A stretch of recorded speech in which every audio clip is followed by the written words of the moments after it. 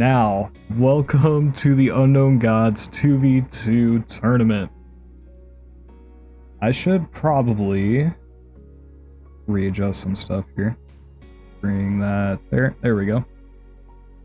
So the link to the Unknown Gods Discord is down below if you guys do want to join and keep up to date with everything that's going on in the server. We highly recommend it. Really good Smite server, a lot of friends, a lot of family, a lot of great times going on in there. So, just to bring everybody up to speed, we have done a few matches in this tournament. We have also had a few problems that have come up and down throughout this tournament. Notably, match 1 and match 4 have been played, and we will be playing those later on in the stream. Flip Erickson and Romeo will be playing their match first on today's stream, and it is projected that Flip Erickson and Romeo will be moving forward, so they will be playing match 9. In the event of something changing, we will be playing match 2, and then we will also be playing match number 7 whenever that time comes, and we will be keeping tabs on that as we progress on throughout the night. Just to give you guys some of the rules, Morgan Le Fay is banned throughout this entire tournament, and we also made a ruling last night after match number 4 that Mannequin Hidden Blade is banned because there is a bug with the bonus damage still, taking into account the full aspect of health. Let me actually pull up the rules here. I'm trying to remember them off the top of my head.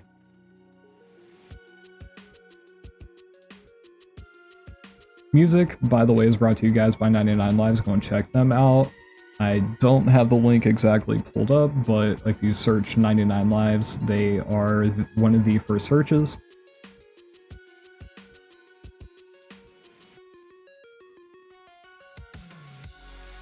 A huge shout out to Uncle Fable and Noms for helping out with this tournament, and also big shout out to everybody who has helped in the organization of this tournament.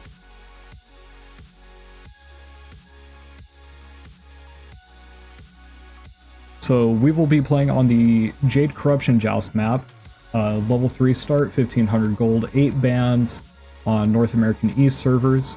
The highest MMR team is second pick for the first match, and after that the losing team first picks will either choose first pick or second pick. We do have disconnect fixes in play if there needs to be.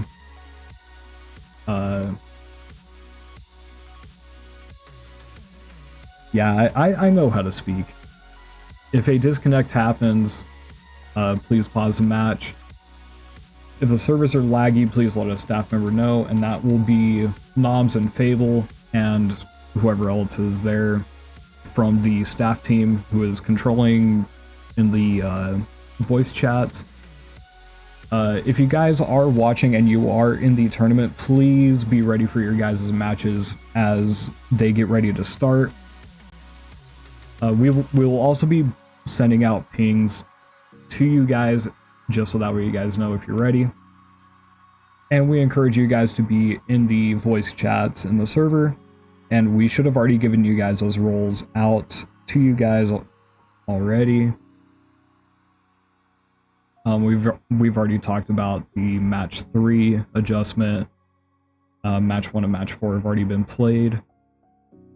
You guys will notice in the bracket right here in match number 5, this match looks like it has been played, but Bullvi and Crusader have unfortunately backed out of the tournament, and so Torch has received a bye, and match number 11 will receive a bye as well, just because I don't feel like trying to rework this bracket this late into the tournament, and it's already started, so there's no point in trying to fix that.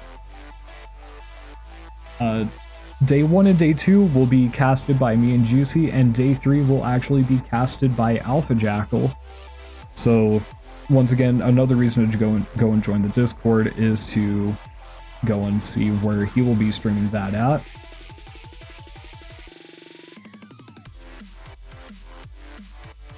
A date for day 3 has been determined for next week, I believe. I gotta take a look.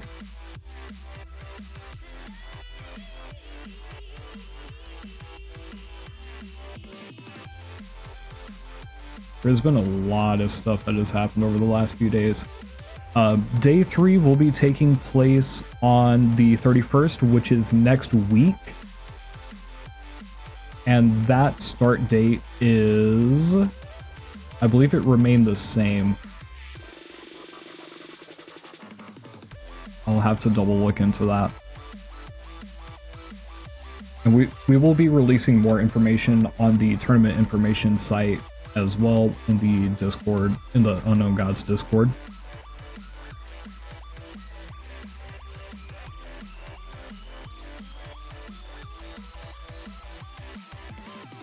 Are you guys excited? I know I'm excited. This is gonna be fun. We've already casted a couple matches. It's been a bumpy ride, but trying to learn how to do casting and stuff, it's been really fun.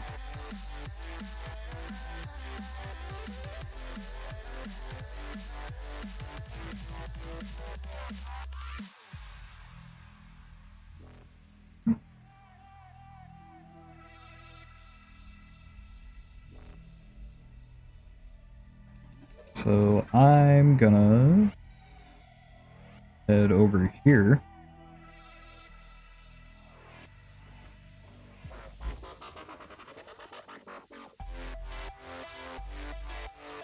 Make sure that I actually have somebody to spectate off of. I don't. Interesting.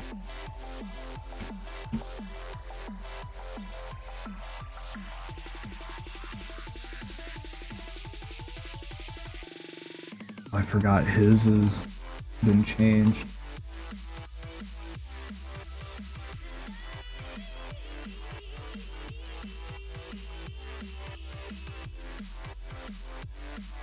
Why can I hate Smite sometimes.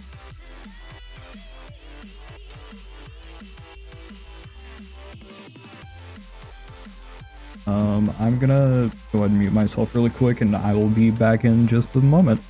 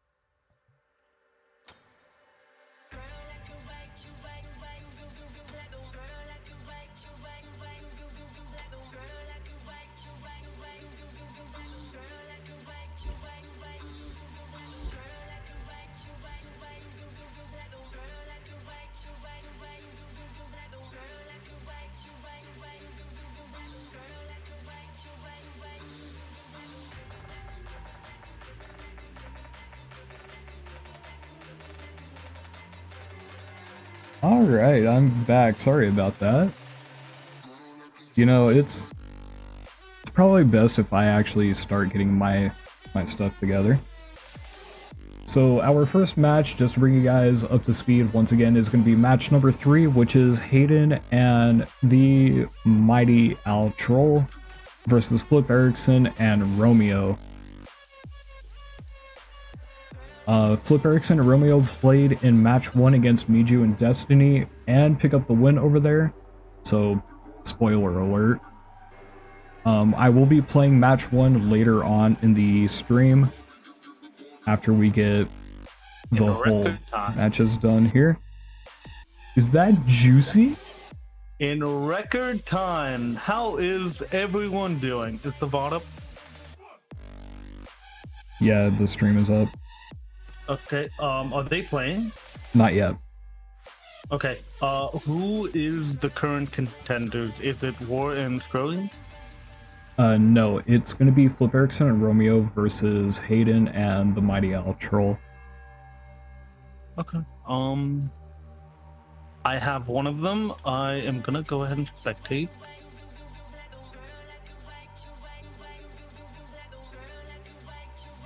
Let me go ahead and check. How many people do we have on the screen? Right now we have 5 people. Let's go. Hello, how's everyone doing? The chat does not like you. I bet it does not. But here's the thing. Here's the thing? Yeah, here's the thing. What thing? The thing.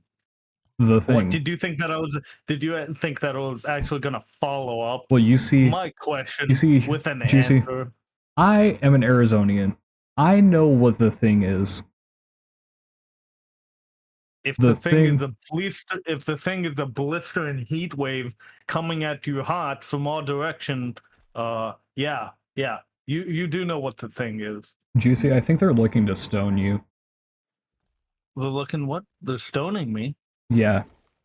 Chat is looking to either throw tomatoes at you or they're throwing stones at you. See, here's the thing. I like stones because I hate tomatoes. So this might not be ideal. But thank you guys for joining the stream. We are I think we're almost ready. We are somewhat ready. We are working on getting the other team in. Can't see anything in the spectator, so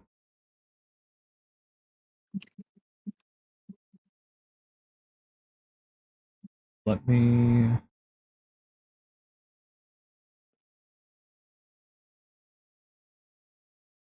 Oh, you're only adding me? Yeah, I'm adding you. Start. Favreau said, "We get stoned and throw stones." Let me crack open my soda. Let me go ahead and brush my hair a little bit because I just got out of the shower. Oh, I forgot to get my Red Bull. Guys, I will be right back. If this starts at a very awkward time, I am sorry. I need to get my Red Bull.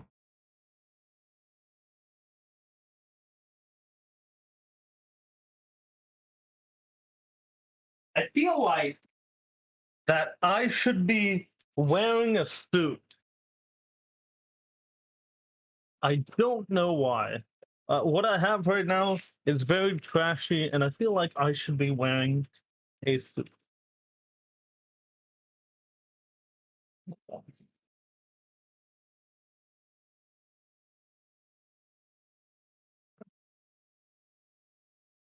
Alright. So, Wolf, what is happening is the game is underway.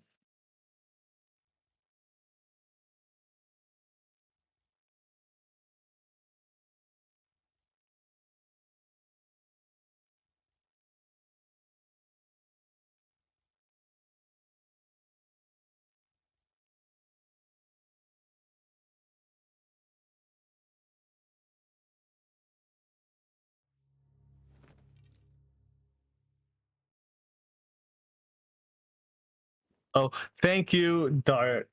Dart just informed me that Wolf went to go get a Red Bull, which is absolutely funny. So I will entertain you guys for the meantime How's everyone doing? It has been a while since we have done something with a UG server. What's everyone's prediction for this next with this next couple matches? Are we gonna see more mage and warrior composition? Are we going to are we gonna see something like assassin and like hyper carries? Are we gonna see guardians and carries? It's gonna be absolutely amazing. Okay, so we have Troll and Hayden. The very first vote goes to, of course, Dart. I, of course, have played with most of them. Hell says the Mage Warrior is the best by far. I could most likely agree with that. Um, it's more of the fact that if you actually pick a tank that is a guardian and a DPS that is a hunter, the Guys, I got my second you Red kill Bull. the hunter, hey, what's up, Wolf? The second you pick a hunter and you kill the hunter, or you die out of the hunter, your guardian or the enemy guardian just absolutely cannot survive. This is what 2v2s are mainly about. Wolf, to get you a little bit up to speed, chat is saying that Mage Warrior is the best by far. I mean, that's going to be highly expected just from the matches that we've already casted, which once again we'll be showing later. That was the story that we saw, but it was the way how, in my eyes, I found it interesting that it was becoming more, it was more 1v1 fights instead of trying to team up and work together.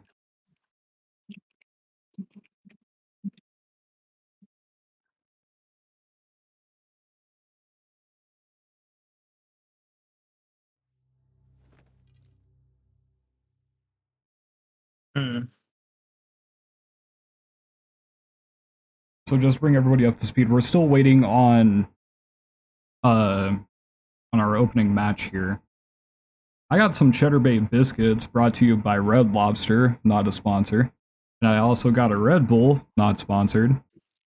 And I also have a Mountain Dew Kickstarter Black Cherry, not sponsored. Please sponsor me. I need the money. First sponsor get the deep place inside the UG server as brand number 1. Cheddar Bay biscuits go hard. Oh yeah, they do. Is that the Red Lobster one? They're pretty good. Love them, man. Cheddar Bay biscuits slap. All right, I'm gonna full start. I got it. There we go. Okay, I just have a normal can of soda, which I will not be pronouncing the name of this brand, not because I cannot, but because they have gave us no money, and I am a greedy capitalist pig. Let's go.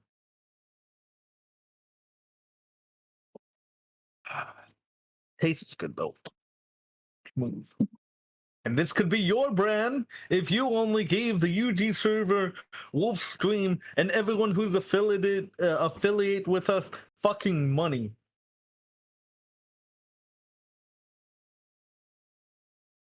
I'm just waiting for War. I know War's in this chat. I'm just waiting for him to drop like $400. Alrighty.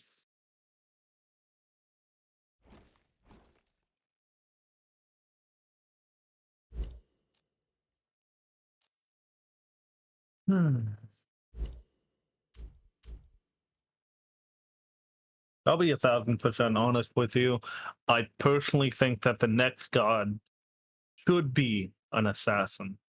I know that with the influx of like warriors and certain, like guardian assassins, that it would be boring. I personally don't like the direction that they're going with gods, and I just want a normal god. I want a line ability, I want a cone ability, I want a leap, I want another line ability. That's all I want. Well, too bad you're getting circles. That's all it is now. More circles. Gilgamesh circle. Gilgamesh has 2 circles, 3 circles actually. His 1 is a circle and a buff. His 3 is a jump, it's a leap, that's a circle. And his ultimate is a circle that can cripple you if you stay too long in it, and if he hits you with an ability, you get put inside the circle. So Gilgamesh. can we just get a god that just does circles? Like, is there a circle god out there? The god of circles? Can somebody in chat go and look that up for me? Hold on. I got it. God of circles. Yeah, spears would work. Would spears work? Would what? Hold on. Spheres? No, I mean, they could. no god of spears. There's god of crickets. I don't understand why crickets have a god, but okay. Okay. I don't understand. God of circles. There is Idon, the deity of. Hold on. What? Oh, he's Greek. That's amazing. It's my heritage. It's the Is it Kronos' son? Pause. You're talking about Greek mythology. Yes. Here is the thing. There is a Titan. It is the Titan of the circle.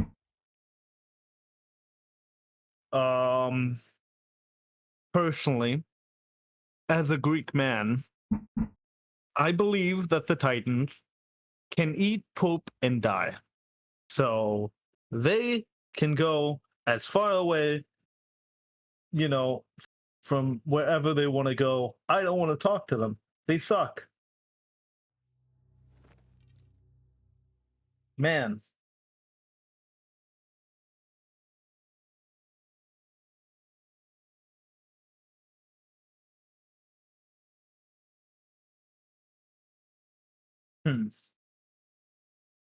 Gilgamesh's great ability is a box. It is not a box. It is a drop kick.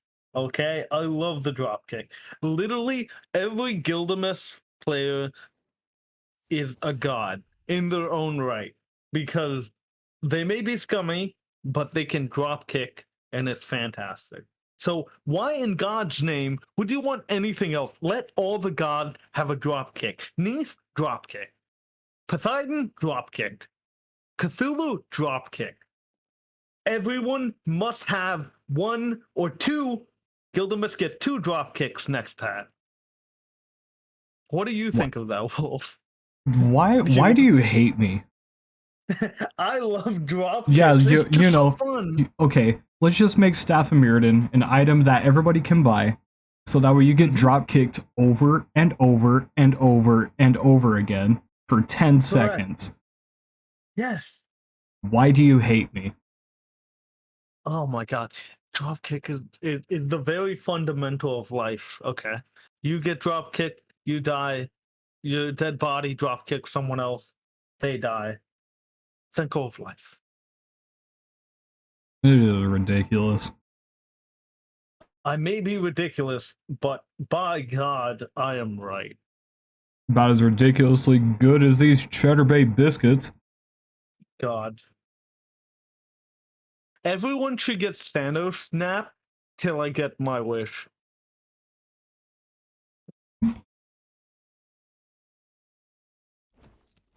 Alright, so I'm gonna go down there and I'm gonna check the whether they are ready or not.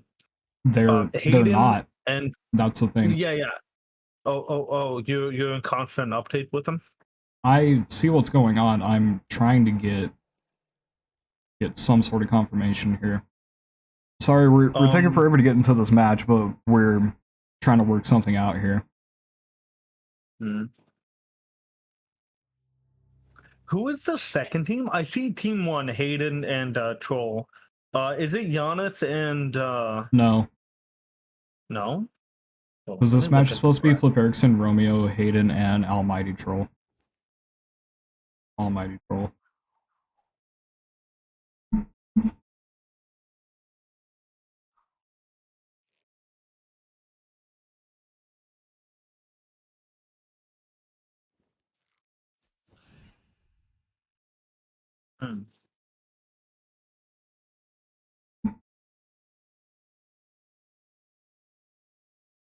Juicy, sing us a song. What do you want me to do? Sing us a song. If we get 7 people in the chat, I will sing a song. We have 10. Oh. On my screen is 3, dude. I set Get myself up, didn't I? wrecked. Scrub. Fine, fine. What do you want? Name a song. Free bird. Free Bird? Yeah. Oh my god. That's not the long song, dude. You fuck me. You fuck me. Free bird. God, I don't remember Why this did I song. do that? Oh my gosh, God. this is going to be so ridiculous.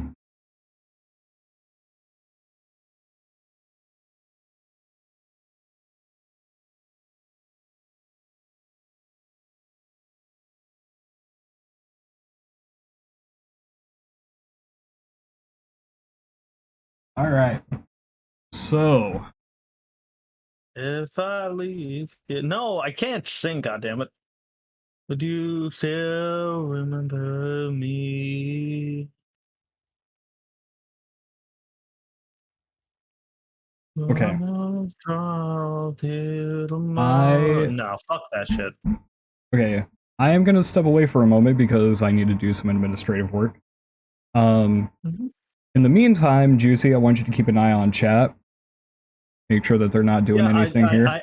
I have it into the second monitor. I am watching to make sure that they don't say, piss and pee pee. So I am not surprised. Chat, how are you? Chat, what's going on? Tell me, what do you personally think the best god is right now? For me, of course, I am biased. I am Gilgamesh. Well, you're gonna need to talk to them in chat because I need to go and talk to people in voice chat. So I will be back.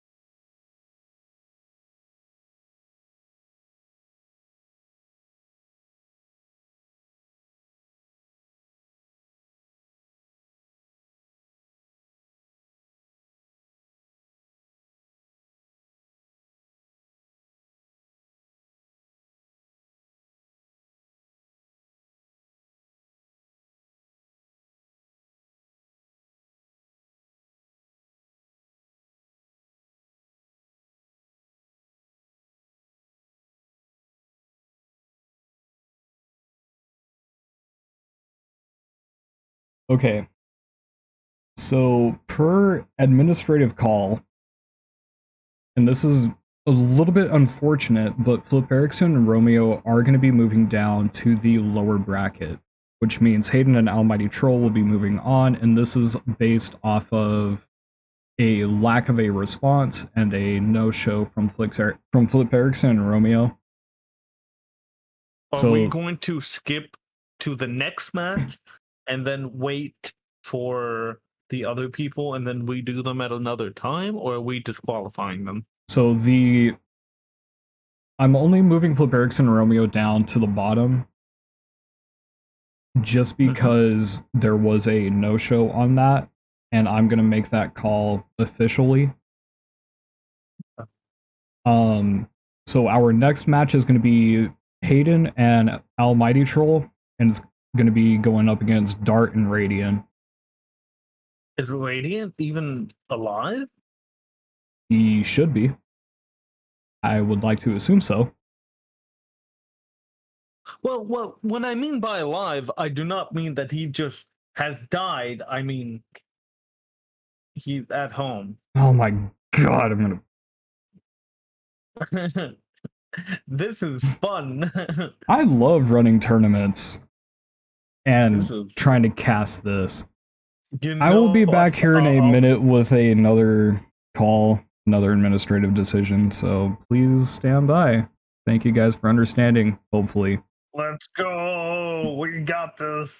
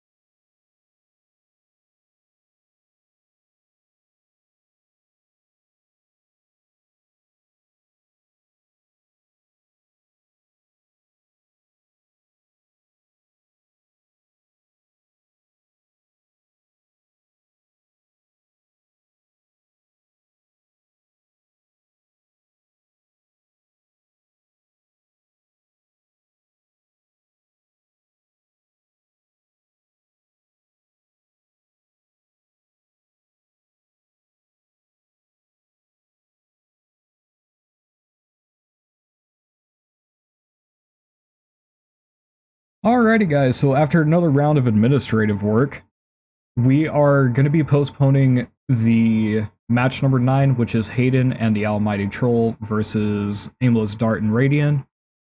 And we will be jumping down to the second match, which is Hellerin and Yash versus Giannis and Oreo, and we just got to make sure that everybody's actually here for that.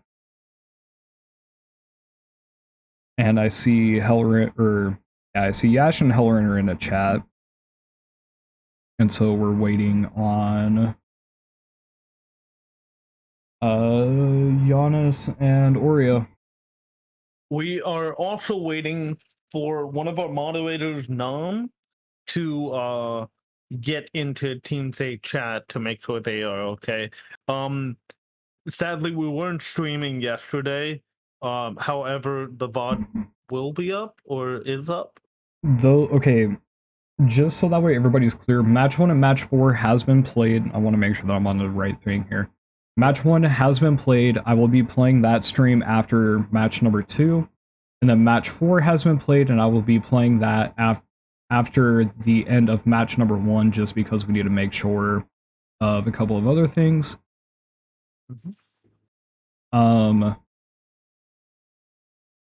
Yeah, this is we're trying to do what we can here, given all the circumstances that we're having. So hopefully you guys understand we weren't anticipating on something like this happening.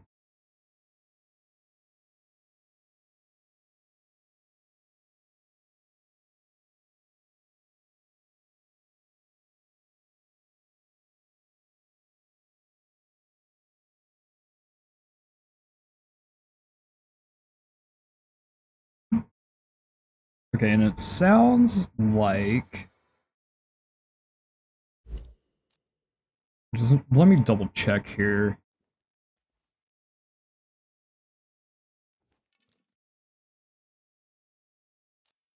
I don't have any of them added. Wow.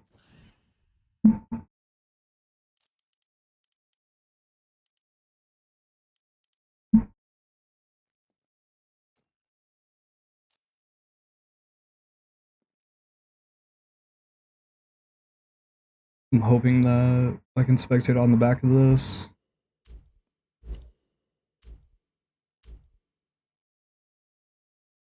So just to make sure that we are all clear, Hellerin and Yash versus Zav and Oreo will be taking place right now, and then afterwards we will be showing match 1 and match 4, just so that way we clear up a little bit more of administrative issues that have been going on.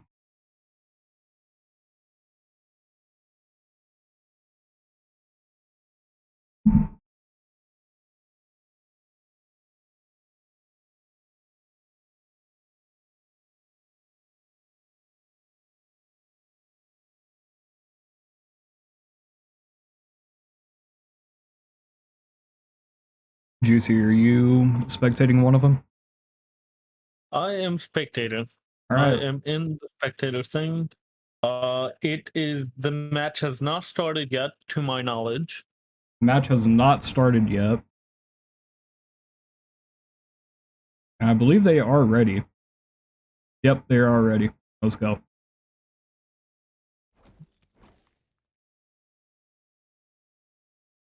Gotta slam this cheddar bay biscuit. Oh crap, I just realized I'm still in the bracket.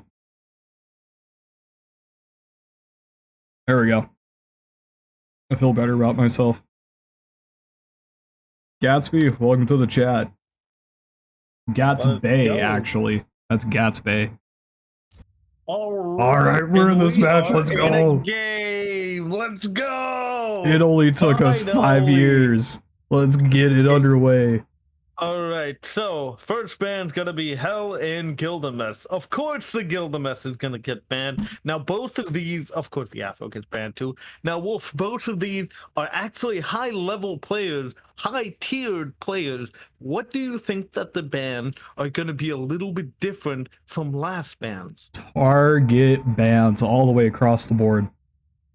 I mean, the Hell is specific. Oh, they literally just threw away a ban because Morgan Le Fay is perma-banned from this, but I'm not going to sit here and make another administrative call. It is what it is. It is what it is. I'm They just have here to try and messed get up. through this. They have messed up one of their bans. But like I said, I do predict that there's going to be a lot more target bans. We see the Hell get banned, which is a Hellerin special. And outside of that, everything else is pretty much the same all the way across the board. We see Afro get banned out. We see, Chang'e get banned out. Gilgamesh, another really strong pick. Fenrir is a strong pick. Tiamat's a strong pick. Persephone makes it through. Into Soul. Okay. Wow, this is going to be interesting. Now, do you think that we are going to see an Afro in any of these games? No. Afro's... No, just no. I'm sorry, but Afro is super strong. You have a lot of healing. You get the extra power from the kiss. You basically have a 90 or like a 60, 90 second. I can't remember how long it is. The ultimate literally is beads and aegis. Like, I don't think we're going to see it. Yeah, we are not going to see it. But you know what we are going to see? An Osiris for the third time, a Soul for the second time, and an Soul Osiris combo for the second time. Now, why specifically is this combo so important? Soul gives you just a lot of damage, and Osiris is one of the top warriors that we've seen in recent times. It makes a lot of sense to me, and I mean, the tower push is what's going to be really big. Hellerin is known to be a tower pusher, just constantly split pushing. Now, in a match like this where it's only 2v2, you can't exactly split push, especially on this map, just because there's one lane where the towers are in. So, you're picking the Soul for the safety and the damage aspect of it, and you're picking the Osiris for the anti-heal. And we're seeing Camazotz get locked in. This is absolutely fantastic. This is the first assassin we have seen in 3 games. Now, Camazotz is not a traditional pick. However, do you think that it would work against the Soul Osiris combo? He does have an escape, he does have a slow, and his ultimate can also be used as a secondary escape as well. I wonder if they were looking at the healing aspect of Camazotz, because every time you get a kill, there's a pool that you can heal off of, and all of his abilities have some sort of healing, so I'm wondering if they were looking at that more specifically. And I mean, Camazotz, he can put out a lot of damage, and he can also build tank that we've seen in the solo lane before in past seasons. So there's multiple ways that you could go about this. Right now, of course, as we're slowly getting loaded into the game, I want to actually talk about some target bans. Of course, you are going to get people who play together and know exactly what the other person plays. Do you think that this could affect the game as we know it, or do you think that they're always going to get banned no matter what?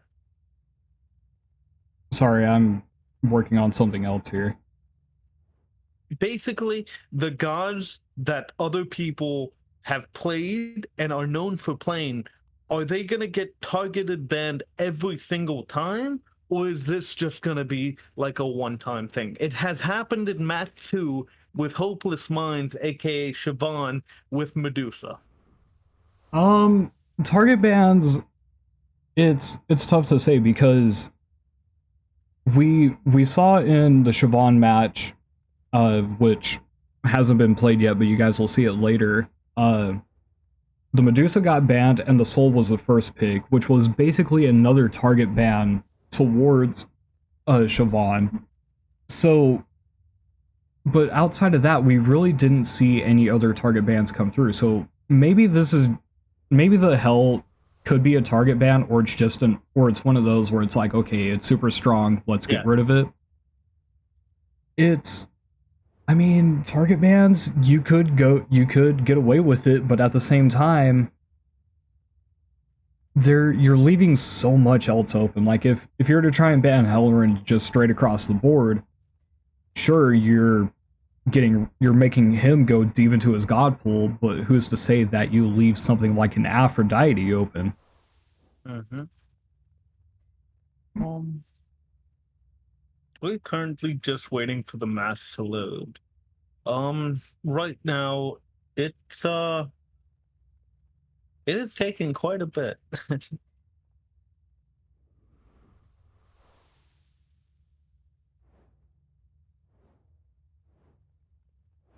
Okay.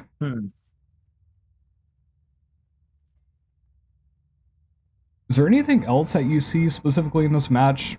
I mean, these are some really high-end players. Is there anything specifically that we're looking for here? Personally, for the Hell and Yash, they understand how to not necessarily combo most of their stuff, but to work against each other. You have people who miss stuff on purpose in order for their partner to actually get their damage off. We have seen this in, I believe, Match 2, where the Osiris would miss his ult to force the people to go out of the tower line. This is, of course, going to be a very, very, very interesting matchup. You do have people who relatively do know what they're doing, and this just should be fun for everyone, I believe. So we finally get loaded into the match here. Everything seems pretty straightforward. We see Soul building into a mannequin mace, though. Interesting. We saw this happen yesterday, but we also saw it where we made the ruling on mannequin hidden blade. So hopefully Hellerin understands what we were talking about, and yeah.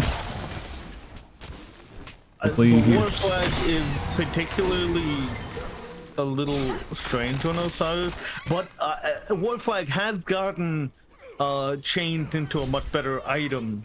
So perhaps maybe Yas is trying to use war flag to its full potential by having an attack speed mage and an attack speed warrior.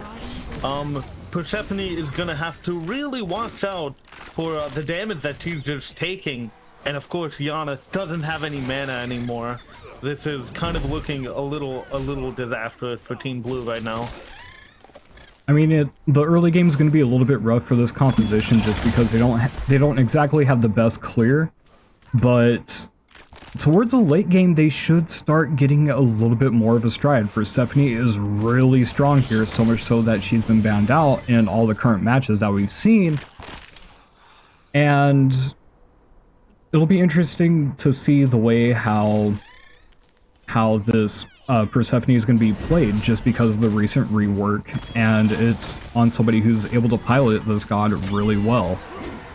Red team hits level 5 right now. I strongly believe that the first person, like last game, that has gotten the red camp will have a significant advantage and will almost always get first blood. As you can see, Soul and Osiris are doing their damnness in order to try to clear that minion wave and, of course, poke out the enemy team. The point still stands corrected. Kamazot Giannis does not have any mana. Oreo is taking a little bit too much damage, but he's almost full health. Red camp will go down in a flash for Soul and Osiris. And we see the ward starting to come out, just trying to get some vision and a little bit of safety vision from this red team on this vision shard right here. But the red team does pick up the red buff, and so that's going to be a little bit more gold for them, and Persephone just doesn't quite have that clear up and running yet, neither does this Kamazot's. I believe there was the problem with, if I remember correctly, it was not the Hades. Who was the problem with clearing? It was Raijin, versus Tho. Yes, it was Raijin versus Tho. Raijin outcleared Tho. However, Tho won the game in the end. I believe this is a classic case of Persephone just not having enough damage to clear the wave, and her duo partner not being able to clear the wave because of his kit. We have no power and lackluster kit in the early game. Camazotz isn't really known to make big plays in Joust. I would hope that Giannis truly shows us something spectacular. Hopefully. What's interesting to see here is actually the Persephone is leveling the 2 instead of the 1. Is there any specific reason for that? The 2 has a little bit more burst damage. While I have been noticing that, at the same time, I believe that strongly she just wants to get as much damage as she could. It is affecting her length there a little bit, but again, you know, in the early game, it matters that you farm up, but it's not necessarily a loss in the end game. They're just gonna keep relaxing, trying to farm up. As we can see right now, Hell is still level 7. Osiris is still level 7. Halloween, sorry, not the god Hell, but everything is going specifically even. You do see the red team has a 300 gold advantage from the red camp, and it looks like they're gonna get another red camp if they do not get contested. Slowly blue team needs to start stepping it up, I believe. XP still going in favor towards the red team, about 500 off right now, and gold just about 300. It's really coming down to the difference of the of this red buff here. Other than that, everything else has been pretty much even for the most part in this match.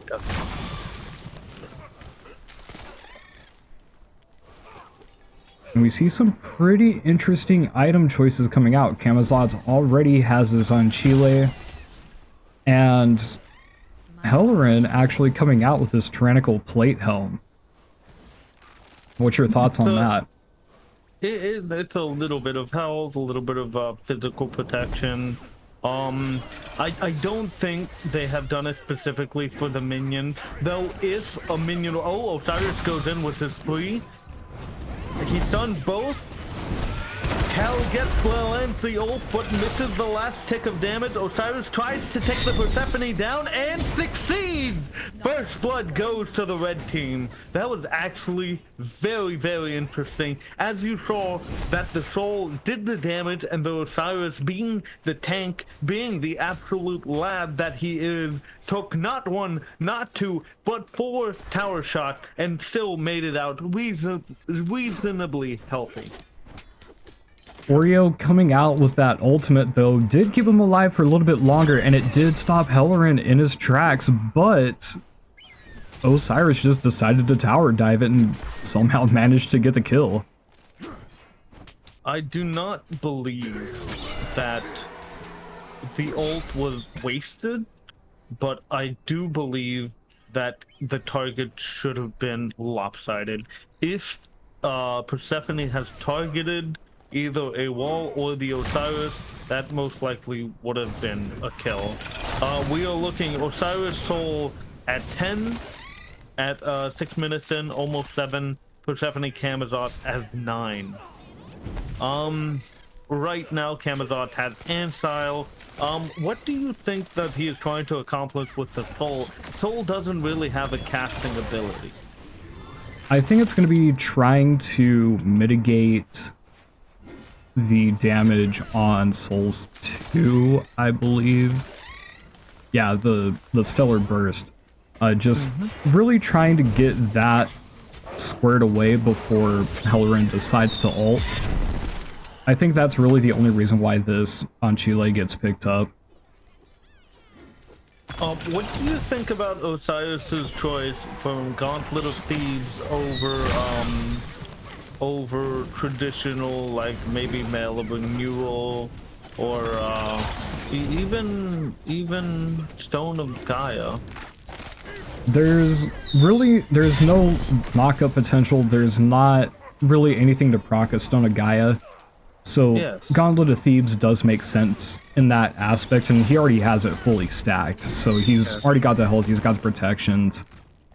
It's a good item. We're more than likely gonna be seeing Gauntlet of Thebes being picked up throughout this entire tournament, just because of how much it offers. And we actually see him going for a stone cutting sword, and Hellerin picking up a Shogun's Kasari. What's your thoughts on that? Is a Shogun's Kasari on a Soul? Soul is building very weird. Oh, Osiris blinks, leaps onto the Persephone, but Persephone blinked. Osiris slipped over the wall. The shell goes down, but Soul gets the kill with her too. They keep diving the Camazotz, but he gets away in a flash. This is looking very bad for blue team. As for the Shogun Kasari, while I do not understand it, it is working for the Soul, as both of the Osiris and the Soul are very tanky. They will take Bull Demon now. I do not think Camazotz has any chance of actually contesting it. Camazotz not going to be able to make it up. He is going to drop a ward though, but a little bit too late. This is the first Bull Demon King that we've seen throughout this entire tournament so far. How do you think that this is going to be factored into this next push? This Phoenix is going to be down for about the next minute or so. Blue team, in order to survive, must drop that Phoenix and gather up with the Titan to try to not at least defend what they have left. The Phoenix, while it is important, and while blue team does not have a lot of lane clear, which I personally believe is the reason why they're getting absolutely slaughtered out there, at the same time, if they defend the Titan successfully and get a kill, they should be able to rise back up. You see Osiris is doing fantastic work, zoning the Camazotz and the Persephone, while Soul just literally M1s the bird, killing the Phoenix almost slowly but surely. Just under 2 attack speed here, and that Phoenix is already gone. Soul was just able to sit there and just whack away at this tower. Osiris doing a lot of zoning work. And they're already pushing into the Titan. They got... Well, that's a wildly missed Persephone ult. There's going to be a lot of things to look forward to here. Camazotz getting caught out, has to use the ultimate somewhat defensively, trying to get a little bit more poke in. I think that's going to be the demise, though. And Soul's going to miss all the shots on the ultimate. The minions are here to help try and take down this Titan. There's going to be a lot of damage done onto this Titan, but did Soul push too far forward? Camazotz is leaping in, and everybody's going to be able to disengage. Gotta take a breather after that. This, to be honest, I am very tense. The blue team is not doing particularly well. Right now, they only have the Titan, which is good. They immediately dropped the Phoenix. They understood that they couldn't play with it. The level difference is only, I believe after this wave, 14-13. Yeah, 14-13 to 12-12. Right now, it looks like Persephone picked up an ethereal staff because both of her opponents are tanky. However, Soul has a Toxic Blade, Soul has a Shogun Kasari, he has that plate helm. Soul is not going to go down without a fight. And it looks like this might be the end of the match. Camazotz is breathing out his last, escapes the Osiris damage, is still trying to fight. Soul and the 2 kills the Camazotz before he even leaves from his ultimate. Oh my god. This is going to be a 2v1 scenario for Persephone. This is very dangerous. They have a fire wave. They have the Osiris ult, hits the Osiris ult, hits the Soul too, but he kills the Soul. Persephone damage is a little bit nuts, but that's a lot of damage onto this Titan. Osiris could try and backdoor it here. He's low on health, but there's no vision anywhere in the jungle. Persephone really can't push any far forward. Camazotz is up here, so they could try and clear out some of these waves, but might want to be on the lookout for this back door here. all they would have to do is push the Phoenix one more time and just blow on the Titan. This is truly bad news for the blue team. And Camazotz doesn't have any wards here, so he's gonna be pushed up here without any sort of vision, doesn't have any idea where this Osiris could be. It's looking like this match is pretty much set in stone. There's no damage on the red team's tower at all. Now Camazotz walking over towards the Bull Demon King, just looking, making sure that they are not over there. Now Camazotz sees where they are. Osiris is going to walk towards the Demon King, start working on taking out some of its health souls right there in foot. Camazotz hears everything going on. He's going to try and come over, try and get it stolen. And the blue team actually gets it stolen. However, the shell pop. The Osiris lands his ultimate on the Persephone and one Sunder. You have Soul versus Camazotz and Persephone versus Osiris. Persephone is trying to get away, but Osiris secure. The Osiris secure. No, not yet. Persephone somehow manages to walk away with just a little bit of health. Fantastic work. I thought that was over for Persephone, but I guess it was not. Right now, Osiris is very low. Of course, Soul is Soul. She is gonna be able to clear the wave and back safely. Right now, do you think that there's any chance for the blue team to actually come back from this? Well, the tower is going to be down for about the next 30 seconds. They're not really going to be able to make a push onto this, but it's a little bit of a start. In the gold charts and XP charts, it shows a little bit of a fix, but there's still a lot more work that needs to be done here. It's the starting process of trying to make a comeback, but there's a lot more work that needs to be done here coming out from this blue team, and the red team pretty much has their work cut out. The Phoenix is already weakened, the Titan's already weakened for them. So Osiris blinks in on the Persephone again. Persephone ults the wall to try to get the Osiris off, and it worked. No, it does not. The Osiris ult lands it directly onto the Persephone. Soul is fighting the Camazotz. Persephone goes almost down with her Aegis. Soul kills the Camazotz. Osiris kills. Oh my god, I do not understand what is going on. It is so gosh darn exciting. I believe this is the end. it's just going to be an easy walk up. They're just going to take the Phoenix, they're going to take the Titan 20 seconds before this Camazotz comes up, and it's just going to be a clean sweep right here. Wolf, Camazotz is not going to be here. Do you think that Soul and Osiris are pretty much the comp to go to, because you have A, the DPS from Soul from her passive to take down any objective, and B, Osiris's 2 slows, 1 stun, 1 root with a total anti-heal. Do you think that this is the dream comp? Do you think that Osiris and Soul need to be banned every single time? I don't know about every single time, because there is more high priority picks there, but it's going to be one to keep an eye on. The Soul did a lot of work, but it's Hellerin who was piloting it. Before you exit out, can you take the match results and snip them so you can put them into the winning thing? Well, I could, but that's another administrative thing that you would have to make me work on, you little piece of shit. Okay.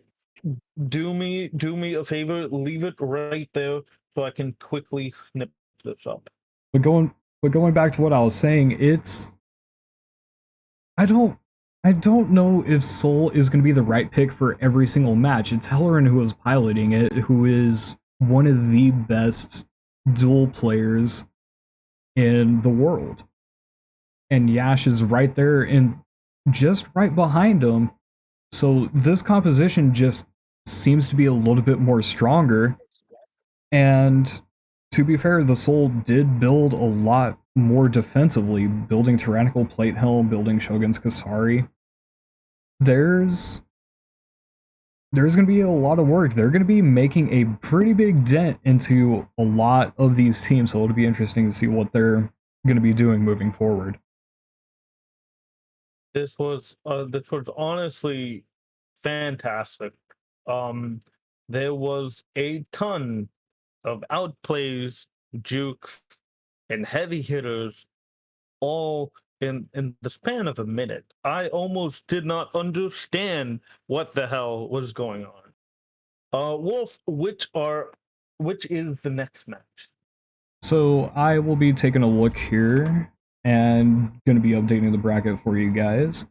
So we have just completed this match, and it is Hellrin that is moving forward, and Zav and Oreo will be moving down into the lower bracket where they will be facing Flip Erickson and Romeo.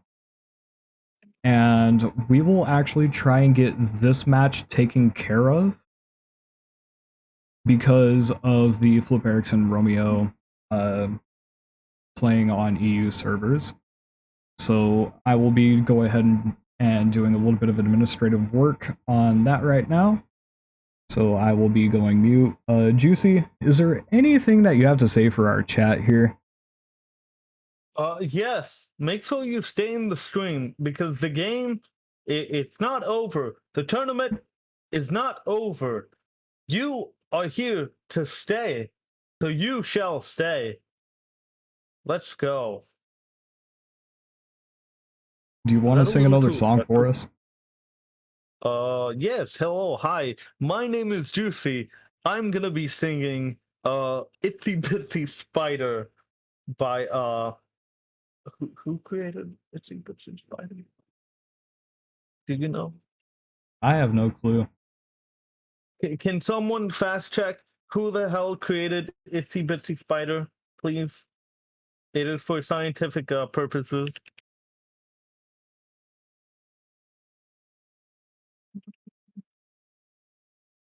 Can we just say that it was made by War?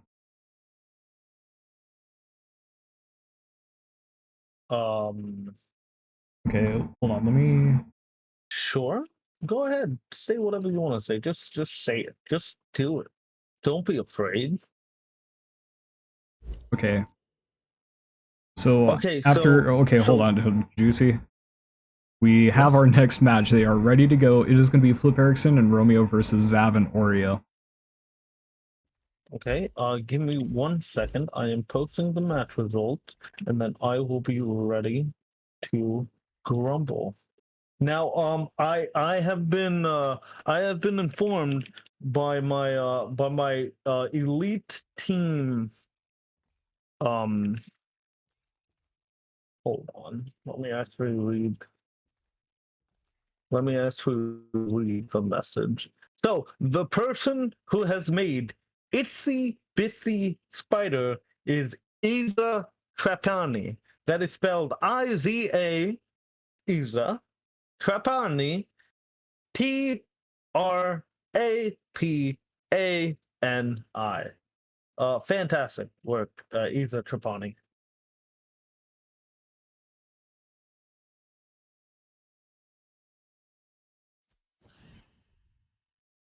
I feel like I'm having a stroke. So am I. Who else is having a stroke?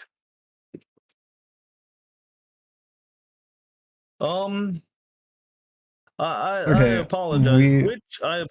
Which is the second match? Is it Scronus and War versus Wolf versus Troll and his partner? No, it should be Flip Erickson, Romeo, and Zav Oreo. I need to take care of some administrative stuff, so I will be right back. Juicy, go ahead and hang out in the chat, and please keep everybody entertained. We are sorry about what's going on here. We're trying to get things fixed. Wolf and Fable are gonna deal with it, so let's do it. I'll play some music for you guys.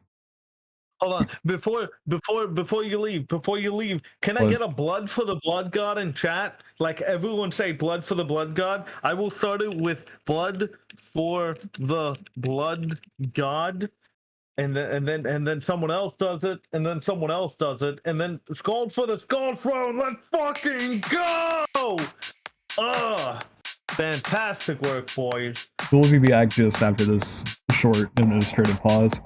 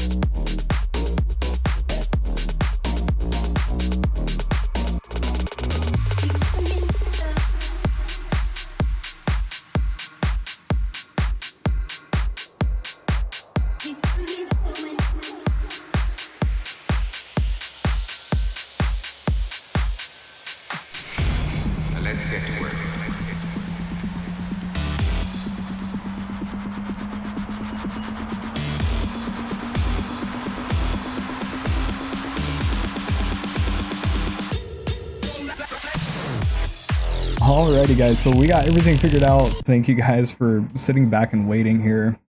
We will be Allow playing me Flip Erickson, to Romeo. interject. Go ahead. Who is the next team?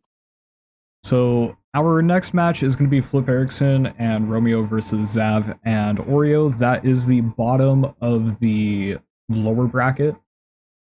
That'll be match number 8. Just so that way we're not keeping them up all night.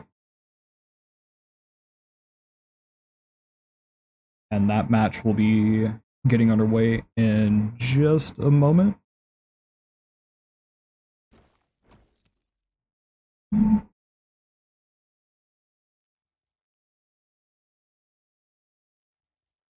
So who should I spectate? Who should I add? Spectate off of Giannis or Oreo. I believe I have both of them. Wait, they're gonna go again? Yes. There's Oh man. there's several things that are going on. Tomorrow should be a lot more straightforward, and I'm gonna make sure that it is more clear and precise. Oh, I have to ban him. I have to ban the robot. Ah, look. Everybody point and laugh at the bot in chat. All right. I'm gonna go ahead and do dab number 1, dab number 2, dab number 3. You stupid robot, you will die in 3, in 2, in 1. Blood! The blood god! Let's go! Go. I'm happy that I shared that thing with you. That was fun. that was beautiful. That was fun. Wolf, I keep getting an ad. You keep getting an ad? I keep getting an ad about Ted Lasso, whoever the fuck that is. I have no clue. Alright, where is Oreo? Where is Giannis? I'm I do not trying to believe they are spectate on the back of Giannis.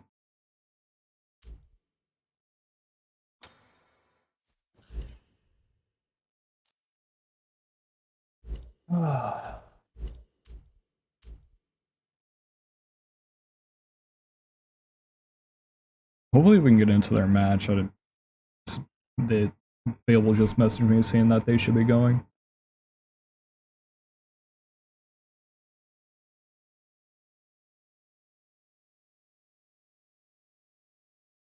But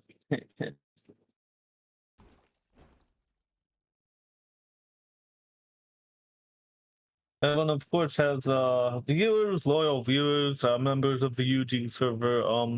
Tell your friends, tell your enemies, just tell people about what we're doing right now.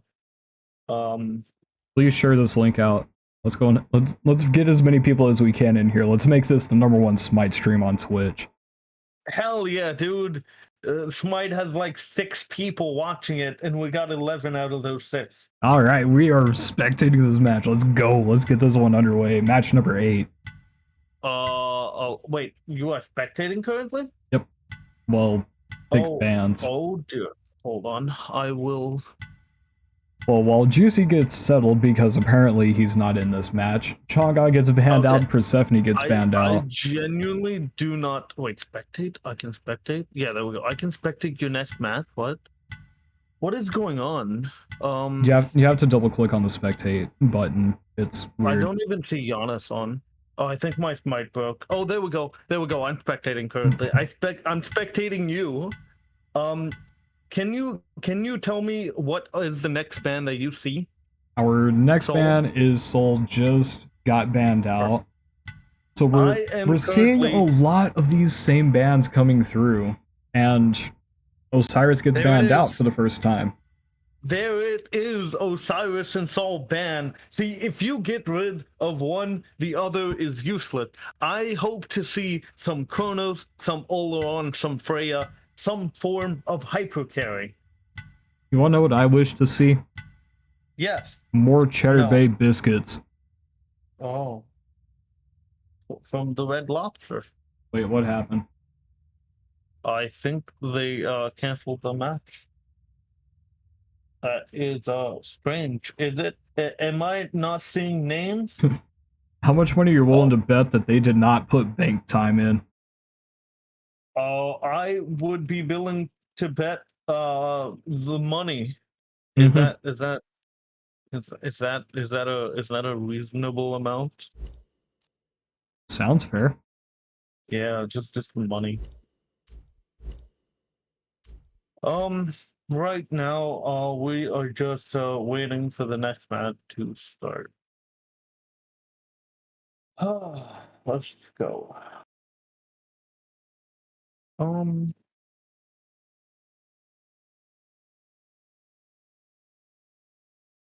This match is brought to you by definitely not Red Bull.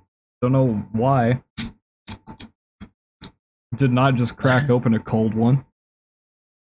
This match has been brought to you by the letter L. No? Just for clarification, this is actually a Red Bull. This is not an alcoholic beverage. I am age 20.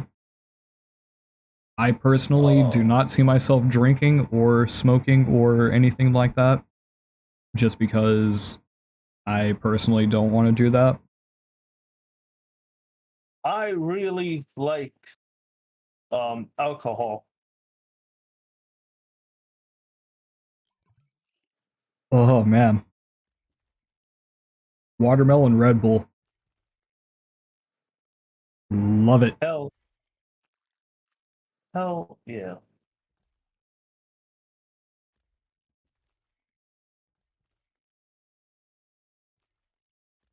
So we are waiting for them to remake their match because I'm pretty sure that they did not put in bank time.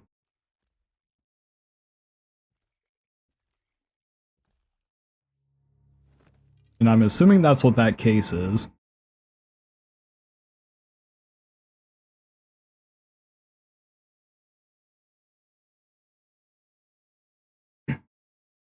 Juicy, do you want to sing us another song?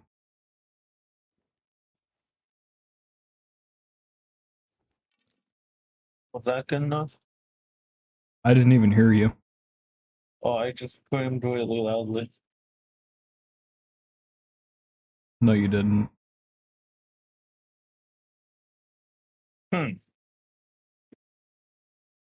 Do I need to sing a song for you guys? Do it.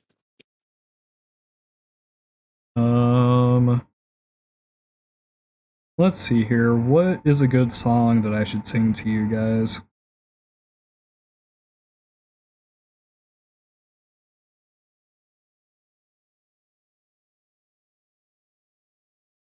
Does anybody in chat have an idea what I should sing?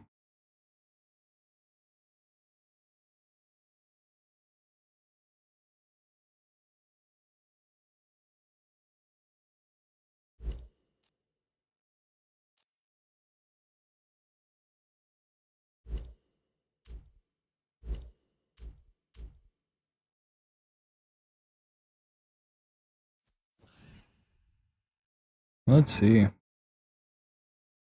Sweet Home Alabama. Oh, okay. Everything is apparently done. So, pick bands went pretty straightforward. Chang'e, Persephone, Afro, Gilga, Hell, Soul, Osiris, and Tiamat get banned. Kronos is first picked. Sobek and On Her is the counter pick. And Bologna is gonna get locked in here. What are your thoughts on this match, Juicy? Right now, while I'm not spectating, it is still taking its sweet time. I strongly believe that everything should be fine. You have Bologna and Kronos. You have Sobek and On Her. What? Never mind. They broke it. Absolutely broke the Warrior and Mage comp. This is actually pretty good. Pluck and Pale? Yeah, this is something that I strongly wanted to see in the second match, but I was not able to. I would also enjoy to, seeing this game. However, it's just not working. Well, that's a bit I will unfortunate. use You know, Smite will is just the best game. It's a 10 out of 10 game. There's no problems with it I, whatsoever. I will use the stream. I will be lagging quite behind. Well, if you're going to be using the What is the stream, timer? What is the timer currently for you? 117.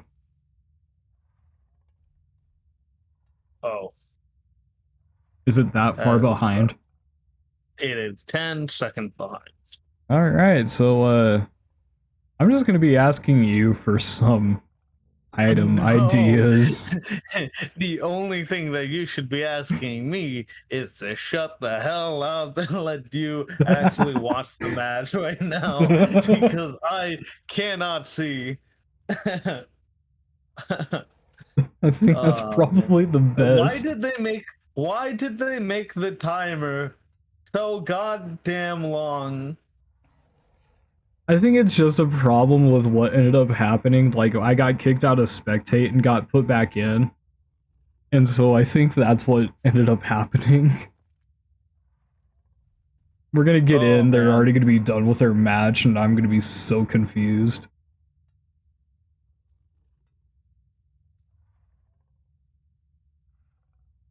Well, I'm sure it should be fine.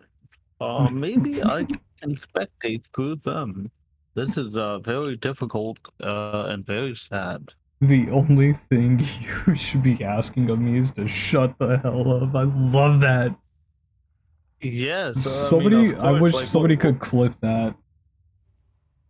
yes, the loyal chat viewer clip, please do stuff.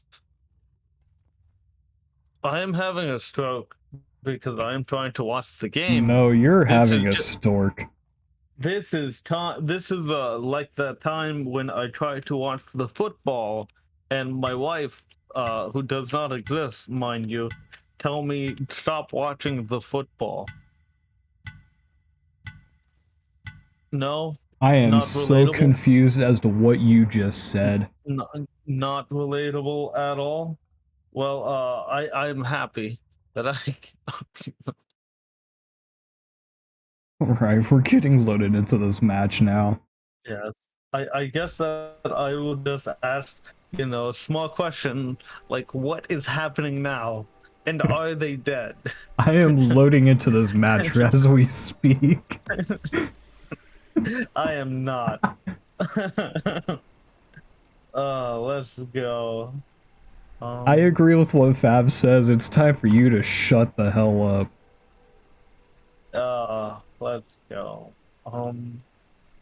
In all seriousness, the Bologna pick versus the Anhu pick, it will be very difficult for Anhu to either progress the damage on the Bologna because block stacks, disarm, the stun from the flag, and with Chronos, you need to burst him down, or else it just doesn't really die.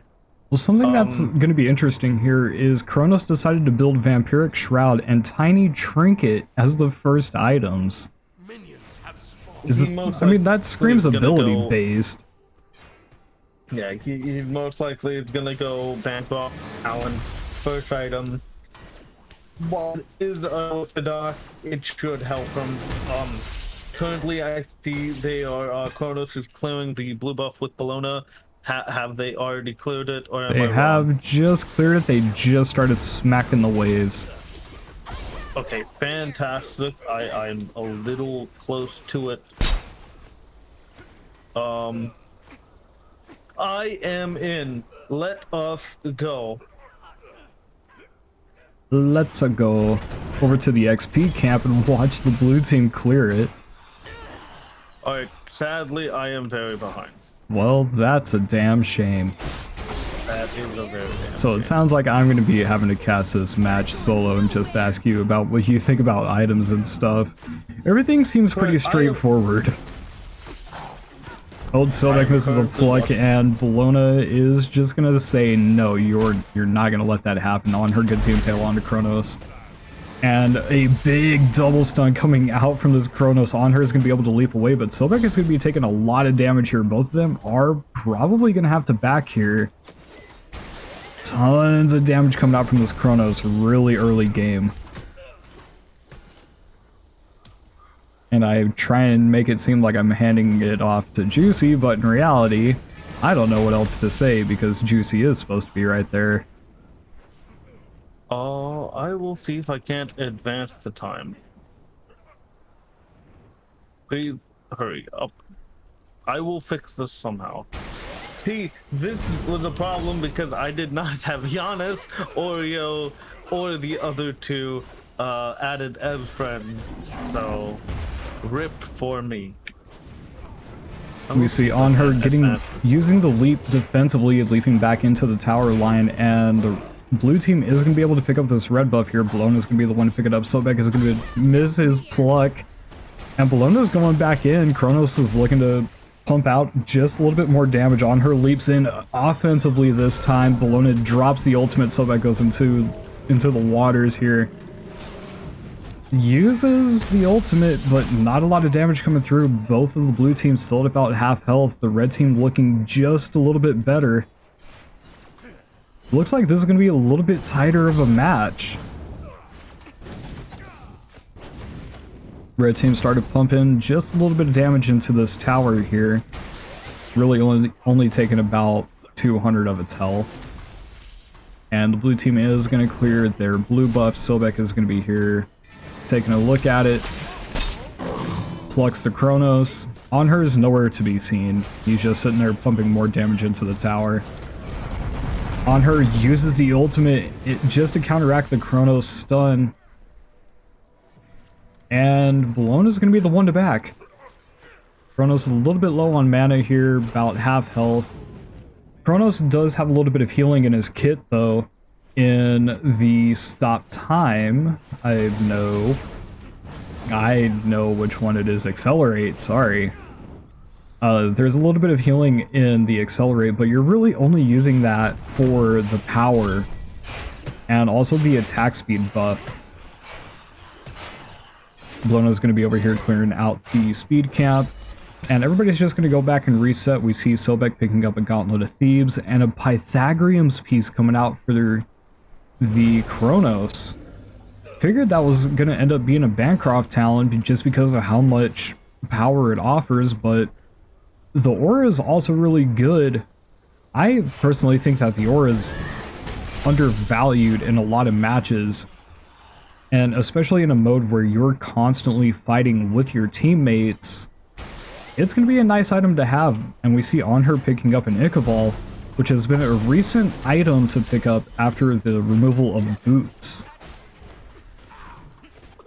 Sobek is looking to just stack up the Gauntlet of Thebes, so he's really not attacking any of the minions. Bologna is going into a spike shield. On her is going to go ahead and leap in aggressively, and we see Bologna use the ultimate. The beads get used, and on her is going to drop the ultimate, the shell coming through. Sobek goes into the waters. On her is going to back up a little bit, but Sobek is just going to keep this pressure up. Going to use the ultimate, get a bit of damage out, and on her uses the leap. Is going to be able to walk away. Kronos is going to get plucked into the tower. The ultimate not going to be used quite yet. Really low. The ultimate does come through for this Kronos. Bologna just under a quarter of health.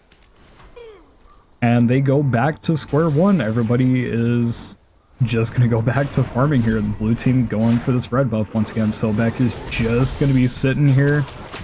Isn't going to quite get the steal.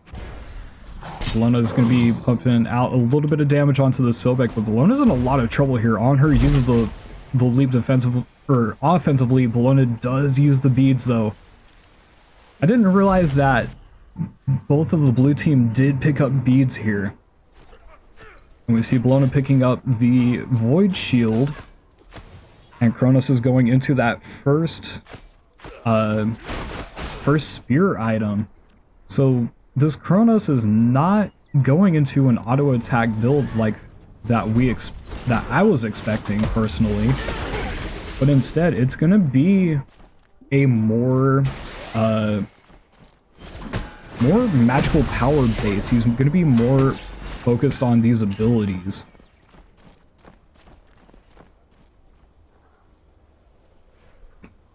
Taking a look at the gold charts here, the gold is in favor of the red team only by about 200 in XP, about 500 difference. Bologna is going to get plucked.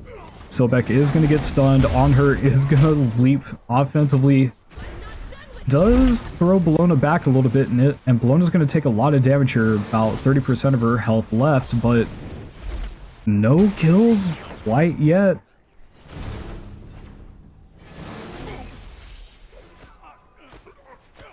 Everybody's relics are down except for the vision shards, but the vision shards really haven't been a game changer. There are two just over here, but they're going to be going down pretty soon. There's only one left right now, and that's going to be going down very shortly. Vision has not really been as big of an impact as I was expecting. I was expecting more wards and stuff to be coming out, but the vision shards are really what people have been using. Blue team going out and clearing out another wave and looking for the mid XP camp, and On Her decides to go back and start working on another penetration item. That's probably going to end up being an Aussie.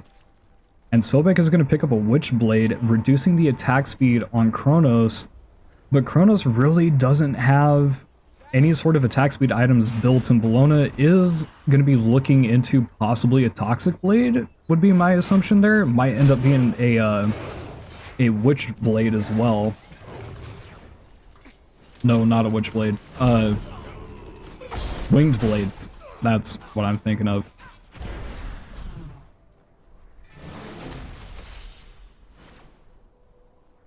Not a lot has really come through. We're sitting at 8 minutes and nobody has a kill yet.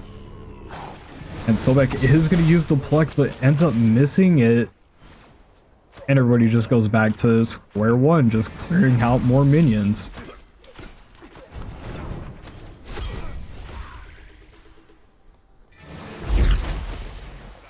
Kronos does get impaled, but is going to be fine. It wasn't a pillar impale. The pillar did go up, but really ended up missing wildly there. Sobek just kind of forcing Kronos to back up a little bit. The blue team's tower is sitting at about half health right now. On Her uses the leap offensively and is going to be able to pick up the blue buff.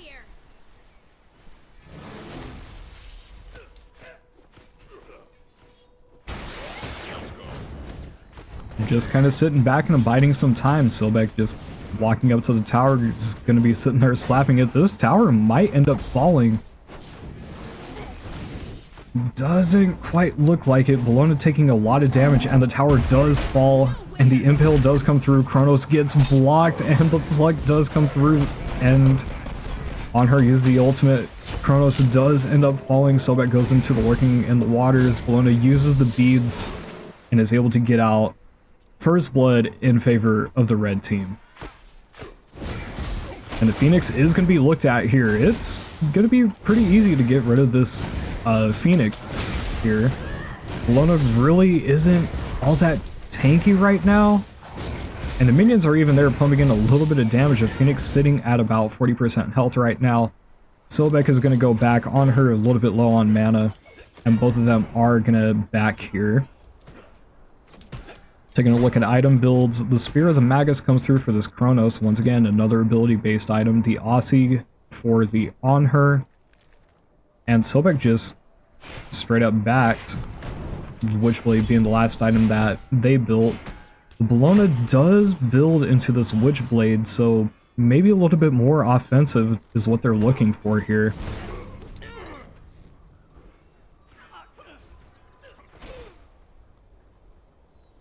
Red buff is up, and the red team is going to be looking at it, and the blue team looking to just go back and reset. Sobek is going to pick up the red buff, and he is going to go ahead and back here on her, is going to go towards the blue buff, and we see a Divine Rune coming out and the Sunder on the back of the Sobek there. Now Kronos is starting to build into the rings there. We see the Emerald Ring coming out and the Cudgel for the Bellona. I'm wondering if the red team is possibly going to go for a Demon King here. There is a ward here. Sobek walks over the ward. Now the blue team is going to know that they are coming, and they are coming with a vengeance here. They're going to try and steal it away. We saw that this worked out in the last game, but really wasn't the end-all be-all, and the blue team does actually steal it away from the red team.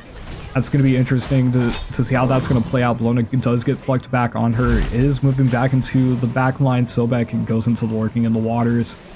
Main focus is going to be this Kronos. A bit of damage does come through, but really not a lot, and now we're starting to see the separation. Kronos does get plucked back on her, is right there, and does get the impale through, and that's going to be another kill onto this Kronos. 0, 2, and 0 on Kronos, and on her 2, 0, and 0. Now Bellona does have this buff, but it's really not going to be useful during this Phoenix defense. She doesn't even have the ultimate to really stun anybody out, so she's just looking to try and pump in as much damage as possible. So like taking a lot of damage from the tower, and the Phoenix is going to fall. Sobek is going to have to back here. On her's going to need to be careful. The Aussie is nice, but there's no real big protections here, and the Impale does come through. That's going to stop Bellona from pushing forward any farther. And the Aussie procs does help out this on her a little bit. On her is going to walk away. Kronos is going to pick up this blue buff. And the ultimate does come through for Bellona, but does not connect onto this on her. A little bit of a wasted ultimate, just a little bit late.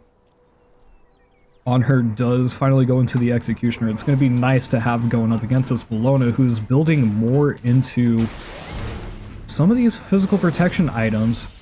So it'd be nice to have a little bit more percent penetration coming through. And the Sobek just has a lot of damage by itself on top of the Sundering Spear, which hasn't been used yet in the fights from what I've seen so far.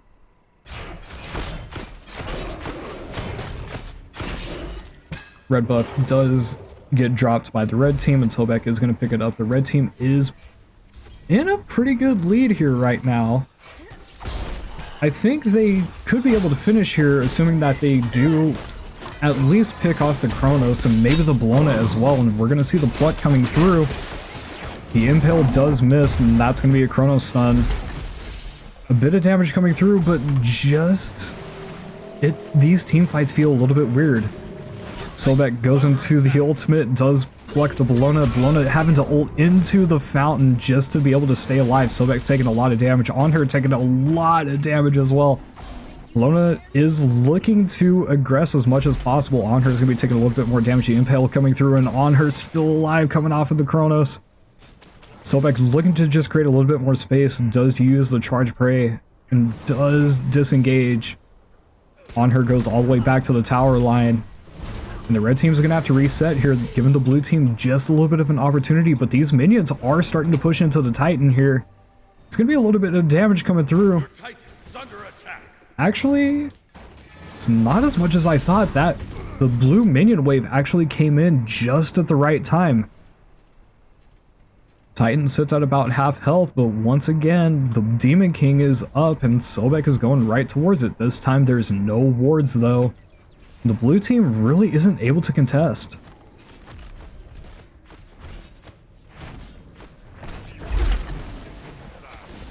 And the red team is going to be able to pick up this Demon King. We're going to take a look back over here at the minion wave. Bellona and Kronos just clearing it out. On her leaps over the walls, is going to pick up that last minion, and the fight is going to start here. Bellona uses the ultimate really early. Kronos is going to be plucked. And we see the Sunder coming through. On her uses the ultimate. Kronos does use the ultimate and does go back into a reset position. Sobek uses the ultimate, misses the pluck. The Phoenix is down because of the Demon King. It's going to be a really tough Phoenix defense. That Phoenix is going to be taking a lot of damage, and it's going to possibly fall really close here. On her does get stunned off of the back of that leap, and Bologna is going to be able to pick up the kill there.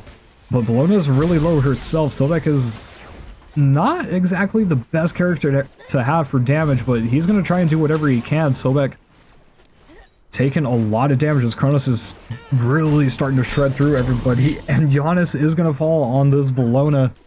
Sobek is going to be able to run away here, but Kronos is just going to be on his heels. A little bit of damage. The stun is going to be wildly missed. Kronos is going to be able to heal with that Vampiric Shroud, the Spirit of the Magus, and the Pythagorean's Piece.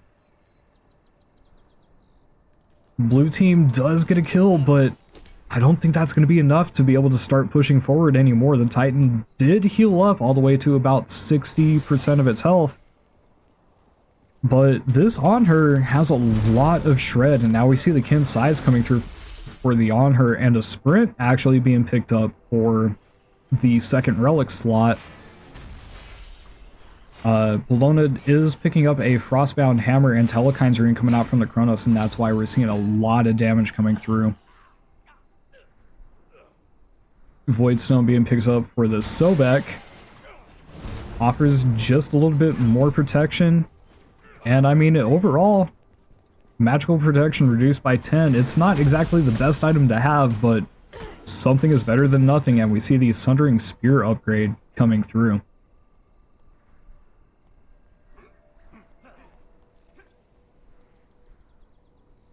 The red team does have these fire minions being pushed up with them, and the level disparity is really not that much. On Her level 17, everybody else level 16.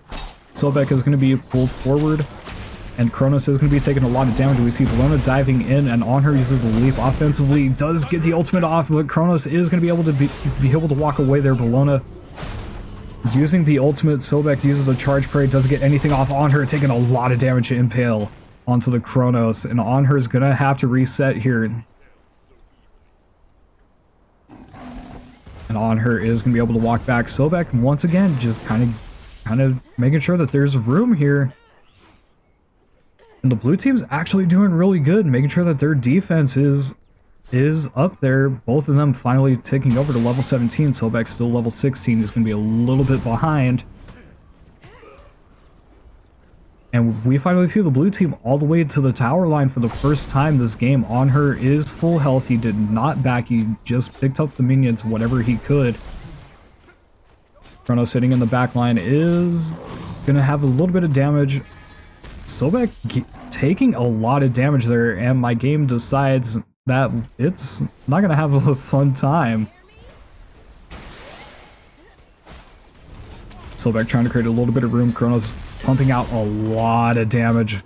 The shell does have to get used, and we see the Sunder coming out from the Sobek onto the Bologna. A double leap coming through. On Her does get the kill onto Kronos. Sobek a little bit low on health, and so is Bologna. On Her looking to try and continue this chase. Bologna doesn't have any sort of healing, and On Her's just going to make sure that this Bologna doesn't try and back, but doesn't know where they're at. Finally finds a spot, leaps, uses the pillar, drops the ultimate. Only a couple shots, and it is a deicide. This On Her does get the kill. The Phoenix is up. They have these fire minions. It's going to be an easy clear. And it looks like the red team might have it here. Kronos is going to be up. Kronos has been pumping out a lot of damage, but I don't think it's going to be enough to... I don't think it's going to be enough time, actually, to fix the situation that they got themselves in. Kronos is up and is going to try and make this last desperate push, but the red team is going to be victorious here, and the red team will move on in the upper bracket. Unfortunately for Zav and Oreo, they have been eliminated, and I will update the bracket. I will update the bracket here in a minute after we take a look at some of these results here. Kronos going 0-3-1 and Bologna going 1-2-0. Only one kill for the blue team, and the red team getting 5 kills, 4-1-0 on the On Her. Just a lot of damage, a lot of control, and a really good team coming out through this red team. Unfortunately, they were kicked out from the upper bracket down into the lower bracket, but they will be moving on to day 2 in the lower bracket. They will be facing Zarzith and Hopeless Minds in one of our first matches tomorrow. And so what that looks like for the bracket, Flip Erickson and Romeo will move on. Unfortunately for Zav and Oreo, they have been eliminated. So going back up here, I believe our next match will be to be determined, because we have a couple of messages.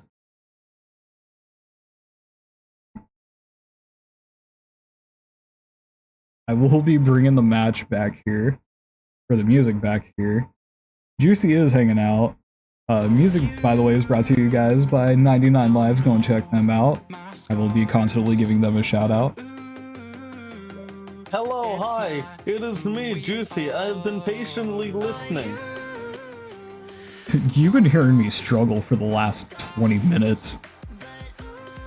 I was struggling for like 10, and then I was like, he got it. Everything's fine. It seems like I've done this before. Yeah. It was shit the last time I did it. So who has won? So, let me double... I need to take a breather after that. You should be the one who's talking. I mean, on the next one, you'll just, you know, let me speak for most of it and interject with a question here or there. Okay, so Flip Erickson and Romeo won that match. Zav and Oreo have been eliminated. So we need to face... Our first elimination is Zav and Oreo. We need to do the Heller and Yash match. Let it be known that while they have died in this tournament, there will be future tournaments one day whenever we actually plan them. So even if you get knocked up in this tournament, fight on and join another one. So the next match we're going to be doing is Hellerin and Yash. Yash. Sorry. Hellerin and Yash versus War and Stronius.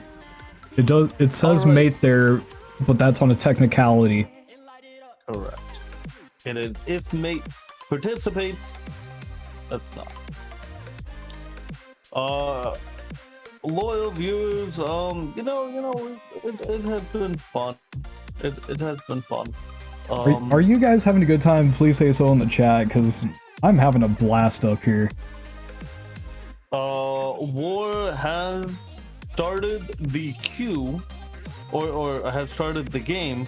I am currently gonna spectate. Are you in the spectating thing, Wolf? I'm assuming that this is War. I'm pretty sure it is. Okay. I don't play with War. This is gonna be... It sounds so rude to me.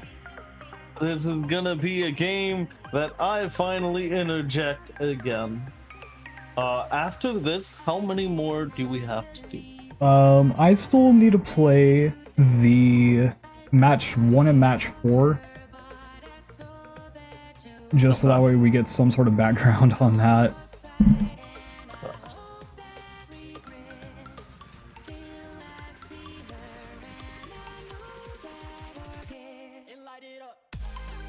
And then tomorrow we're doing 2 matches, correct? Tomorrow? Tomorrow, correct.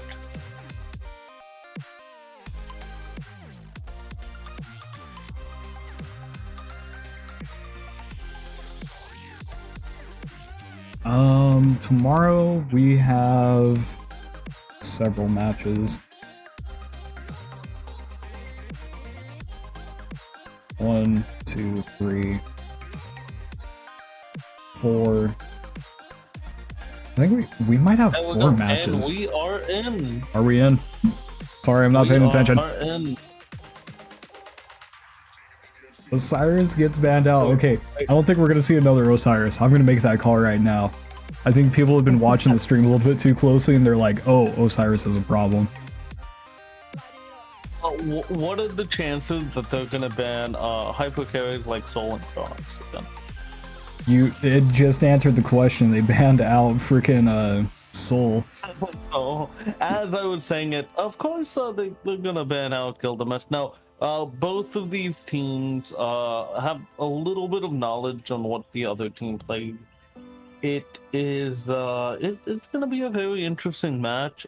They are not gonna ban the Hell. It is literally right in the name. I don't think Halloween.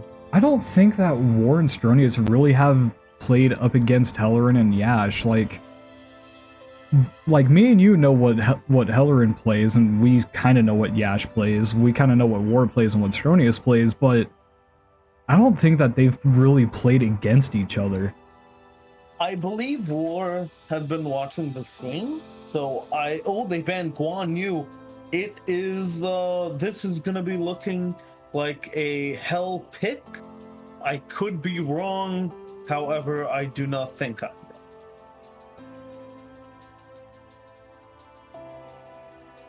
And the Raijin ban. Okay, so let's see.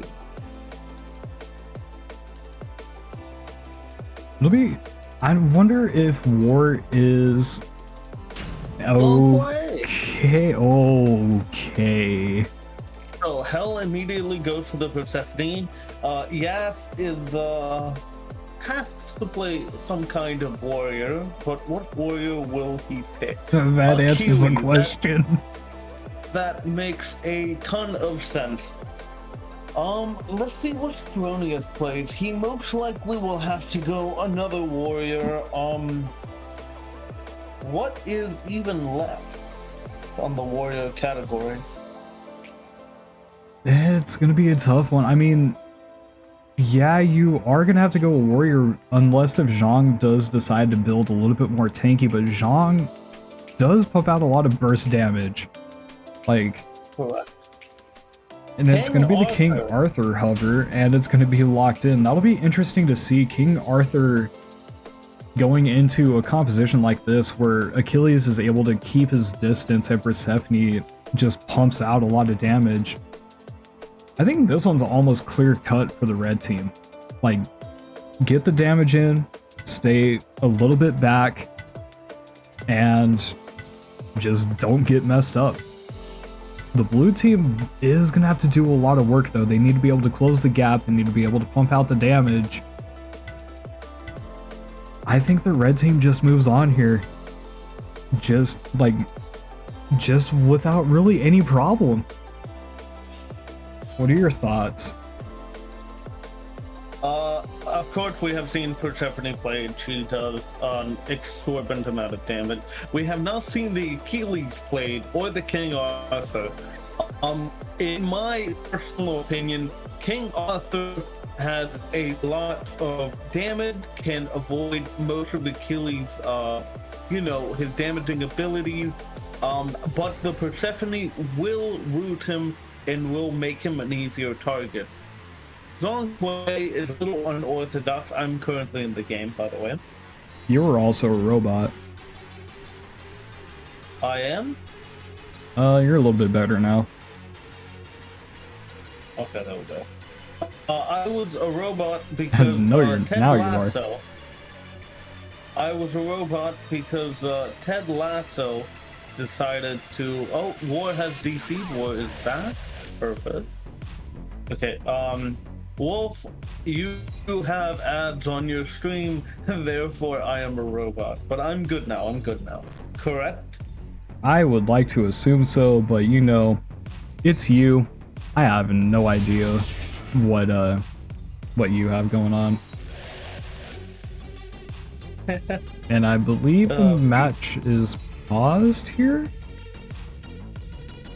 All right, so So the start of the King Arthur is of course going to be Bluestone, of course going to be Vampiric Crowd, you get the Tainted Seal from Persephone, you get the War Flag from Achilles. War Flag on Achilles, huh? That's a little strange. I mean, War Flag did get a little bit of a rework in it. It seems to be a really strong pickup from the matches that I've seen. I don't know if it's going to be the right call, though. Jean Kui's going to have a lot of healing, and if Stronius does decide to build a little bit more tanky... Oh, they... Okay, so we just got an update. They are having ping issues. Ping issues. Ping issues. They have paused the game, of course, as our viewers have seen. It does not seem doesn't seem that problematic. We can just fix the ping issues for a little bit. So we will be going into a administrative call here. Determining on if it is on both sides. War is the only one having problems.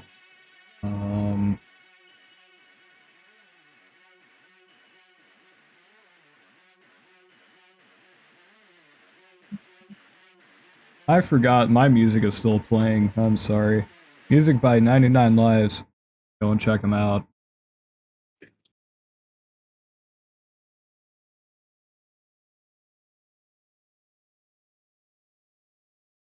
So the administrative call here is we are going to go ahead and recreate the lobby.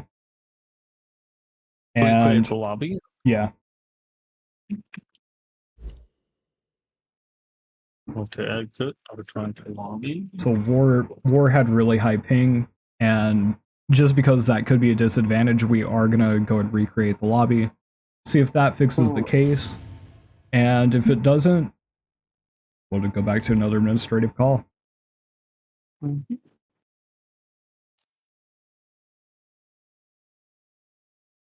Huh? Oh crap, I think it put me in. Members of the chat, match. how is everyone? What is going on? You want to know what's going on? I want to know what's going on. Same. The match has not been recreated. Can it stop? Spectate match. Alright. I am currently in. Of course, they're going to do the same bands as before. They're probably going to skip through it, pick Zonquay and Zonquay King Arthur. And then they're going to pick, if I remember correctly, Persephone and Keith. Yeah. They should just really just hurry the hell up with these.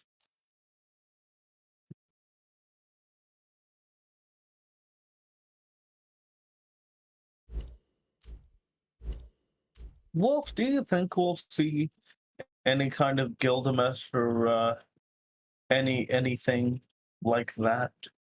I think we'll see Gilgamesh in the ban phases, and if he's not banned out, he's going to be picked. That's the way how it's been for these last few matches, and it's going to continue to be like that throughout these next few matches. I don't think that there's a world right now where we completely see Gilgamesh just go unanswered. The same thing goes with Persephone. Soul kind of fits into that equation from what we've seen. Afro is going to be permabanned, like not permabanned in the sense of an administrative call, but Afro is just going to get banned outright every single match. If she somehow makes it through, I will do something for YouTube. I don't know what. I have a question. Are you currently in the lobby? No. They have picked Zonquay, Persephone. Yes, is before the last pick.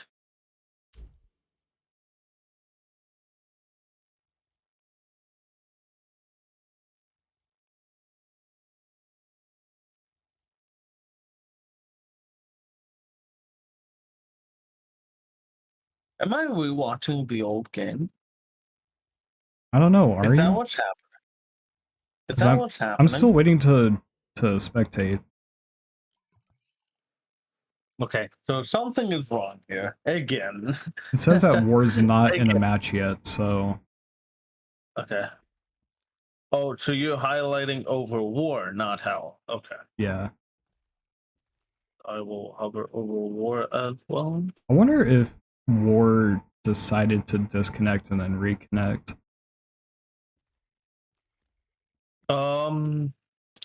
I am going to make a quick turnaround to see what is going on. Okay.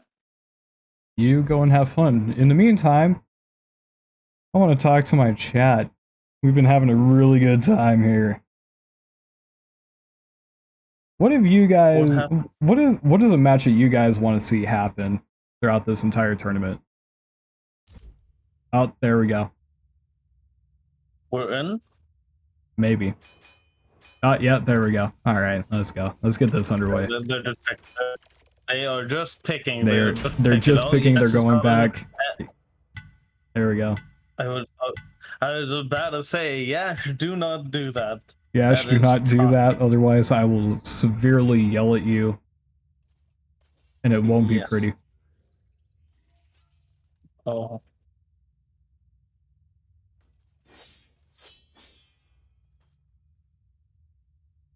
Juicy, do you want to know what's hot? What is hot? I am hot. Oh. Is it because of Arizona? Or is it because of no? I'm one sexy ass motherfucker. Okay. I'm just kidding.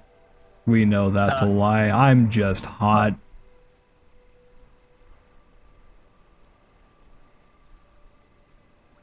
I'm playing game 10. That would be fun, Torch. I can't let this go unnoticed. If I see TorchWolf says in chat, I want to see Torch get absolutely smacked by Hell and Yash when we play in game 10. Here's the thing. He is prepping for his demise, which is funny, but I did not laugh. Like the meme, funny, did not laugh. So builds are pretty much. Go ahead. Yeah, they're doing the same. They're doing the same start, more or less. We have the vampiric shrouds. We have the warp flag. We have the blue stone. Very notably, an upgraded Sundering Spear. That's going to be scary. It is truly the best of the game. It looks like War is okay. Yeah, he's fine.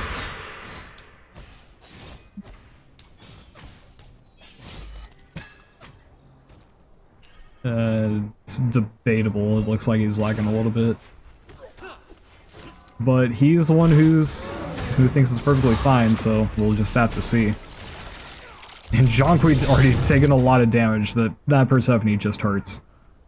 Yes. King Arthur is level 4, Jonquil is level 4. Both Persephone and Achilles had a little bit of difficulty clearing the wave. Do you think that this is going to be a continuing problem before they are up against the Jonquil, or do you think that this is just a minor step up? I think the red team is just going to be smacking the absolute crap out of this blue team. I'm sorry. Like, it's Hellerin, it's Yash. They steamrolled in their first match. It's gonna hurt. This match is gonna hurt. The confidence is very nice, Wolf. But as casters, we are bi-partial, and I am not bi-partial. I think that this is just gonna be a steamroll. I'm sorry. Right now, it does seem like blue team has a slight disadvantage. While King Arthur is level 4, while everyone else is There goes the ultimate. Jonqui's just gonna disappear. They get ulted. There goes an Aegis. Achilles is gonna die. He does the Aegis, and sadly he dies. Yes, almost died, and that died to the blue stone. Cronus hits him with the ultimate. Persephone counters back. He does not have any mana in order to finish the Persephone, and she jumps out of the way, allowing her plans to absolutely decimate his health. God, what a good fight. There's a small ult. He I'm is so going okay. in. Oh. Let's be honest here. If Hellerin dies, like that's worth some money. It's got to be worth some money. Like we gotta put some money down. There's got to be a bounty somewhere on that. You get $5. Get 5 macaroons, $5. It looks like the team is just peacefully clearing waves. They're gonna get the first red camp. It looks like yes, is of course gonna solo it. You know, blue team loses a little bit of Gas does not finish it. Gas just goes back in waves. I strongly believe that that ward placement right there. Oh, Wolf, Yes.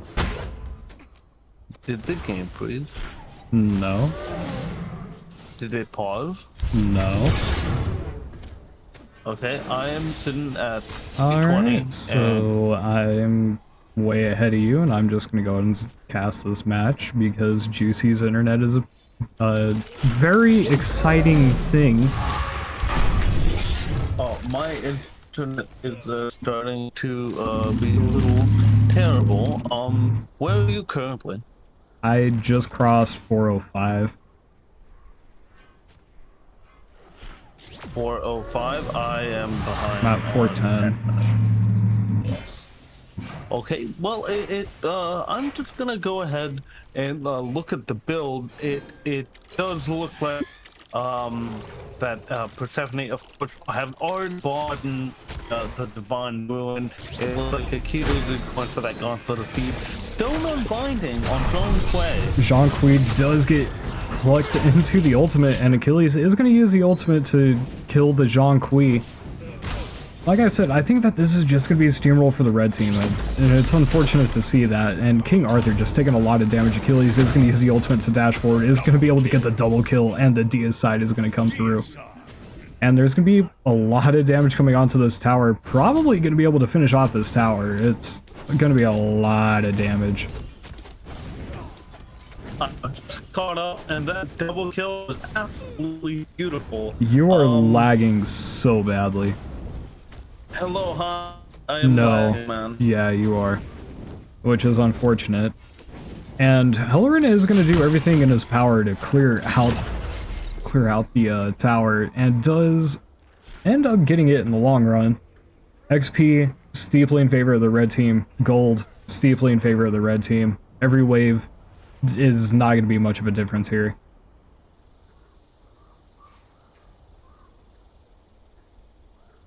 And it's just going to be a stalemate. I mean, the blue team really doesn't know what's going on. It looks like a pause is going to come through once again.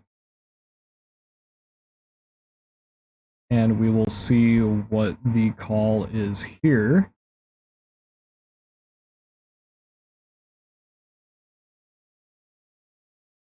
Taking a look at some of these builds, we see the Divine Rune coming out and a Winged Blade coming out for Hellerin. And the Gauntlet of Thebes once again coming out on the Warrior. Stronius does decide to go with Genji's Guard after taking a lot of damage from Hellerin. So it'd be really nice to see those cooldowns coming through. Stone of Binding, really nice on Jean Quay with the little bit of crowd control that he does have, but I don't know if that's really going to be justifiable for anything the Tiny Trinket being started up there. Probably going into a Bancroft Talon.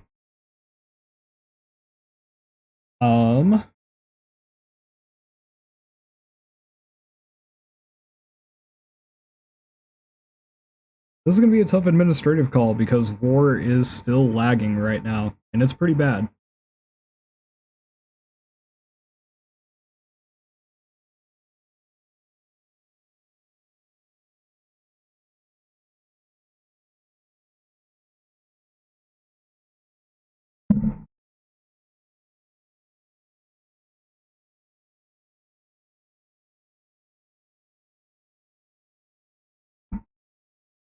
So just make sure that everybody else is brought up to speed here. I am going to bring back the music just because it's going to be a little bit weird, just me sitting here not talking, trying to deal with administrative stuff. Juicy's also gone just because of the lag. So, this is great. This is fun. Having a great time. And War is going to go ahead and restart his computer, so he will be back in just a moment. Juicy is gone, so time to talk to my chat once again. How is it going for you guys? We're currently sitting on a pause right now. Really not a lot to talk about. The red team already 3 kills to 1. Blue team already has a tower gone. Yeah, this is I think this match is pretty much straightforward. What do you guys think?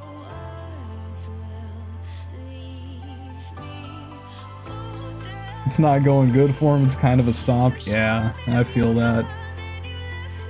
I mean, just taking a look at the XP and the gold difference. 1500 gold down, 1000 XP down already. You're basically like you're almost an entire item behind. It's looking a little bit rough here. Just a bad team comp. I anticipate Torch, Nia, and Hell Yash. That's gonna be, I think that's gonna be a pretty good match to see. Watch Torch get absolutely annihilated.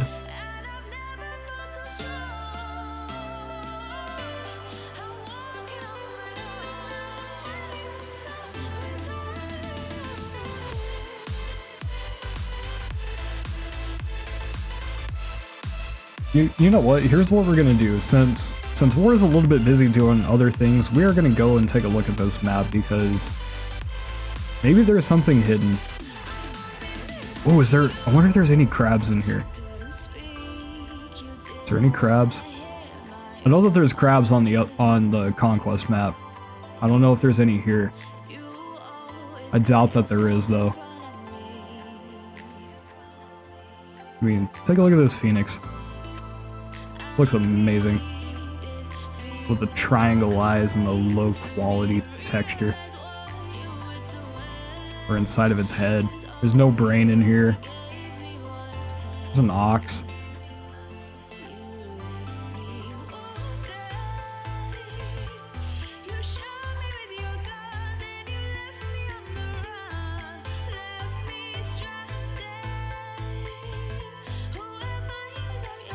Take a look at the Demon King.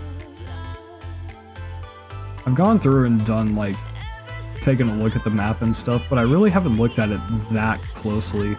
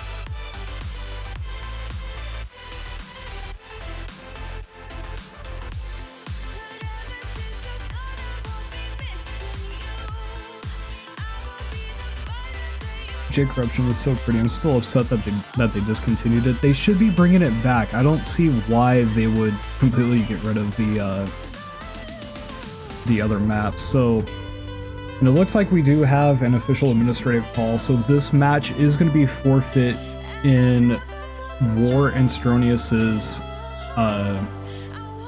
case. Hellerin and Yash are going to move forward into the next match. And Stronius and War will be facing Miju and Destiny in their match, and that will be taking place in about an hour. So, with that being said,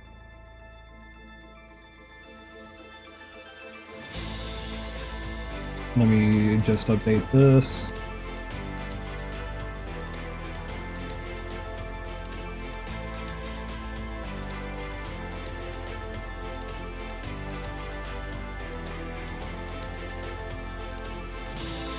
FF match 6, which is unfortunate.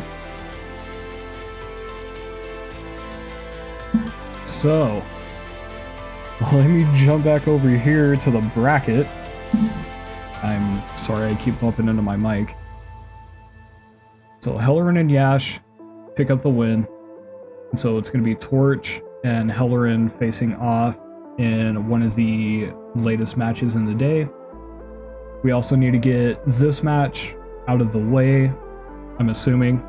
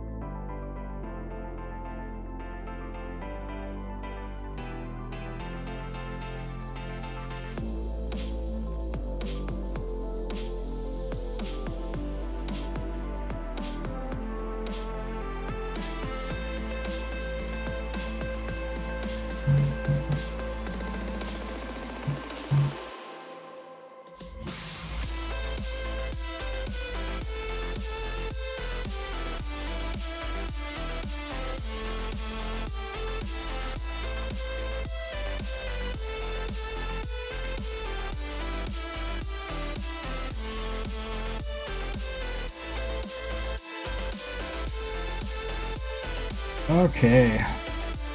I am sorry that this is turning out like this. So here's what we're going to go ahead and do, is we are going to go ahead and play match number 1, and afterwards we will play match number 4, which has already been predetermined for you guys. You already see the winners there, and everybody who's moved on. We've already made it past these points, but just so that way you guys bring it up to speed. So with that being said, I present to you guys match number 1, and afterwards match number 4. I'm in. Are you in too? Yes.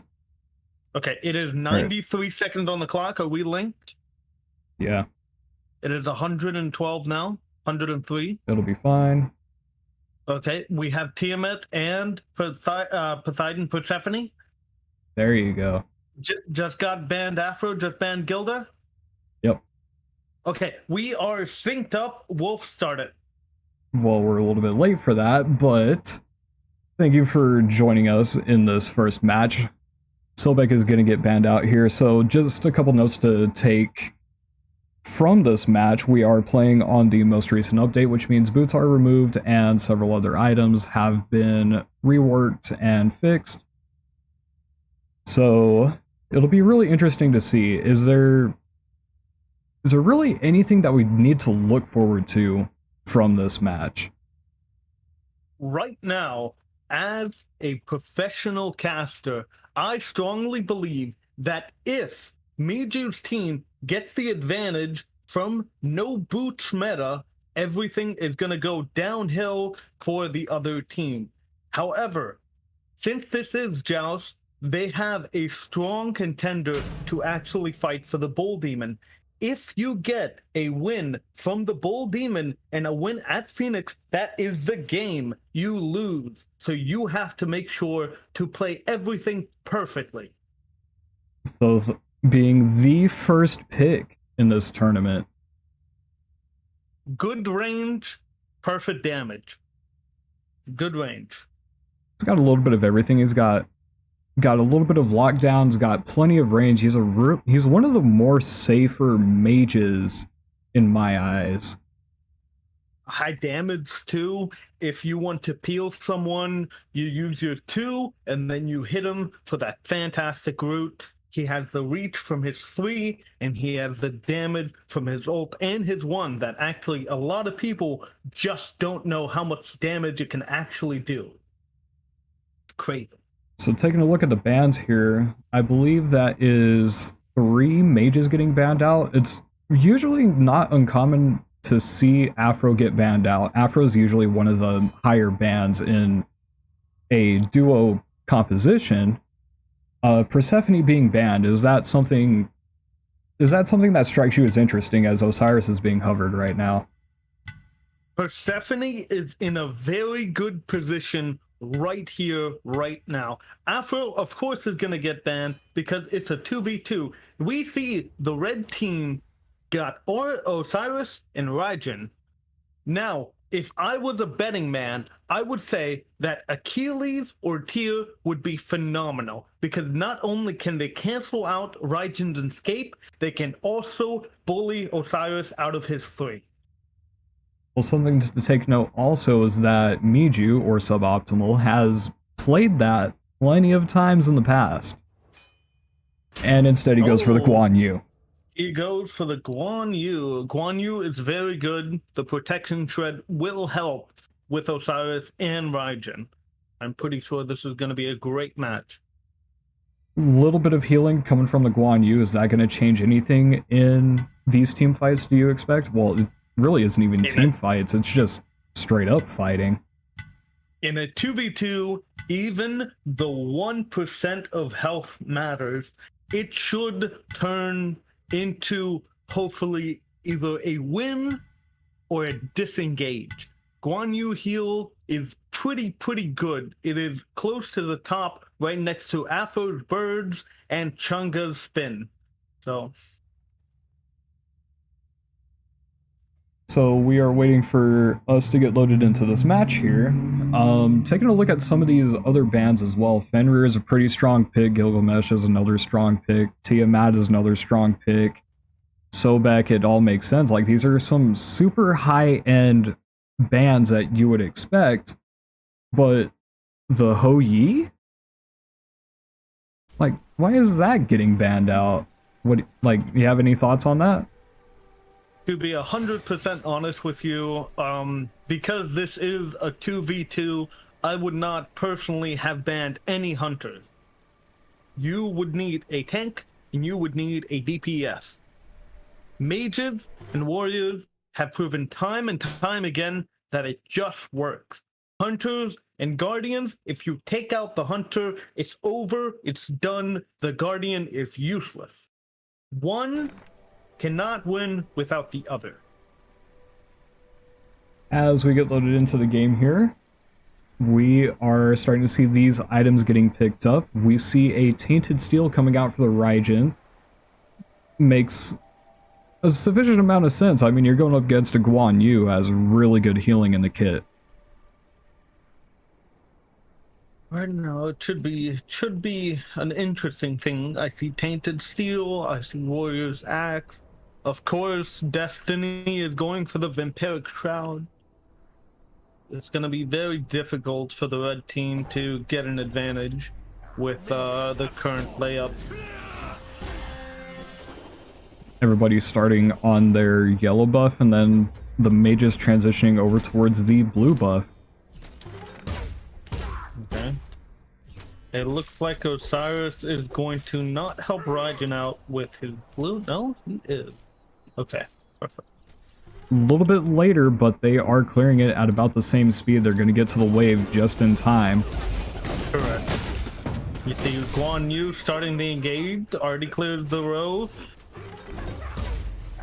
There's the archers, and the row is cleared over by side blue and side red. They're turning on Suboptimal. He pops the shell. Everything is going wrong. The stun. The heal, may it save him? It will not. Oh, it will. Nice. Fantastic. Okay, so we have the shell, kind of low. The shell is down though. That's gonna be big, at least for these next 2 minutes if they do decide to re-engage. And the red team is actually gonna go ahead and back right away as Thoth is gonna get the stop on Osiris. Just Guan Yu will use his healing to get back to a little bit of health to actually help him. It looks like Osiris has back, so red team isn't necessarily gonna put any push or damage yet. I'm guessing what they want right now is to get their first items so they could get the advantage. Guan Yu is gonna go ahead and back, and Thoth is gonna pick up the XP camps on the side. Raijin's gonna take a look over here. Oh, he drops it. That's a very smart play. See, if he engages, there's not only a possibility he gets the camp stolen, there's also a possibility that he gives up first blood. Right now, the blue team is in quite a pickle because not only is the red team taking the red camp as we speak, they also have to deal with a wave. Tho has very good clearing, so of course he mitigates that kind of problematic, act, but it should be fine. The red buff is going to be highly contested all the way throughout these matches, we expect. Guan Yu goes in one more time. Osiris stuns the Guan Yu and forces the 2 of the foe.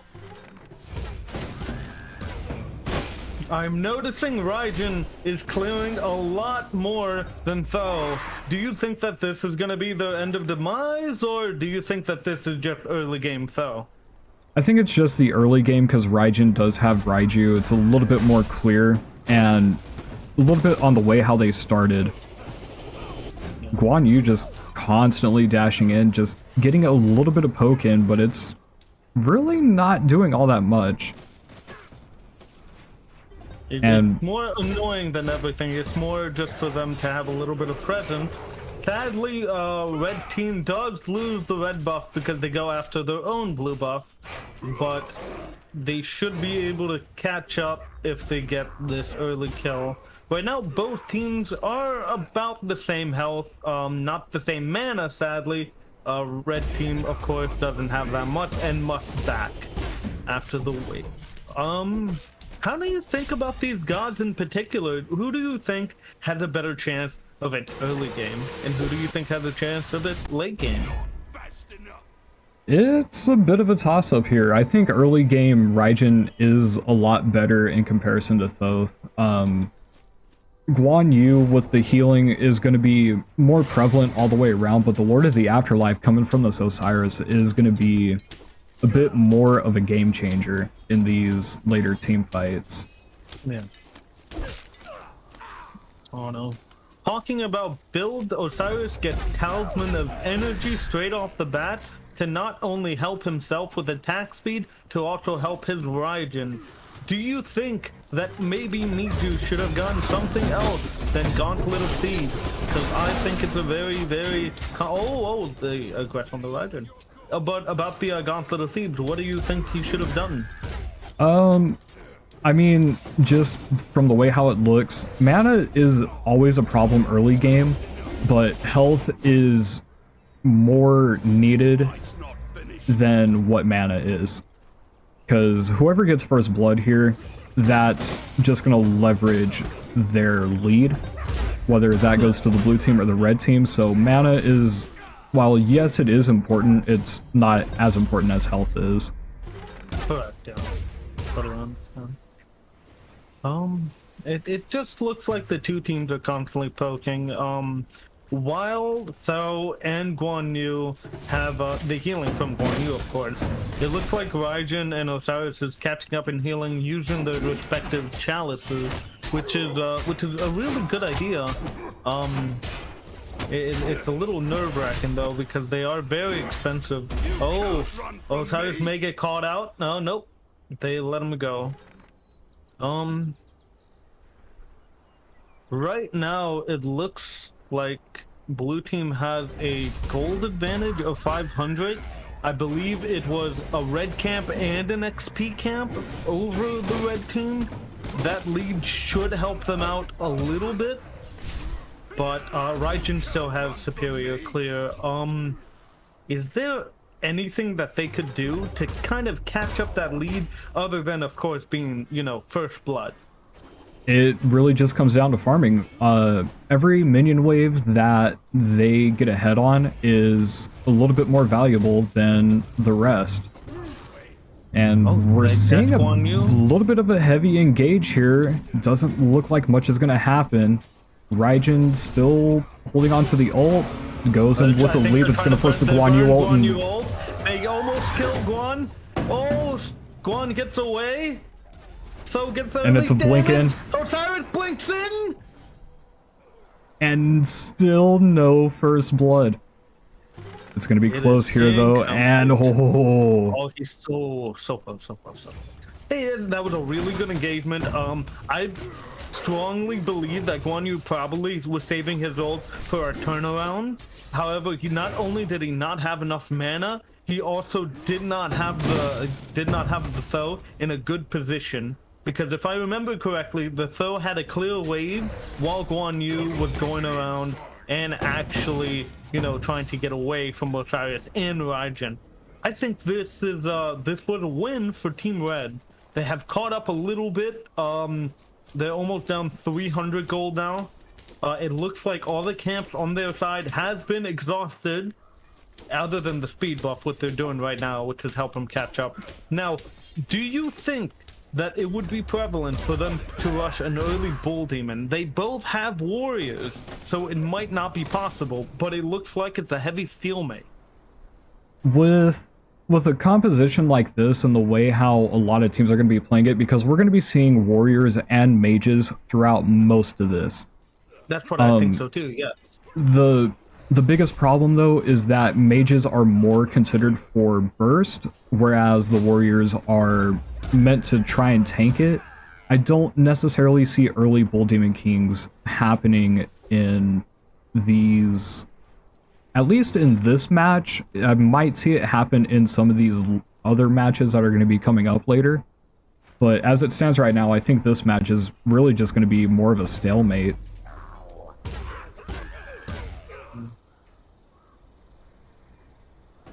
So taking a look at item builds once again, we see the Spear of the Magus coming out for the Thoth, and a Gladiator Shield for Guan Yu. And he almost has the Gauntlet of Thebes stacked, and we're seeing Osiris picking up the Gauntlet of Thebes as well. Raijin actually picking up a Breastplate of Valor. What do you think of that?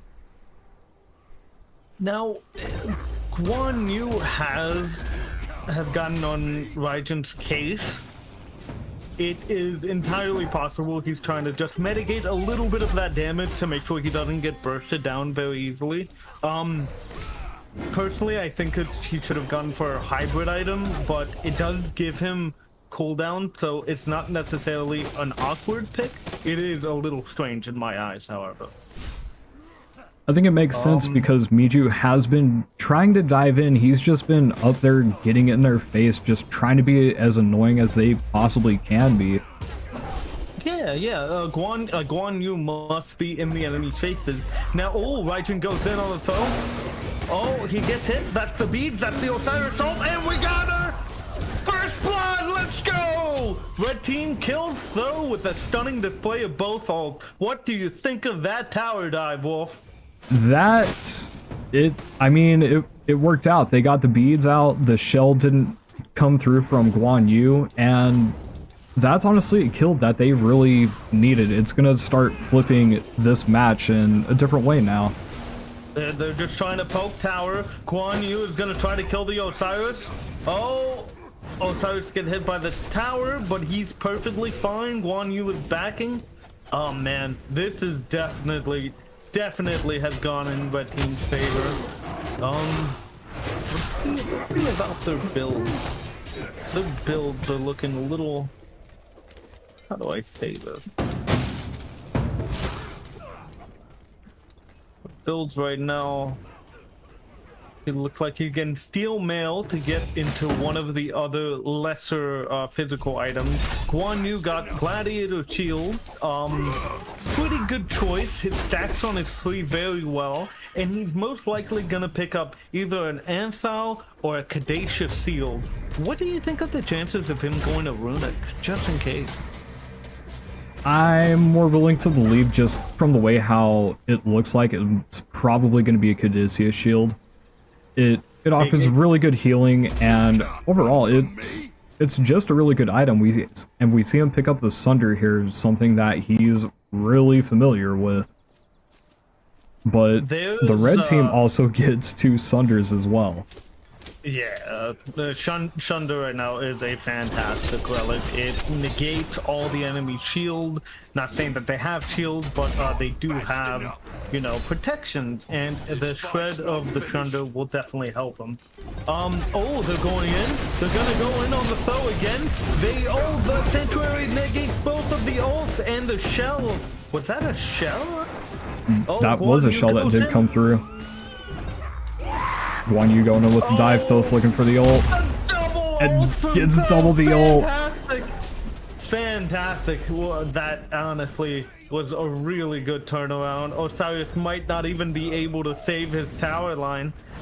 Oh, man. They have a pretty decent sized minion wave, but that's going to get cleared out really quickly. It's going to be little over 3/4. It's going to be a good portion of the tower gone. They should be able to get it with this next minion wave. Tower, yeah. It's definitely the whole tower. Guan Yu decided to tank a little bit. That golden XP lead will absolutely help him. Raijin right now is a little bit lacking behind. It looks like he's building into Book of Souls. What book do you think he would go? Do you think he's picking up a Soul Reaver for Guan Yu? Or do you think he's going to go a little bit more, let's say, spicy with Polynomicon? I think Soul Reaver is going to be the better option here. Guan Yu just constantly being in their face, and Raijin has pretty reliable damage with the Raiju bounces. The ultimate's a pretty big ability. The leap is another big ability. It should just be a Soul Reaver here. I don't see anything else coming through. Yeah. I was thinking Book of the Dead, because if he gets the book, it actually stacks with his Breastplate of Valor because it gives him extra mana. Now, of course, Miju, suboptimal Guan Yu, he picked up the Ansile, while Osiris picked up the Sovereignty to try to help lessen some of the damage that Guan Yu does to his fellow duo partner Raijin. This is a little strange, in my opinion. Right now, I would have... Oh, this Raijin uses his ult? That is a really weird engage, but they're still going in. The Lord of the Afterlife is going to come through. He did get and Guan Yu's going to fall. Raijin is duking. It's not going to be there. Thoth with a lot of damage. Guan Yu leaves the fucking Osiris in his trail. This is fantastic. Oh, man. I don't know how Miju is still alive.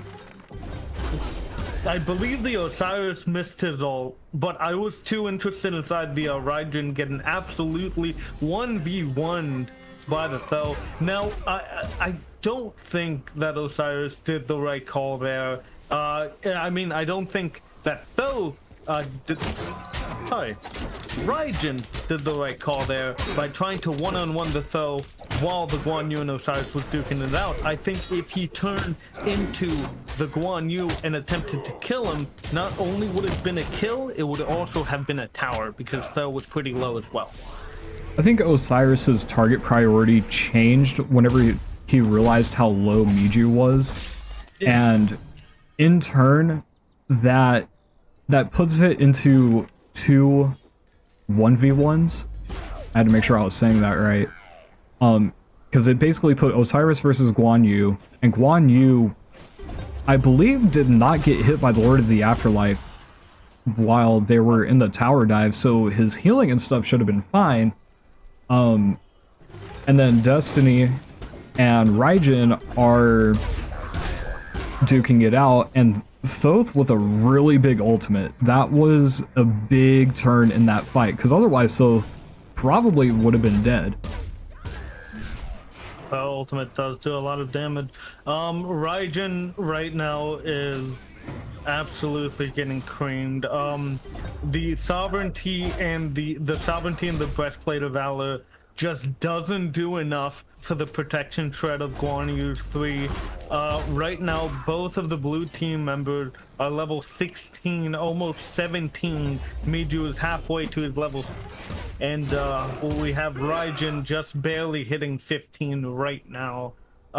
This is slowly gonna turn worse and worse if red team doesn't pick up the slack, and at least they get the buff. However, the blue team actually gets the buff right there. yeah, they get the buff right there. They still have red camp to... No, they do not. Blue team has dropped every single buff other than the XP harpies. This is actually turning worse for worse. Osiris got a frostbound. It is doable. Guan Yu actually got not only Caduceus but also got Ansile. So he's just gonna go down that shield tree with Gladiator, Caduceus, and Ansel. Do you think that it would be much better for Raijin to maybe not have built Breastplate of Valor so early and have gone for something that does a little bit more damage? I think all of that simply goes back to the early dives that Miju was offering, and we're seeing it once again. Miju's just on that Raijin. I'm starting to see it now where the warriors and the mages are just going at it. It's not mages versus mages, and we're seeing another big engage. Raijin's in the ultimate and really doesn't get much out of it. Lord of the Afterlife has already been used, and so is Guan Yu's ultimate. Both still holding on to the ult. One of the most impressive things I have seen in this game is Mingju's Ansile has canceled Raijin's 1 for, I believe, 3 times already, and it's gonna be counting more if Raijin doesn't, you know, move away and try to let his Osiris tank most of the damage. Miju is doing a fantastic job just diving that Raijin, making sure he's in his face to either get the Ansel trigger or to try to, at the very least, damage him up a little bit. It does look like red team is slowly pushing them with Guan Yu backing right now, but most likely it's only going to be temporary because Guan Yu gets another item. He is building toward Mace, so he can go Jotun, he can go Titan Bane. I don't think he would go Crusher, and I don't think he would go the anti-heal one, Beat Stick. What do you think he's gonna go? I'm actually more willing to bet that he's probably going to go Brawler's Beat Stick because it procs well with all of his abilities. He's constantly in their face, and it's offering anti-heal and flat pen.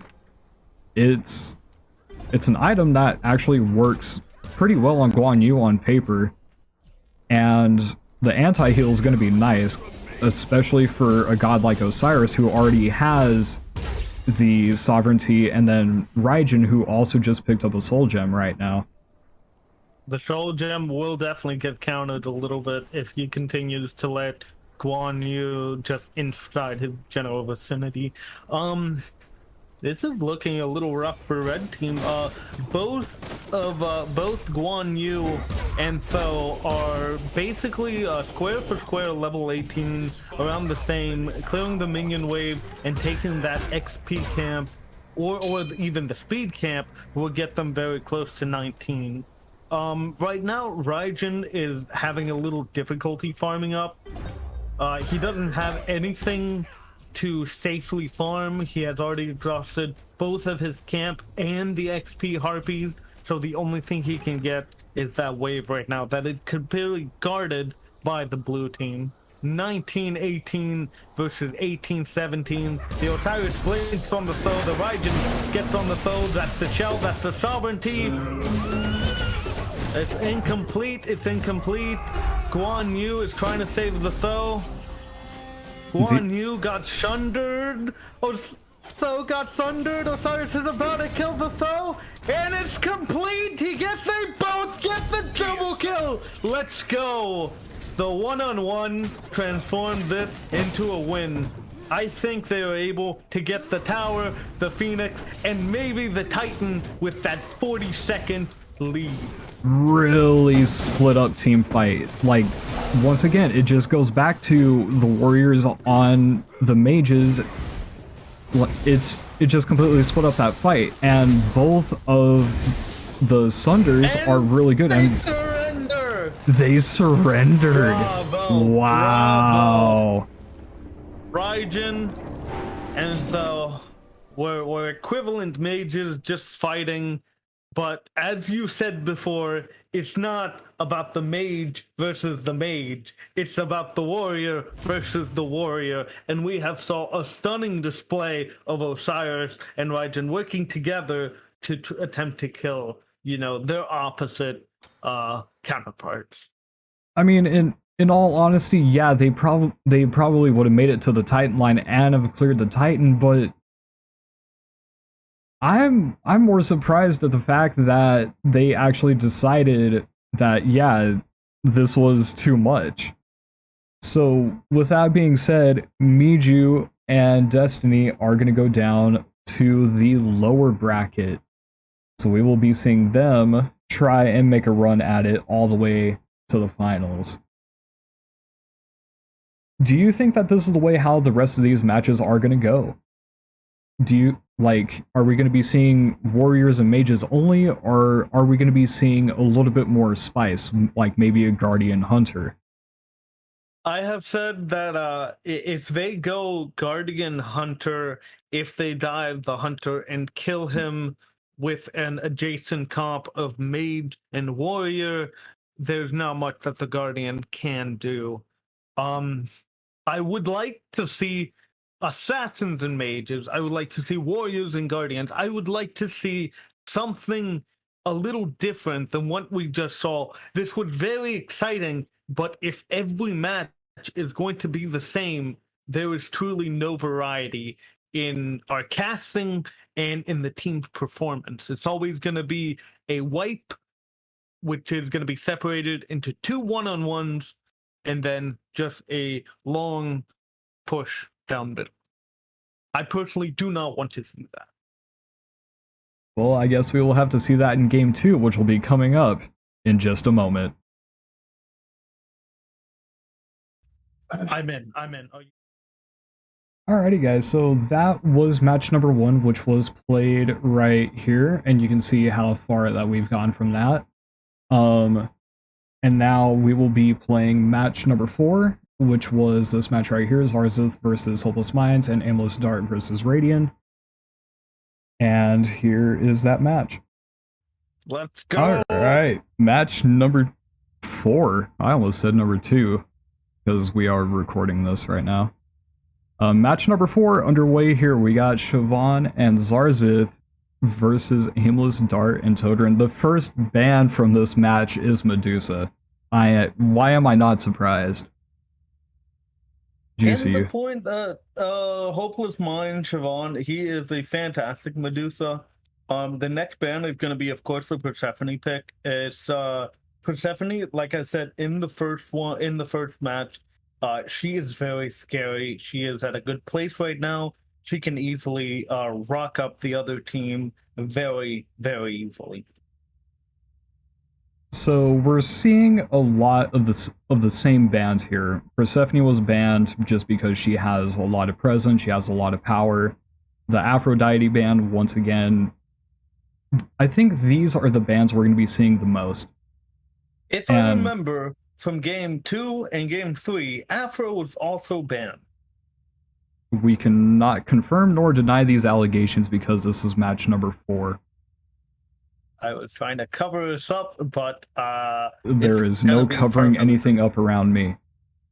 I am there. Whatever. All right, let's go. So Chang'e gets banned out and Ra gets banned out. Ho Yi once again. I don't know about this Ho Yi ban. Again, we already talked about it in the other match. It's most likely gonna be a mage and a warrior. Dart coming in hot with that soul pick. Soul is basically a hunter that can do magical damage, which is fantastic. That is what you need in a game. Chronos would probably be really good. Oleron, not so much, but he has a fantastic ult that can hopefully zone out someone. That's what I want to see. This is going to be a much different game than game one because we're actually going to see a ton of tower push. If you remember in game one, it was Raijin and Osiris versus Tho and Guan Yu. There was not a lot of tower poke. The only tower poke there was like Osiris, and he's a warrior. Yeah, there was. Go ahead. I was surprised they didn't ban the Gilgamesh, though. That's my problem. I think Gilgamesh is one of those gods that you could basically get away with, because he brings a lot of teamfight presence with the ultimate and stuff, and it's going to be paired up really well with this Hades if they decide to use both of their ultimates at the same time, and if they can coordinate that. The soul pick, really strong if you go ability based. That the damage that she can put out just hurts. And Osiris is just really strong right now, especially going into a Hades. The Lord of the Afterlife really does counter out this Hades. Right now, you have to be careful. Osiris, of course, his only escape is his ultimate. So if he actually aggresses on the Hades with his ultimate, he's going to have to deliver the damage or hopefully get extra damage from his mage, aka Soul, which is, it's a big gamble. Osiris is really good, but at the same time, you gotta know how to play him. You gotta know when to use your abilities and your ult. So what are we going to be expecting out of this match? I mean, the blue team is pretty straightforward. They have a soul, which brings a lot of attack speed towards the team, and so we should be expecting a lot of tower pushes. But what about this red team? Personally, Gilgamesh, as you know, is one of my personal favorite warriors. He does great early game damage, he does great mid game damage, and in the late game he has a ton of setup with his ult, his 2, and of course the rest of his combo. He will build Frostbound. There's no way he's not going to build Frostbound. The same thing with Osiris. If this is going to be a continuation of game one, most likely Gilda will go for Soul, Osiris will go for Hades. If it's a continuation like that, red team wins because Osiris can beat Hades in a one-on-one. So you're thinking that Frostbound is going to be playing a bigger role in these matches? It has to be at the very least for red team, because Osiris does not have an escape other than his ult, and Soul does not have a good escape that is immediate. She has an escape that can negate damage, however, it takes a long windup. So as we're still waiting to get loaded into this match here, I guess we can take a look at some of these bans a little bit more. Now, keep in mind that this is still only the second match how we've casted, so we're having to only go off of match 1, even though this is in match slot 4. Correct. The Ne ban, is there anything specific about that? I was confused by it because when Hades ults, how do I say that? When Hades ults, Well, keep in mind that there's only one ban phase, so this was just kind of like this was before any of the picks have been seen. So, is there something about Naja, about her power, his power? Sorry, holy crap! Is there anything about Naja's power that stands out from the rest? Naja can get very easy procs on anti-heal with his ring. Naja has a ton of setup with his ultimate and his free, and even his one. If you want to crunch the numbers, his flow is very useful for him to actually set up stuff for his mage or whoever he has laned with. He is very squishy early game, so it is a gamble. It would not be ideal. So as we get loaded into these matches here, our first items are starting to come through. And Vampiric Shroud for the Hades. Kind of expected that. And we're also seeing Tainted Steel come out, which is, once again, the second time that we've seen this, because this is the second match. Sundering Spear does come out. A Aegis for the Hades. Beads, much expected. Right now, mannequins on Gilgamesh. I personally believe that Bluestone or Warrior's Axe would be better. I can understand why he would go mannequins to get a little bit more oomph on his one, as it gives him a animosity effect. It gives him a little bit of extra damage. But very weird start for the Gilgamesh, and very weird start for the Soul. Mannequins is not what I would typically expect. So the red team is able to clear their camps faster. And we're starting to see our first little skirmishes happening. Gilgamesh and Osiris are duking it out. Of course, Gilgamesh does lose a good chunk of health, but Osiris has lost a ton of his mana for helping Soul clear the wave. Hades, of course, can auto-clear with Gilgamesh. He already took down the early ones. Blue team had gone for their XP camp, which is a little unorthodox, but they didn't lose anything, so it's not that big of a deal. Red team just getting a little bit ahead here as the blue team decides that Osiris needs to back. Sorry, having trouble here. Todorin decides to back. And the red team is going to go and pick up their XP camp, so there's going to be just a little bit of a lead there, but is that really going to translate into anything? Both teams are level 5. The only difference is 1 XP camp.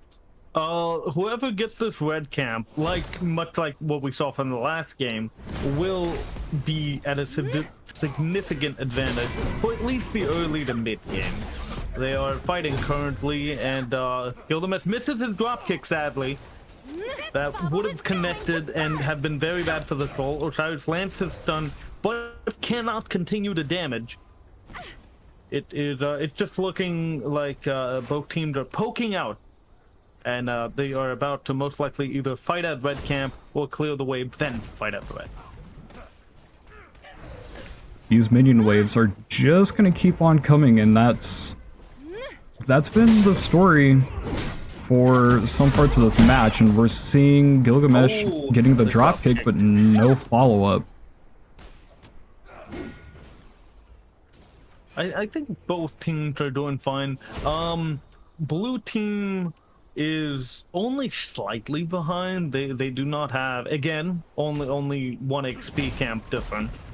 It's very neck and neck this time around. However, that's gonna change when red team finally hits level 6. Soul gets drop kicked and the Soul gets out. Masterfully gets away. And here we go for the red camp.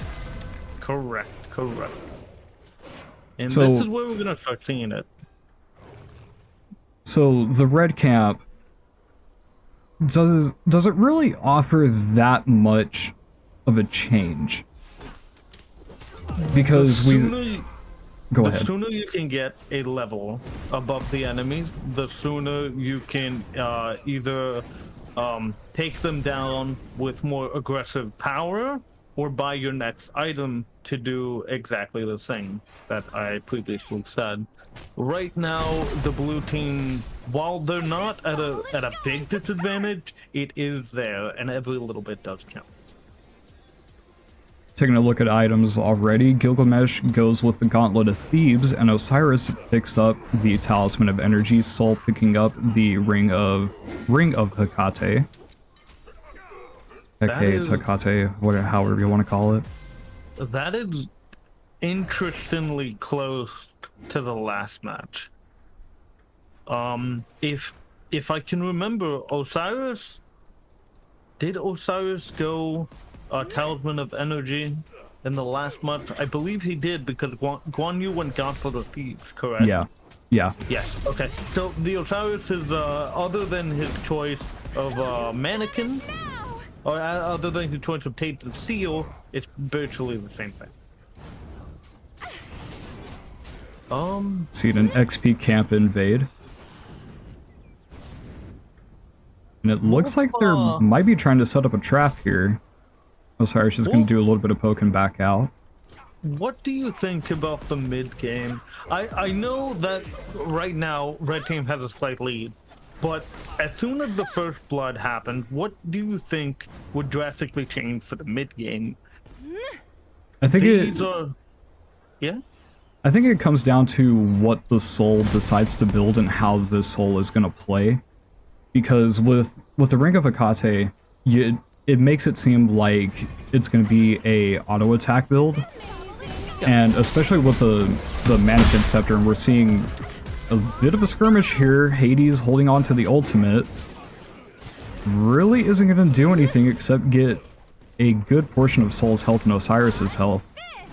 But going back to what I was saying, if this Soul does decide to build auto attack focused, I think it's going to be a lot of tower pushes, and we might see the Demon King being looked at a little bit earlier, whereas it wasn't looked at in the first match.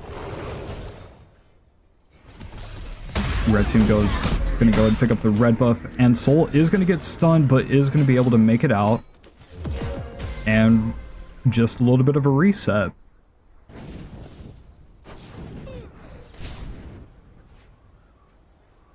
Gilgamesh is looking to back, and Osiris is going to stop it, just going to get a little bit aggressive, but is going to back off right away. As we're seeing currently, Soul right now is, whenever she gets hit, she pops her 3. She cannot mitigate that damage that she takes before she goes into the bubble and goes into the immune fade. That is a big problem for Soul, because this is the second time she got pushed out of the lane. Dart is gonna have to somehow keep that in mind and either use his escape a little earlier or hopefully avoid the damage. Now, as you see, it's still a little bit of poke. They put Osiris under the tower, but he only takes 1 tower shot. In terms of no one has really used their ult yet. When do you think we'll start seeing the first round of ult? Because, you know, the last game, ults came out around the, 6th level.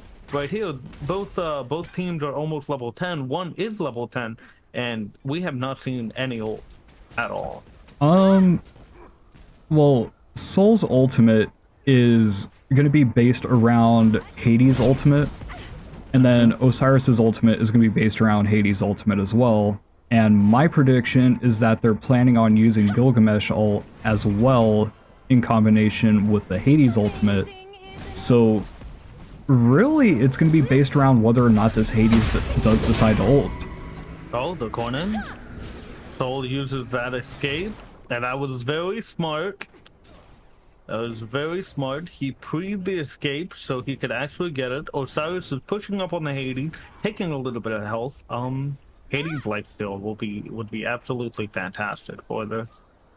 Do you believe that Hades could heal from this next wave, or do you think it would be necessarily unsafe? Well, now that just basically answers my question. Soul gets drop kicked, and that opens up a little bit of a window. And we see Gilgamesh ulting and is going to dive onto the Soul. Soul's going to use the ultimate and be able to get out of Gilgamesh's ultimate. Osiris looking to try and create some space, but there's going to be a lot of damage coming onto this Osiris. Blue team does not have any major healing, whereas Hades can heal himself, and if Gilgamesh is close, can heal others. Hades goes in, but Hades goes in, and there's the ultimate. There's Osiris's ultimate. No, Hades is dead. Gilgamesh. And we are getting a pause because I do believe, yep, that is a DC. That is a DC. That is a shame. Most likely, what has happened here is Gilgamesh told the Hades to go in, but then sadly DC'd, causing the Hades to go in alone and dying, giving the blue team the first blood. Contestants are, yeah, it was a pretty good fight, all things considered. What did you think of the Gilgamesh actually successfully zoning out Soul, making her use her ult to, at the very least, survive? So Gilgamesh jumping in and getting some sort of attack in was it was smart. It's to be able to force out Soul and then to try and focus out the Osiris. Soul did get it out with a little bit of health, but still decided to hang around. And then Hades going in a little bit late. I'm not sure about that call. It's kind of tough to say where the disconnect happened.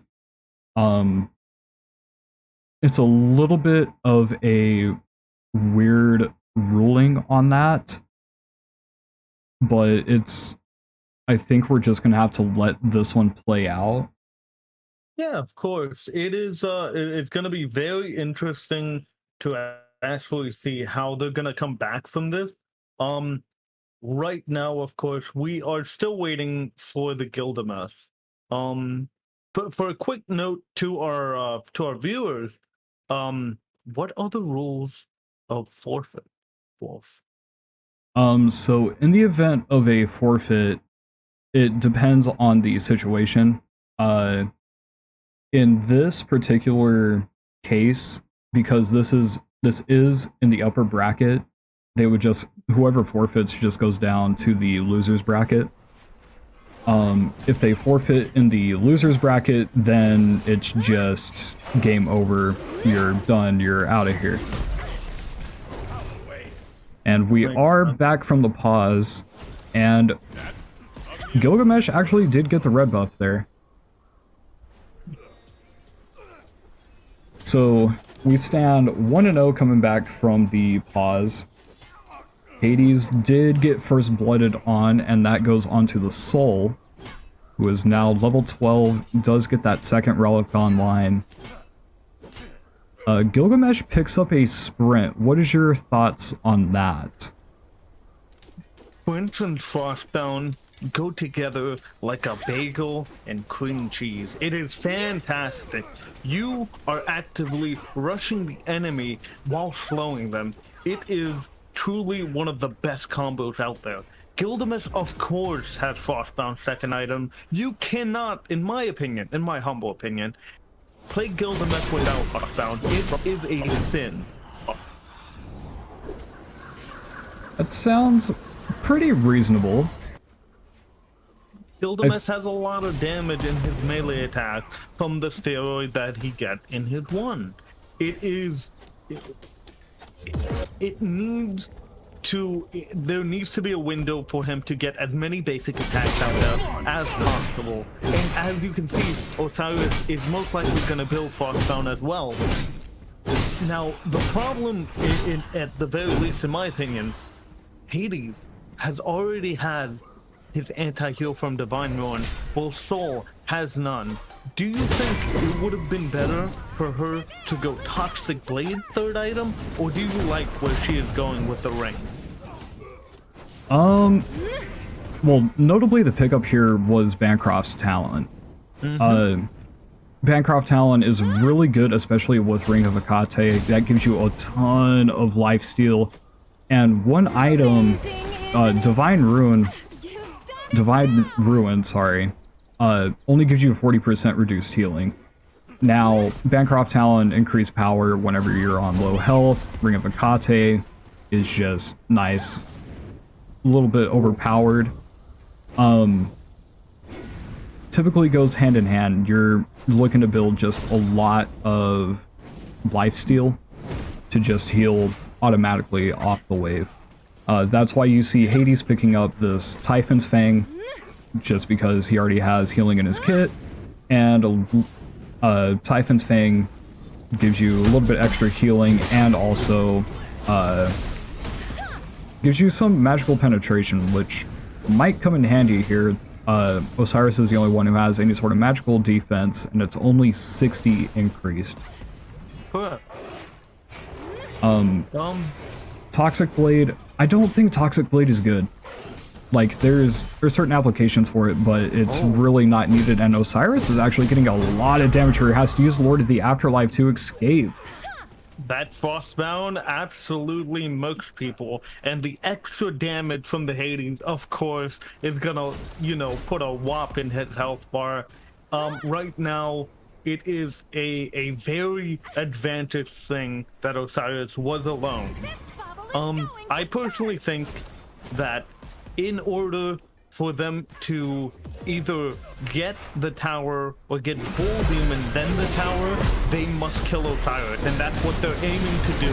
His ultimate is down. Osiris Hades is gonna fall.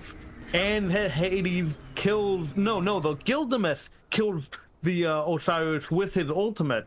Of course, both of their ults, Hades and Gilgamesh, are basically a gigantic circle, meaning that no matter where you go, you are gonna be in the ult. I think that Hopeless Mind and Zara have both thought this out and have made a truly, if anything, scummy comp for this tourney, which I am in favor of. I absolutely love these scummy plays. Gilgamesh decides to go with a Genji's Guard. What's your thoughts on that? Genji's over Shogun's is one of the things that I do not understand. However, Soul does do a good bit of damage, and the extra, I believe, 20 magical protection could really help the Gilgamesh out. Plus, the Gilgamesh wants to use his one as much as possible to try to get as much melee damage in a short period of time. Right now, the Genji Guard, of course, whenever he gets hit by Soul, his cooldowns get reduced to like 3, I believe. The one on Gilgamesh is already close to, if I remember, 6 or 7 seconds at max rank. So that's gonna be almost the time cut in half. It's fantastic.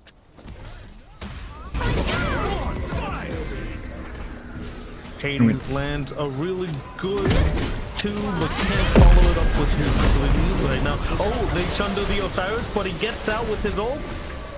That's the Gilgamesh ult down. Right And now, the Warrior's ultimate. And dang, that's a lot of damage coming out from the Soul. Fantastic. The 2 into the basic attacks.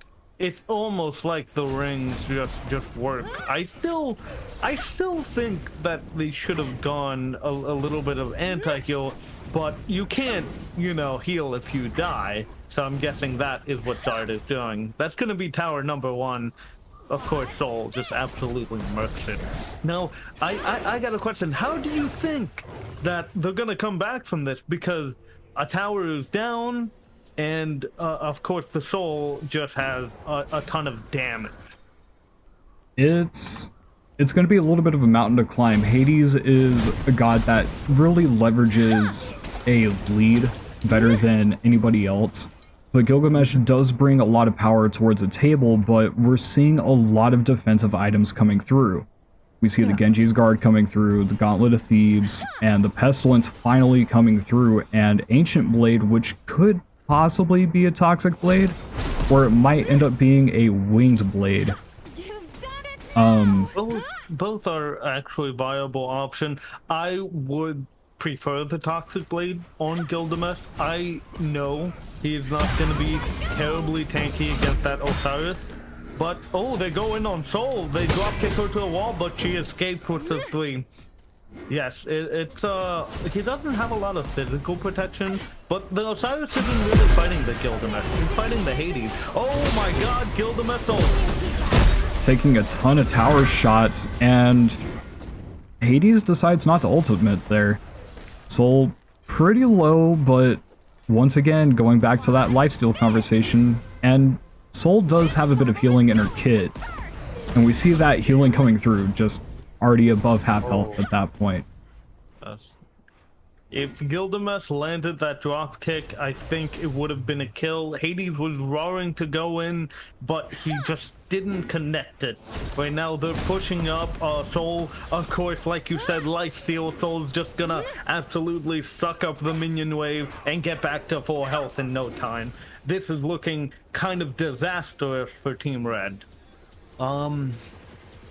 When do you think the blue team should go for Bull Demon, or do you think that the red team should go for Bull Demon right now because they're preoccupied by buying items and the like? I mean, there is no ward coverage at all, so the red team could go for it, but I think it's going to be pretty obvious if they were to go for it at that moment. The blue team still, they have the lead to try and go for it, but I would like them to see at least half of the Phoenix health gone before they try and go for Bull Demon King.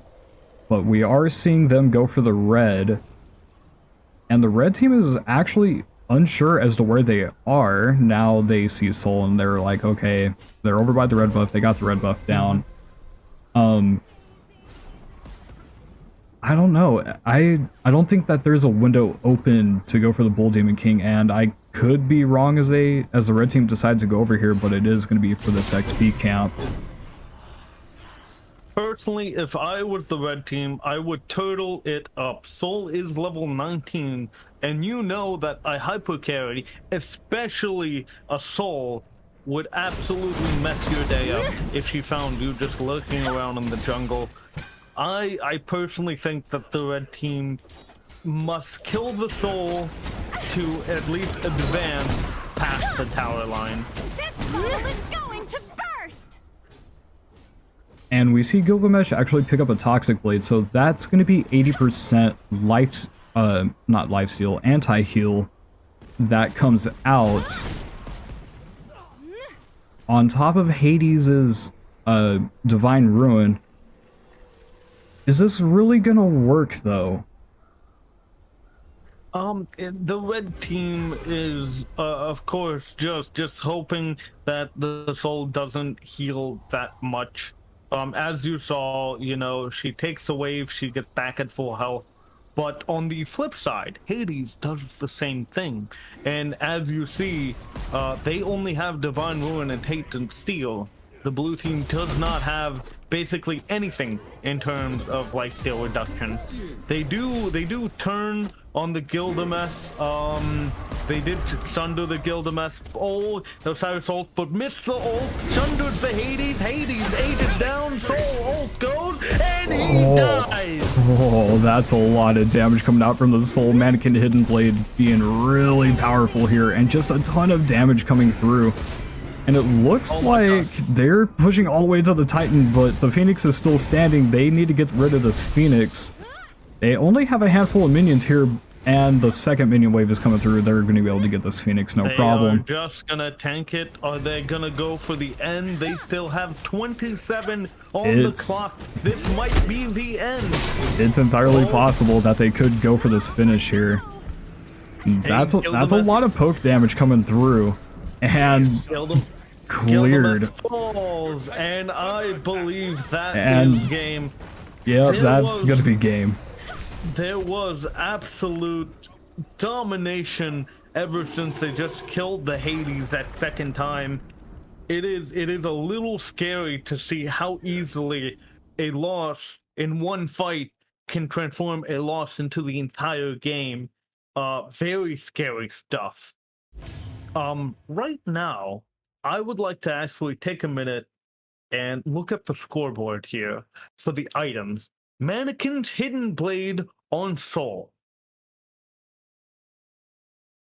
So, Mannequin Hidden Blade, it offers a decent amount of power, gives you damage reduction and a little bit of physical protection, which is pretty nice to have all around.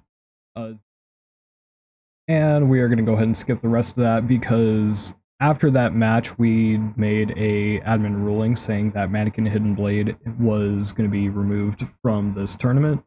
However, it did not affect the outcome of that match in any way, shape, or form, just because of how much health Hades had. at the moment Sol ulted in that particular case. So with that being said, we look forward to the bracket. So the match that you just watched right there was match number 4, which brought Aimless Dart up, and then the match you saw before that was Flip Erickson and Romeo, and then they got put down into the lower bracket just because of a little bit of complications. Now it comes to the most recent update on this bracket. So if you guys remember, War and Stronius had to forfeit from the Helder and Yash match, which means that they would have been moved down to the lower bracket. However, after consideration, War and Stronius have decided to forfeit, which means Miju and Destiny will move up.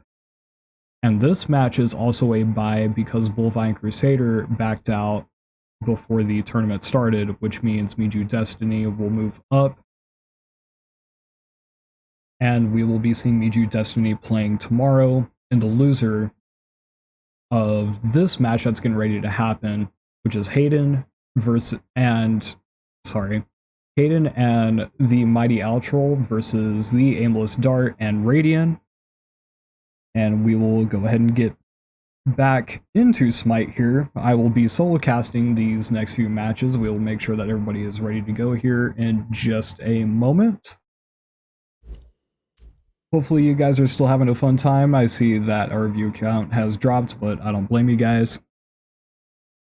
So hopefully we can have some fun here. We can try and make it through these matches. These next matches are going to be best of 3s. It's going to be best of 3s throughout the rest of the bracket, I assume. I'll have to take a look at that tomorrow.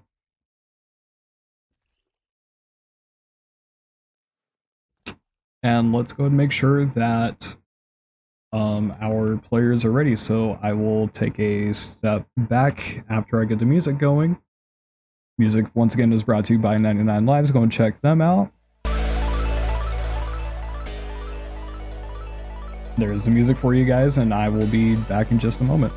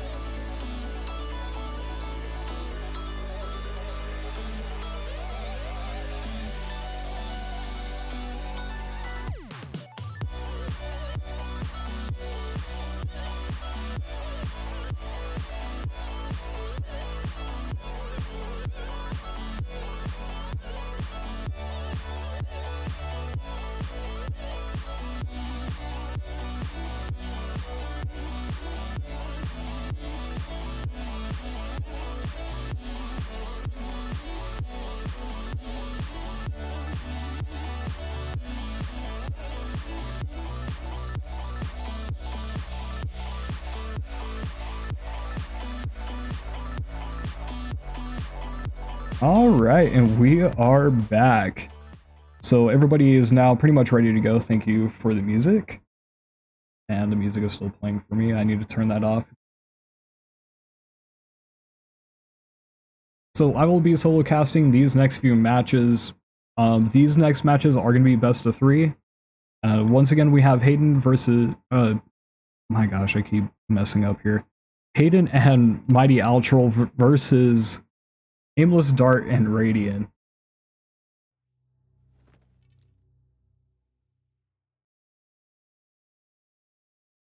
Ugh.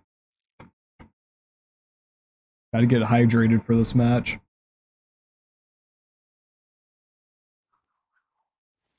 So hopefully you guys in chat are having a good time. It's been a blast to try and sit here and cast these few matches. It's gonna be a struggle for me trying to cast solo, especially with me messing up on my speech right now.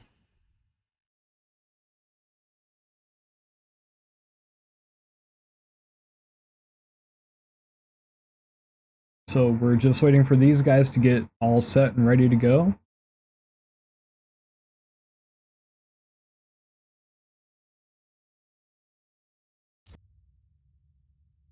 And here we go. This match is going to be pretty interesting. So this is the upper bracket semifinals. Once again, this is going to be a best of 3. And our first bans are going to be coming through. Set being the first ban in this match is a god that we haven't seen. And Osiris is going to be banned. Osiris is one of those guys that we've seen in most matches. I think we've seen it in all the matches. If not, it's only been out in like 1 or 2 of them. Really strong pick with the ultimate and just a lot of lockdown potential. Persephone, we're seeing banned out. Just a really strong pick. Gilgamesh, another really strong warrior. Afro getting banned out, just really good with being able to heal and the amount of damage that she's able to put out. Tiamat gets banned out. It's Tiamat. Do I need to say anything else?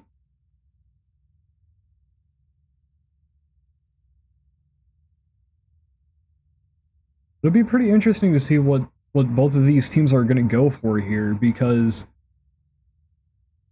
there's a lot of top picks that are being taken off right now. We've seen the Osiris get banned out, and we've seen Gilgamesh get banned out. Persephone's been banned out. We've seen those gods in most of the latest matches. Hell is going to get banned out here. Pretty interesting. Chang'e is still up on the board, and Thoth is going to be the final ban. So Chang'e being left open, Sol being left open. Zhang Kui's been another pick that we've seen, and Sol is going to get locked in for Aimless Dart.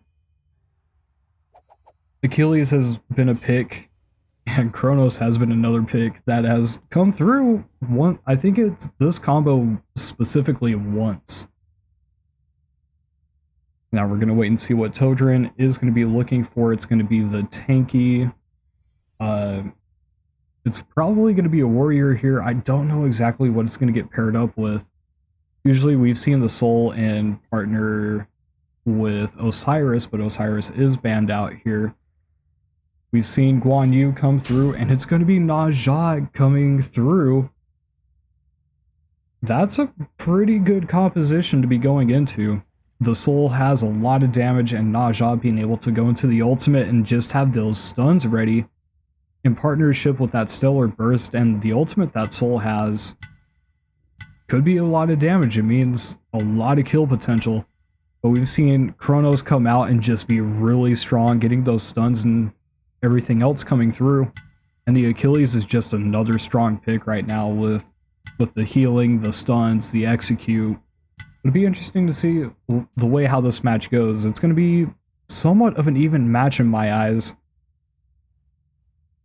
One team could get ahead, but the other team could be right behind it, just as close. We are going to be in for a long match.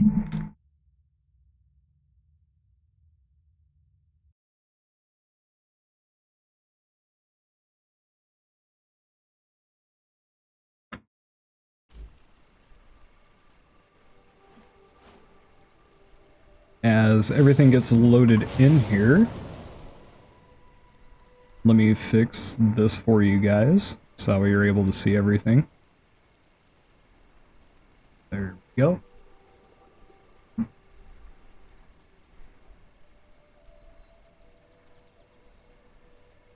And we're going to see Chronos starting to go with the ring builds right out of the gate, and a fighter's mask coming through for the Achilles. That's the first time we've seen a fighter's mask start in this tournament. So it'll be interesting to see how Troll decides to leverage that. Vampiric Shroud's coming out for the mages, and Naja going just a little bit of damage with the Bluestone Pendant.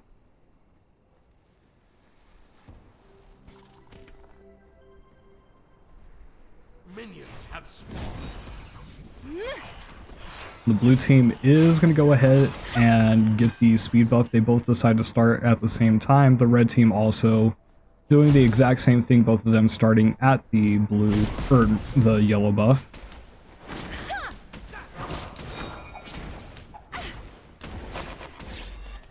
And the red team is going to be able to clear just a little bit faster than the blue team. Soul already taking a little bit of damage. Achilles using his dashes.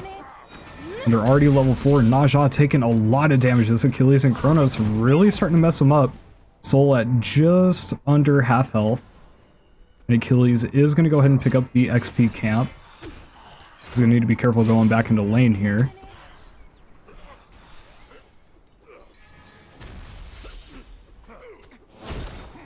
Blue team healing up pretty nicely with the potions and stuff that they got.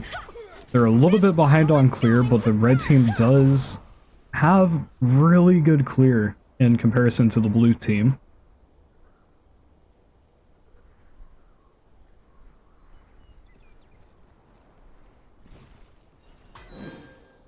You see the ping coming through on Naja just saying, hey, we know where you are. Achilles uses the dash, is going to try and go onto the Soul. Soul does get stunned and is going to be able to make it through. Chronos just pumping in a little bit of damage. Naja does use the sash. Not a lot going to come from it though, just not level 5 yet. Naja is going to back, and the red team is going to go for the back XP camp. Soul should be able to hit level 5 off of this wave, and there we go. And the red team is going to take their back on the end of this. Achilles is actually deciding to go with a Bound Gauntlet. That means he's looking to go into a Soul Eater.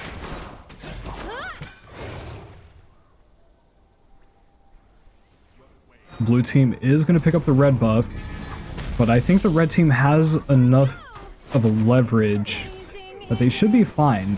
They should be fine being able to drop 1 or 2 red buffs, because they've been able to farm both of the XP, actually all 3 of the XP camps now that I think about it.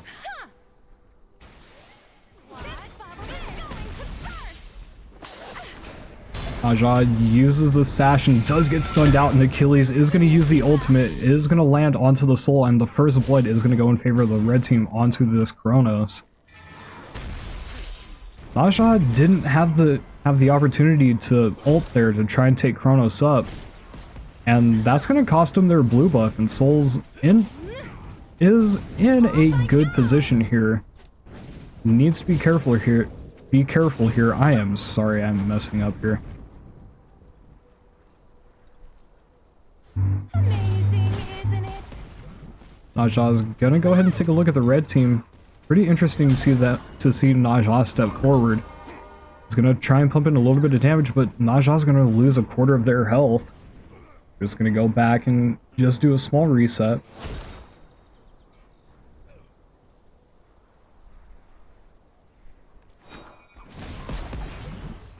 We see everybody going for their XP camps. When we take a look at the XP and gold difference, the gold just around the 800 mark in favor of the red team, the XP at just about the same. And the red team is going to look to back here when we see the Ring of Akate coming through. And another ring coming out for this Kronos, and we see Naja going for the Gauntlet of Thebes, the Soul Eater being finished up for the Achilles. And Soul has yet to back since the first wave. Holding on to just over 2,200 gold right now. It looks like the Soul is going to back here. The red team is going to go for their XP camp. And this red buff is getting ready to come up, and Soul actually decided not to back there. Vision Shard does come out, the red buff has respawned.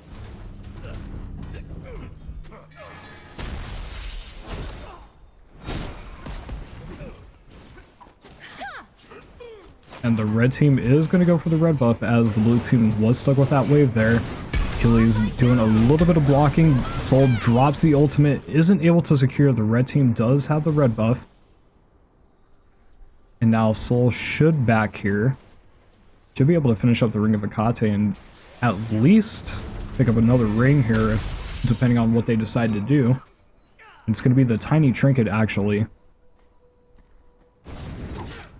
So Naja is going to try and hold wave here. Kronos just kind of being a little bit annoying.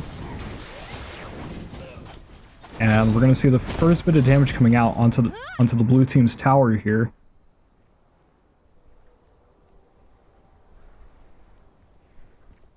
And it's just a waiting game now.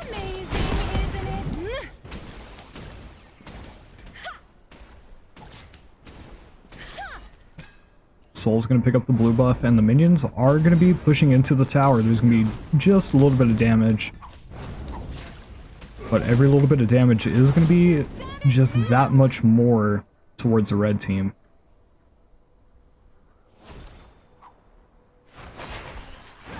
Blue team picking up the back XP camp. This match, even though the first blood has already happened, the match is still relatively even. XP, just about 1,200, 1,100 in that area. Gold sitting about the same. So the red team does have a little bit of a lead here, but really it's really not showing. Naja getting a little bit of poke here. Is going to use the sash. Doesn't ult. There's the ultimate coming through. We're going to see it coming down. Kronos taking a lot of damage, and Kronos isn't going to be able to make it into the ultimate there. And Achilles with a nice double stun. Soul pumping out a lot of damage. Achilles is going to have to use the ultimate defensively. The sash is going to come through. Soul looking to try and land a couple more autos. Achilles does dash away. Soul misses the Stellar Burst. Naja takes a tower shot, and everybody's going to be able to back out. It's somewhat of a sloppy team fight, but that does bring the blue team a little bit closer to the red team. Naja is going to back here.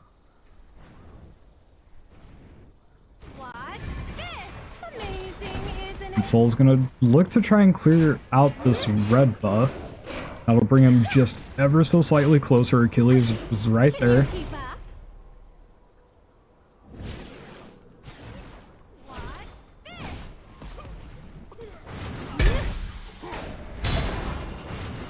Soul does get stunned, and a ton of damage coming out onto the Soul from the Achilles. Kronos misses the abilities, and Soul is going to back here. Naja is going to pick up the speed buff. See, Kronos and Achilles sitting over by the red buff. Red buff just despawned. And once again, we just go back to a little bit more farming, just sitting back and waiting.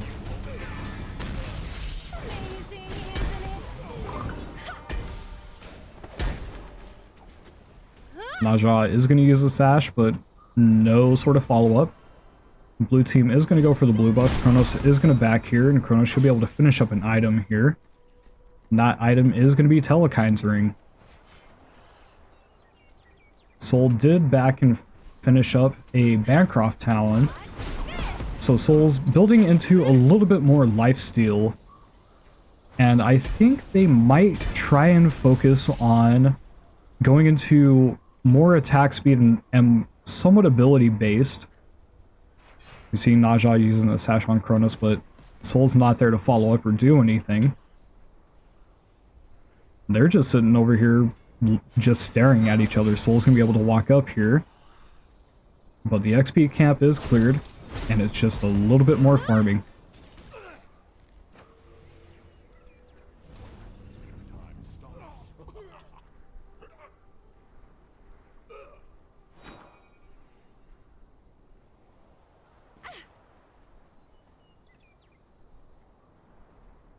Taking a look at builds once again, we see a Caduceus shield coming out for this Achilles, and beads did get used on the Kronos, and the ultimate is going to come through Soul in that Disapparate, and we see the ultimate coming through from Naja. Soul pumping out just a little bit more damage, and Kronos is going to fall there. Achilles does use the ultimate just to try and get as much damage as possible. Soul uses the ultimate, and then they're just going to force Achilles to run here. Soul misses the enhanced auto attacks, and a big stun, big double stun coming out from this Achilles, but it looks like this Achilles is going to be in a lot more trouble. Soul's looking a little bit low. Naja misses the sash. Achilles does dash forward, double dash. Is looking to try and do what they can, and the Achilles falls. The Achilles ended up falling there. The health, the lifesteal that he has really wasn't coming through as much as he was hoping for.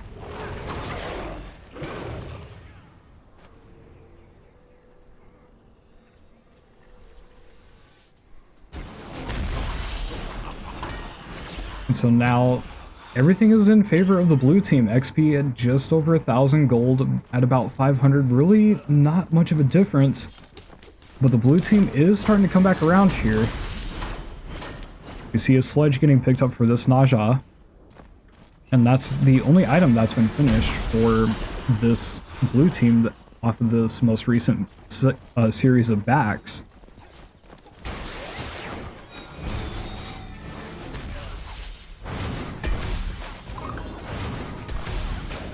Achilles putting in a little bit of poke, and Naja is going to drop the sash.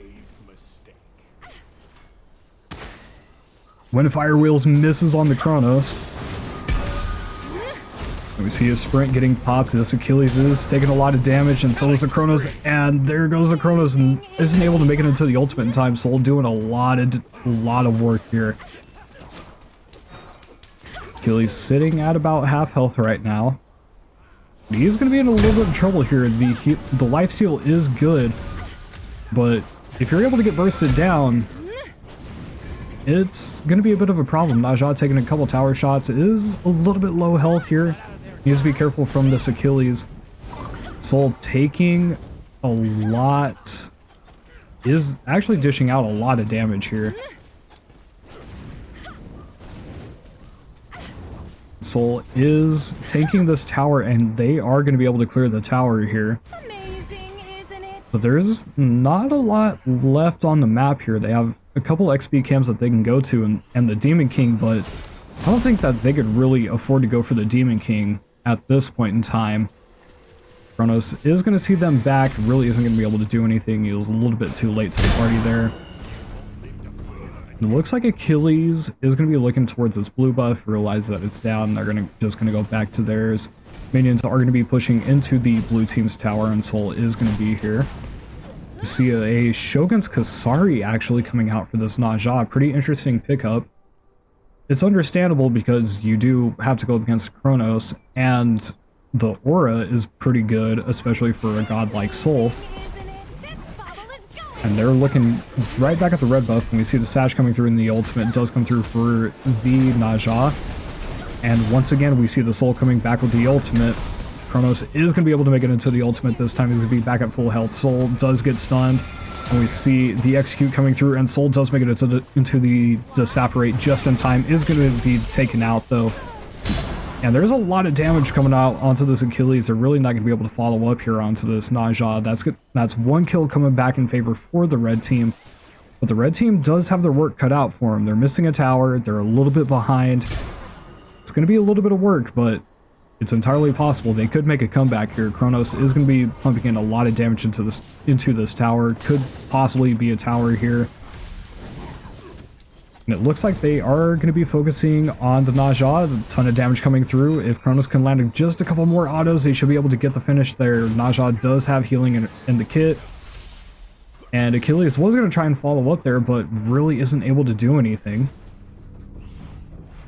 And the red team is going to go ahead and disengage here. Now everything is pretty much back to the state that it was.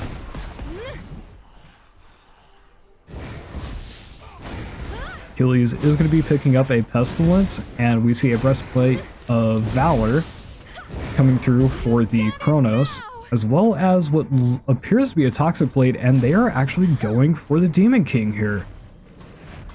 And the blue team the blue team knows now.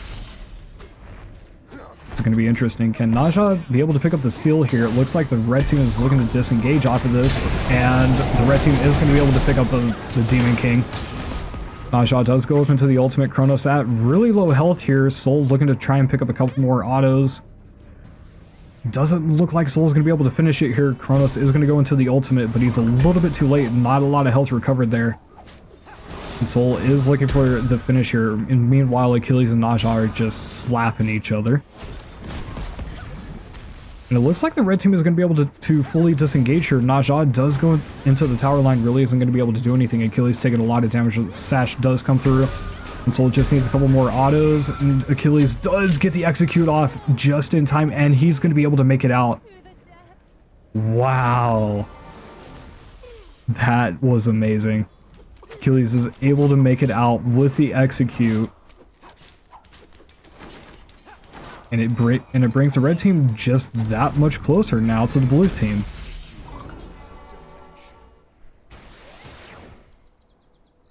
And the red team actually does have a small lead, but it's really not enough to justify anything because of how close it is. Sash does come through onto Kronos, but Achilles is going to be right around the corner here. Naja's going to have to be careful. And the Phoenix is down because the red team did get the Demon King. It's going to be down for about the next 10 seconds, though. It's really not going to be enough to do much. As a matter of fact, the minion should be there by the time... Oh! The Windfire Wheels is going to be missed, and the Aegis does come through for this Kronos. A ton of damage coming out onto this Naja. Kronos looking really good here. Naja just really struggling for any sort of health right now. The Phoenix does still stand. Achilles is going to walk into the tower line. Soul does drop the ultimate. And the Phoenix is going to fall. Kronos taking a lot of damage and is going to get killed once again. Doesn't make it into the ultimate. Kronos is a little bit late into these ultimates as of recent. Probably needs to hit the ultimate just a little bit earlier, because that's been the downfall for every single one of his kills. He's just been missing the ultimate, and Achilles is going to be able to get the execute onto Naja. Amazing, isn't it?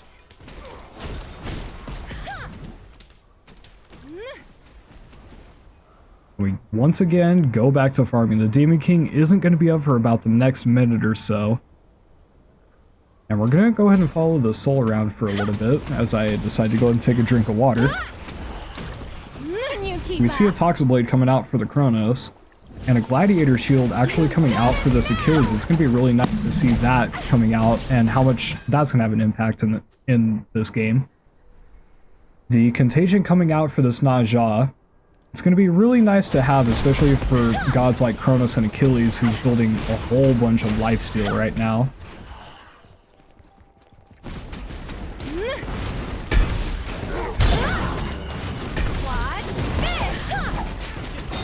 See the Sash coming through onto the Achilles.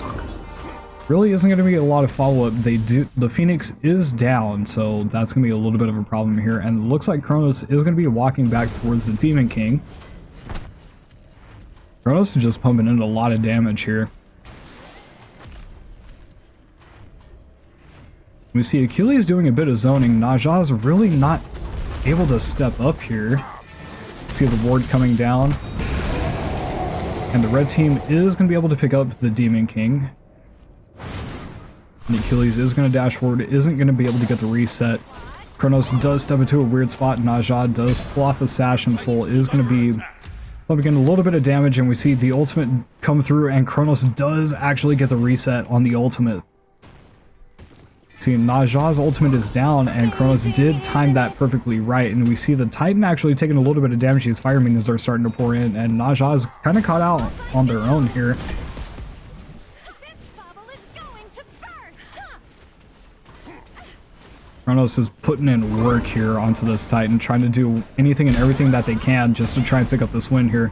Kronos taking a lot of damage, though. This Soul pumping in a lot of damage. Najah Can you keep up? really looking to just try and continue. If there's any sort of way the sash just out of range isn't going to be able to make it.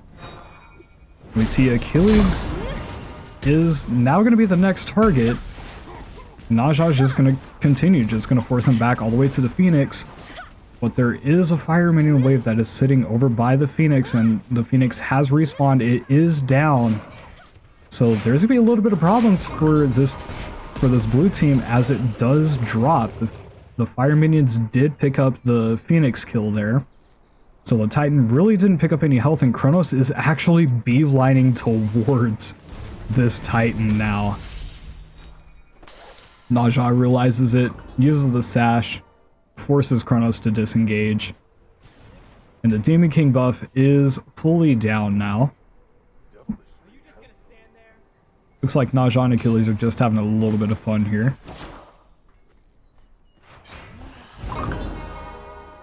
The blue team picking up whatever buffs that they can. We see Soul finishing up their build with a Breastplate of Valor.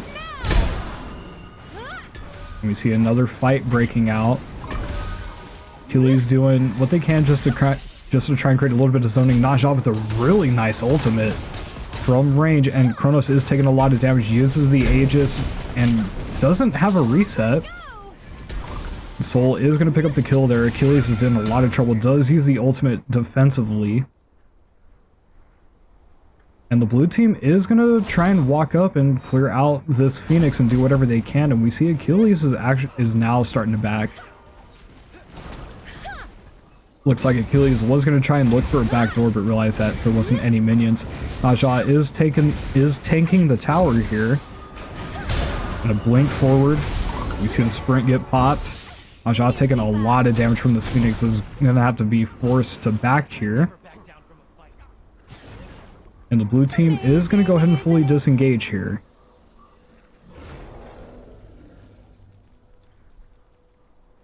Demon King just respawned. We're just going to go ahead and sit here and watch the Achilles real quick.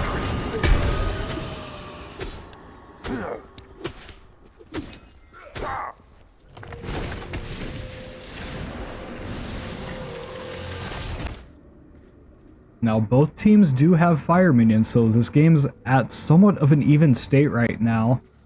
The red team looking a little bit better because they have more health on their Titan, but realistically, that doesn't mean much. All it takes is a deicide, and this match is completely turned on its head. We see Kronos finishing up his build with a Rada Tahuti. Najah finishes up their build with a Frostbound Hammer. We see a Bumba's Hammer coming out onto this Achilles in replacement for the Fighter Mask, a Bloodsoaked Shroud for the Soul, and it looks like the red team is going to walk over here towards this Demon King, and there is a ward placed right here, but it's not able to see him. Kronos pumping in a lot of damage here.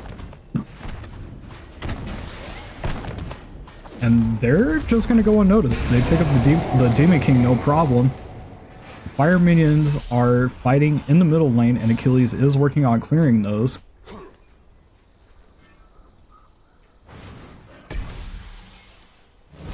And the red team is looking to try and make another push here. They're going to need to be careful, though. See the ring bounce coming through. The sash is going to be a miss. And Achilles is going to step forward. The Phoenix is temporarily disabled, and we see the ultimate coming through from this Najah. And Soul is going to try and push forward. Kronos, just in time with the ultimate, is able to get a full reset. Najah is going to be trying to do anything and everything that they can. Soul looks like they're going to be able to fall, and the ultimate does come through for the Achilles, but it's going to be on to the Najah. Soul entered Disperse just in time. Naja using the sash, and Kronos is just pumping in a lot of damage. And it looks like the Titan might be able to fall here. There is a couple fire minions, and a ton of damage is coming through, and Soul's trying to do anything and everything that they can just to try and keep the Titan alive. Naja's is the last one left standing, and it looks like it's going to be a little bit too much. The red team does pick up this first win, but that doesn't mean it's all over. Can the blue team pick up a reverse sweep?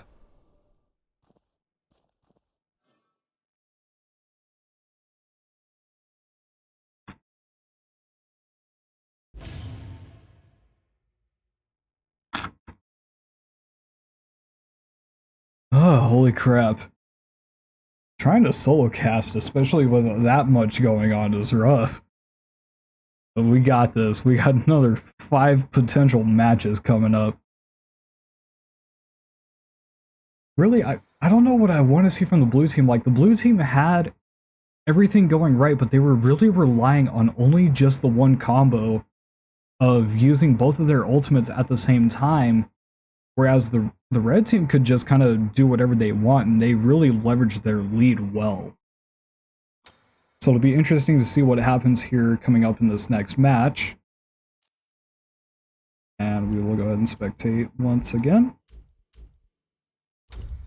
I did not pick up a picture of that. It's whatever.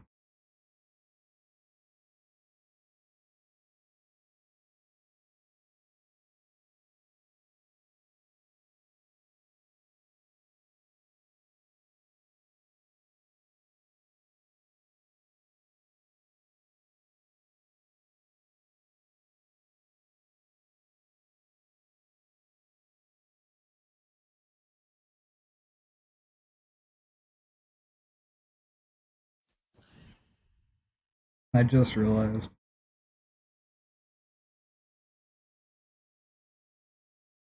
I need to go back and take a look at that.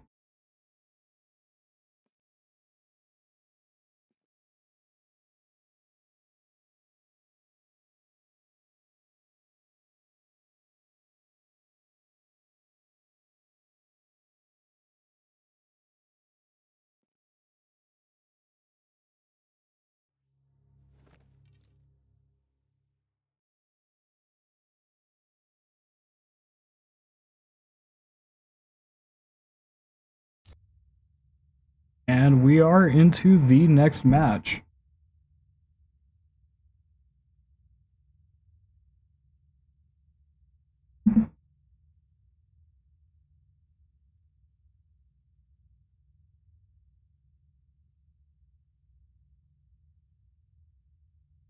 We see Persephone and Osiris getting banned out once again. I think those are going to be standard bans all the way across the board.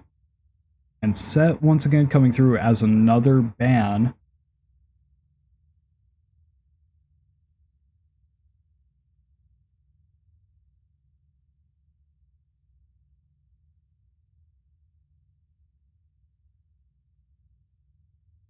And Tiamat is going to get banned out once again. Afro universal ban.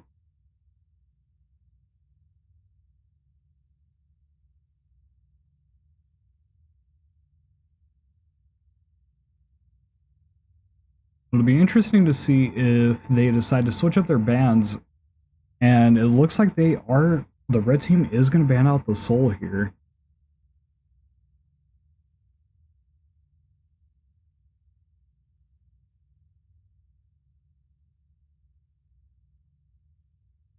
And the blue team is going to stick to the same bans that we've generally had. And the red team is looking like they are going to... They took away the Soul, and they are taking away the Zeus?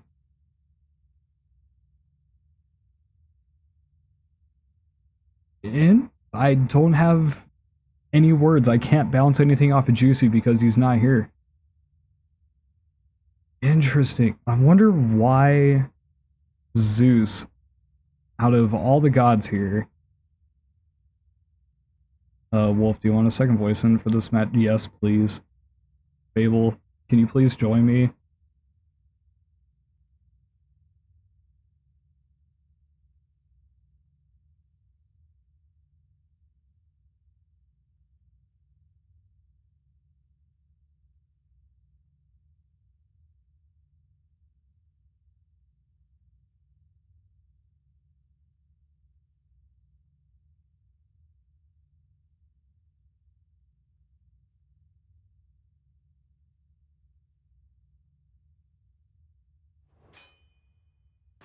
And Chiron is going to get locked in here. Bologna being hovered. Chiron we haven't seen in any of the matches so far. Oh, take a look. It's Fable. You know, we're just casting matches and having a good time.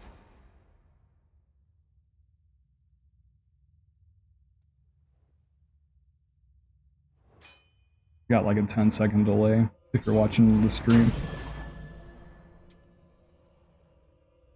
Hey, look, it's also Miju.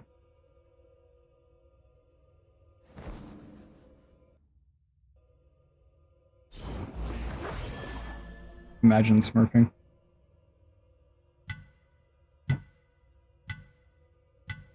Okay. Well, ain't that a shame?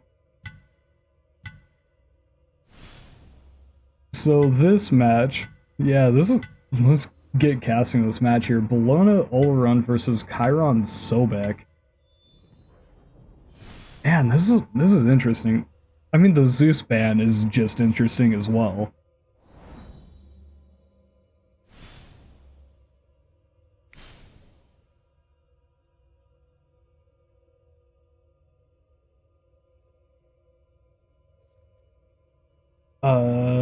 In this match? Or Chiron was top pick. Yeah. Really not sure about that. I don't have an explanation for it.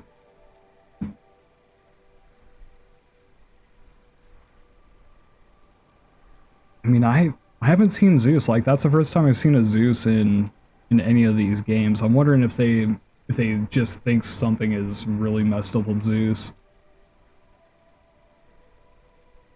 Well, listen here, Miju. I guess that's true.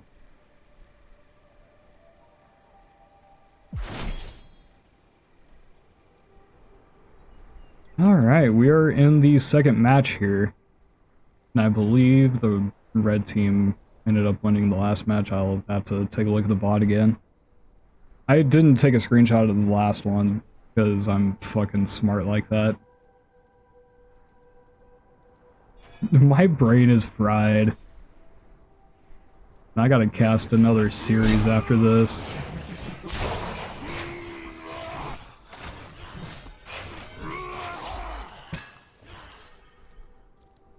Yeah, these are best of threes. Just run a gauntlet and do a best of 7. Do a best of set with, so best of set being 3 sets, and then those matches being like 7 matches. It'd just be a nightmare. See Sobek going in, trying to do a little bit of work here. Is gonna get a lot of damage though. Chiron taking a lot of damage as well. The red team has pretty good clear. Olaron really doesn't seem like he has a lot of clear, but with the combination of his abilities, as long as it's done right, Olaron can clear pretty well in Bologna.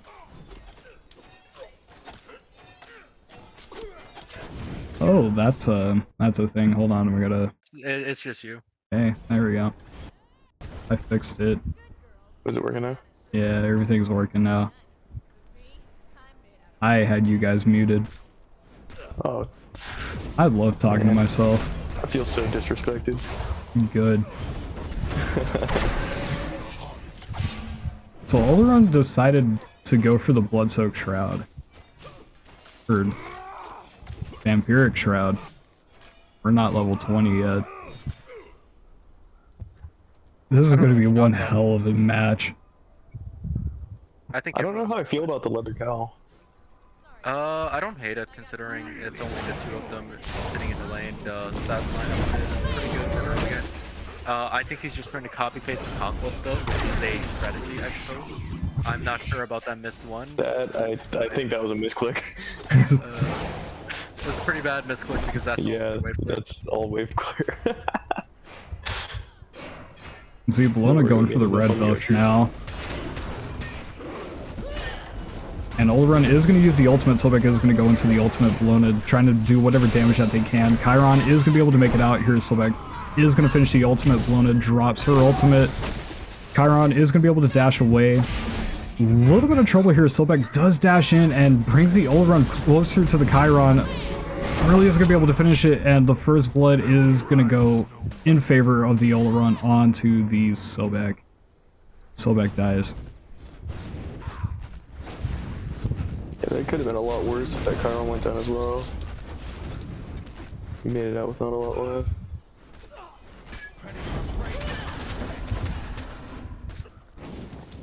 Check your messages. I should, but I really shouldn't.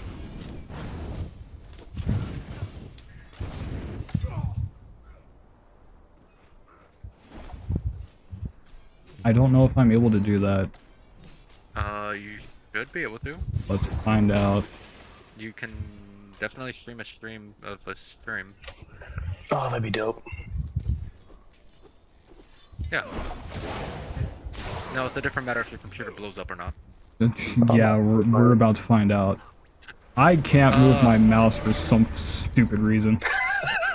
Look at what you made me do. Let's go. So Let's generally, go. Wolf, heads up for future references. Generally, there is a cameraman who just streams the game and catches everything. Yeah. And then there's the guy. I took note of that at a later It is date. a lot less buggy. Miju, everything started breaking as soon as I did that. I blame you. In that case, for the You next should be able game, to this fix is it. game 1, right? Yeah, there we go. I got it. I'm smart. Let's go. Maybe. I really don't know if I'm smart. If this is just game 1, then Well, maybe we'll this- beat a cameraman for next game. This is game 2.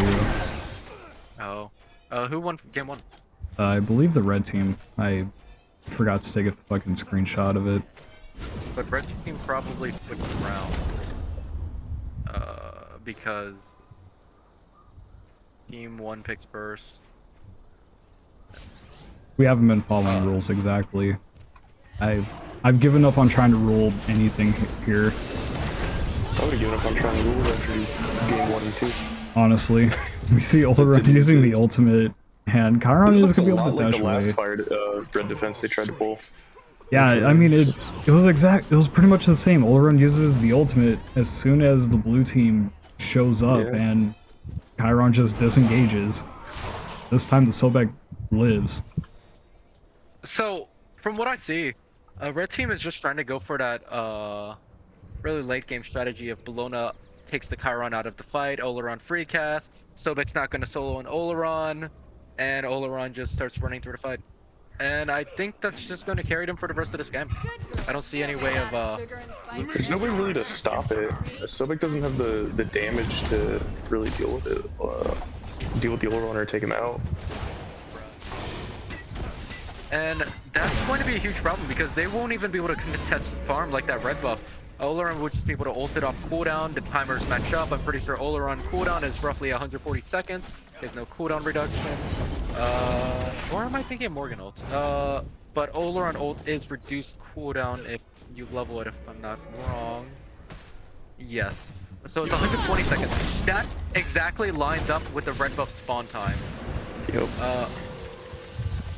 Well, he does Being have able- another point into it, which takes it down to 115. Slightly, He wants to make little bit sure he ahead of for it. sure has it every red buff. yeah, which isn't bad. Oleron ult is a great utility for both fighting, it's amazing. disengaging, not being wolf. Oleron fixes your entire problem of being wolf. Like, if you play Oleron, all of your problems disappear. I see how it is. I'm sitting over here just getting shit talked. Like, okay, what else is new? Shut up, cameraman. I The don't casters are speaking. The casters are speaking. Whose stream is this? Who needs a juicy in here? Freaking jerk! You guys come in and start trash talking your cameraman. Hold on, what's the rules here? I'm glad you accepted your position. Exactly. Anyways, So it appears Sobek's trying to go into the Spear of Magus, which is actually quite huge here. But it's still that underlying problem that Chiron won't be able to actually get any damage off. The disarm, the block stacks, he'll just be shut down, not even being able to proc Ichable stacks in these fights, and that's just really tragic for the Chiron. I don't see how this will transition well to the late game for blue team. There's not much peel opportunity inside an Oleron. Sobek may want to consider bees. Well, you know, Sobek plucking a minion is 10 out of 10.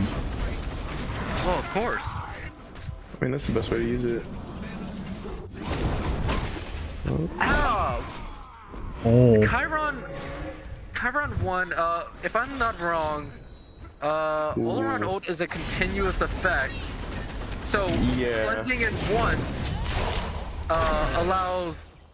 That's actually huge. Chiron might have a lot more utility into this matchup than I initially expected. However, he is just being dove by the Bologna, putting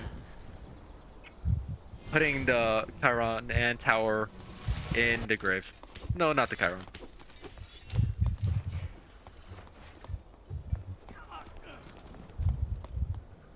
Wolf, you have a question that might be better for you to field here, asking what the are. what are the rules here? The Thunderdome, rules. there are no rules. I really wish it was like that at this point. We have rules? So I kind of just hopped in here. oh my gosh. My mind is fried. I'm like tired. I'm really tired. And I gotta cast more. Don't worry, we got you. Yeah. I can pull camera on the next one, so it's a little bit easier. If there is a next one. Red team did win game 1. There's another set after this. Yeah, there's another set after this. Are you kidding? No. God, Wolf, do your job better. No. For real. If you did your job better, there wouldn't be another set. Yeah, why don't you just ban I gave everybody you but- 2 buys. You better shut the hell up. I could revoke those right now. Miju, I do have a question though. Do you feel like the Chiron would get more benefit out of having a power pendulum? Because he's not able to effectively auto into an Oleron Bologna. So, At least at this point. That is an interesting question. I don't think having ability damage is going to change the fact that he's not going to do much damage to the Bologna. Oleron opting for the sustainability option. Oh, that wasn't a spear, that was a divine. Wait. Huh? Yeah. Okay. Shutting down Oleron's sustainability options with the 90% anti-heal using his 3 proccing the divine. What's the overlap time on that? On Sobek 3 versus divine? I'm not sure. I think Sobek 3 is like 3 or 4 seconds, right? Yeah, Sobek 3 is 4 seconds, the divine is 4 seconds. But Sobek can easily just reapply it using it 2. Yeah. Oh, he was plugged onto Oleron. Good plug. Oleron being able to still sustain out of the fight. Ooh. Oh, beats being Oh, forced see, out of the the beam Oleron here. on this Oh, one. is there? Oh, Close. maybe he should have opted for power pen. Yeah. Maybe. Yeah. I think a Trench Crusher Brawler right there would have been the end of him. And then we're in a completely different game. Yeah. Especially with the bluestone damage.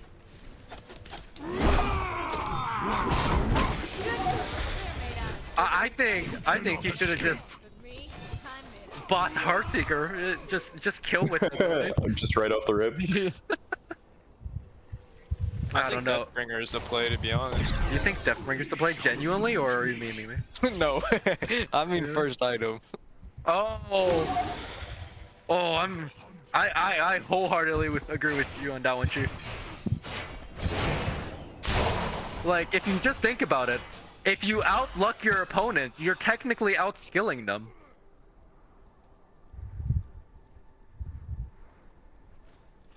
Bad take? If you're just luckier than your opponent, you're just better. Yeah. That is another RNG, red you go buff. bird. That is another red buff secured by red team. Oh, Bellona blink onto the Chiron. Chiron beats being forced out by simply a Frostbound hammer. Oh, Was that tail end a dash?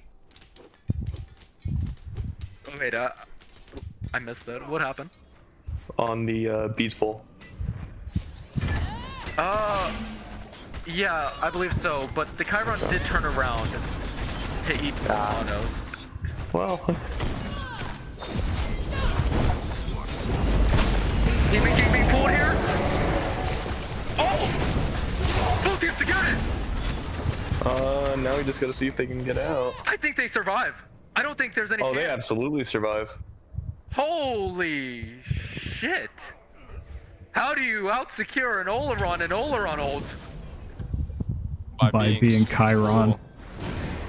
Yeah, I suppose that is an argument. Red team looking to siege down to blue team's Phoenix. Not able to get anything off of it though, disengaging.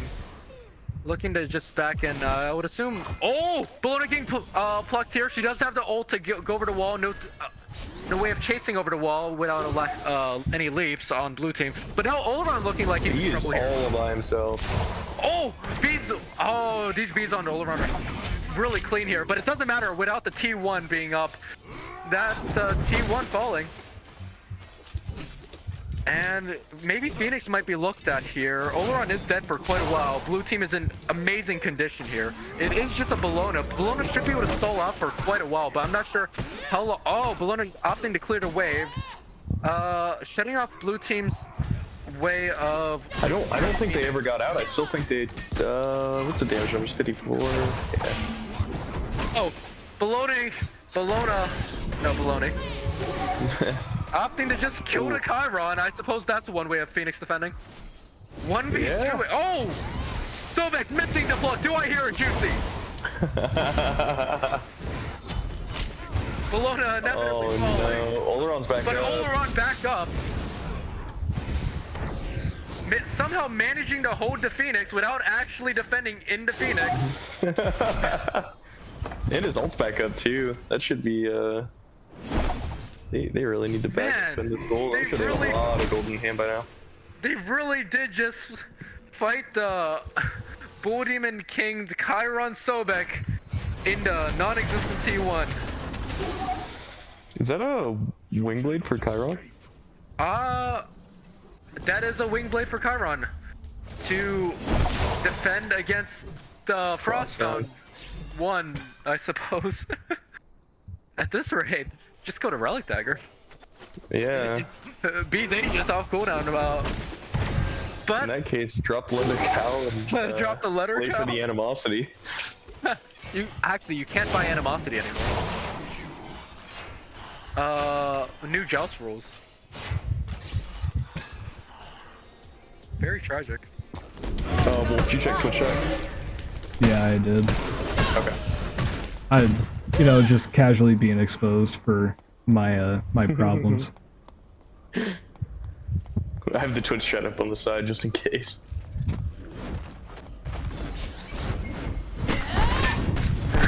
Red team pulling the Bull Demon King again.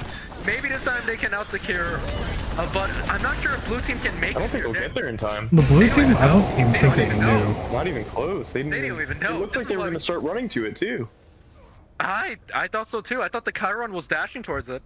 I mean, maybe they realized that they couldn't get there in time and just wanted to get a little bit of wave pressure. Oh. I'm sorry. It's a little blurry for me. What's the Bellona's item after the Berserker suit? Shoguns. Shoguns. Bologna not having any proper physical prot. I'm not sure how much value the Chiron's getting out of Dexy. Yeah, he's just not pulling enough damage out on the Bologna. I think the kin size is definitely to pick up here. Bologna has a whopping 450 something extra health, 550 including War Flag. That's a crap ton of health along with warrior stats. You can't forget about warrior stats. The superior assassin stats. Aegis coming into Chiron. Blue team losing to Phoenix, unfortunately. Looking to collapse onto the Bologna, but that is a Bologna at the end of the day. Chiron falling, I think this is game. So, I'm not sure how... We see something huge out of a Sobek. I don't think Sobek's Bologna. Sobek's got this, look at him. Oh! He's the GOAT. Maybe not, that is a retreating. lot of damage on Titan. The Sobek aggressively retreating as Titan now falls to the Oleron Bologna. Sorry for being late. I got caught up enjoying my last few minutes of not being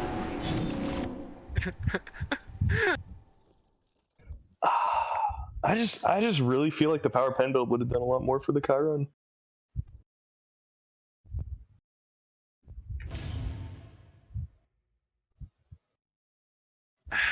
You and your power pen build.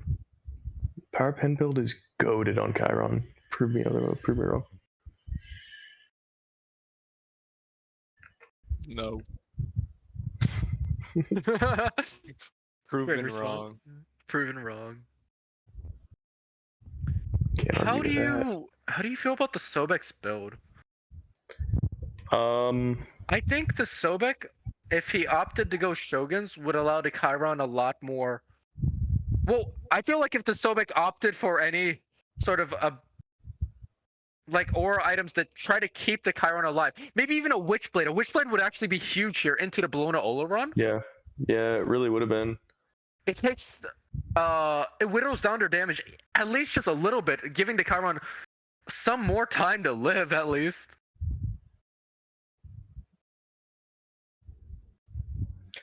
Yeah, there was nothing really to stem the Chiron, and he was just getting poked out very, very heavily. No, what do you do as a hunter into a Bologna? Yeah, you really can't. Alright, so let's go ahead and take a look at the bracket here as we get the update. So, let me double check and make sure that I'm right here. Altrol and Hayden do move on, and that was a 2-0 sweep. So up next we have Torch and their partner, and Hellerin and Yash. So I'm expecting a big game out of Torch here. Can I just move them forward? Hot take. Torch solos Hellerin 60 times out of 2. Torch is going to get the triple kill in this 2v2. Torch is going to 180 steal Bull Demon King from Hellerin, and Hellerin will just AFK after that. I would love to see this happen. Mentals will be shattered, morals will be broken, Torch will be moving on to the finals. That's my prediction. Hot take. Okay. I don't think that I can disagree with that, but I can neither agree with it either. Do I even have any of them? Yes, I do.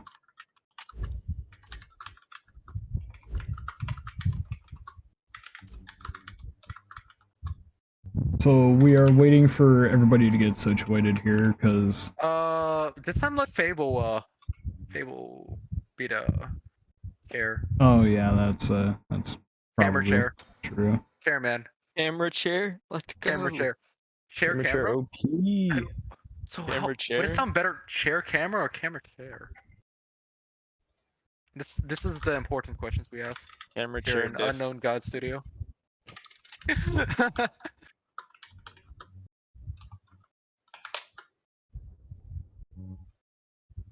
Definitely not ObsoleteWolf _.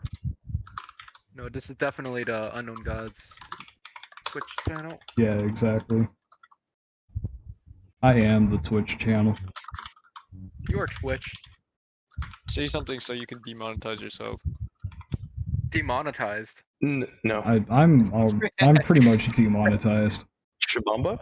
Nice stream, Shabamba? guys. How's Shabamba. everybody doing?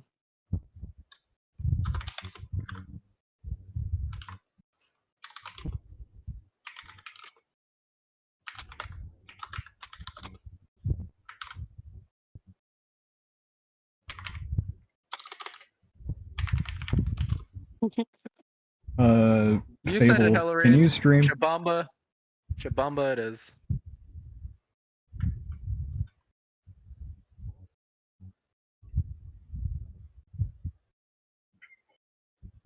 Let me stop streaming Smite. Alright.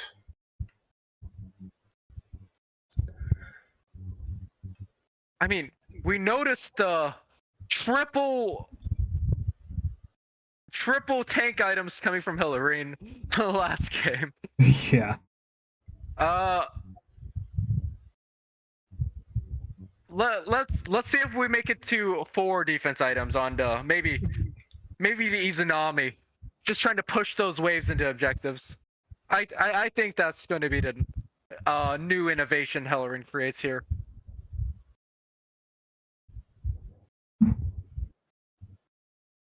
Yeah, Hellerine has been the master of solo lane mages in the 2v2 right now.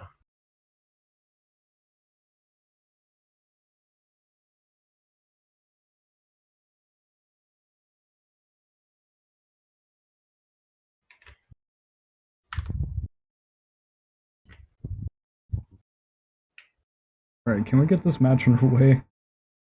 I see Torch is on. I'm not sure who's making lobby. Torch and Nayron, and then Hellerin said he's opening Smite, so I'm assuming Yash is somewhere in pursuit. Yep. Actually, Wolf, let's get a paradox going on here. Go watch your own Twitch channel. I'm in the process of making Tempest a moderator right now. Let's go. Oh wait, you can see everything. Crap.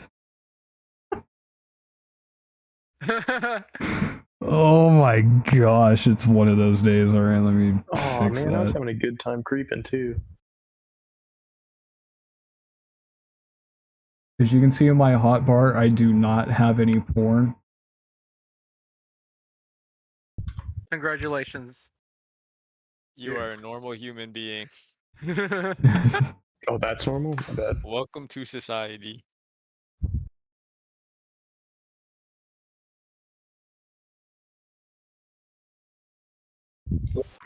Literally just have to go to your chat and type /mod and then my name. You know, Oh, I got that's this. probably easier. I feel like it would be a lot easier.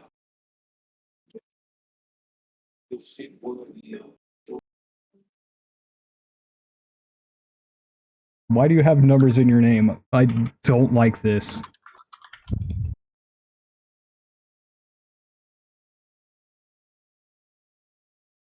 Alright, I think you're good. Maybe. I don't know. Let's figure that I out. tried the same thing, but it wouldn't take it with a slash. Stupid. You're stupid. I am stupid. Thank you for noticing.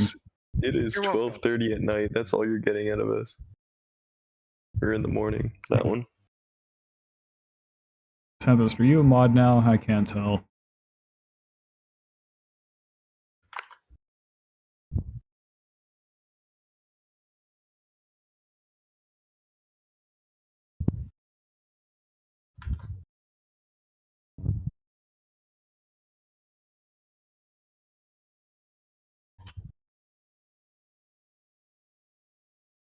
Not yet. There you are. There we go.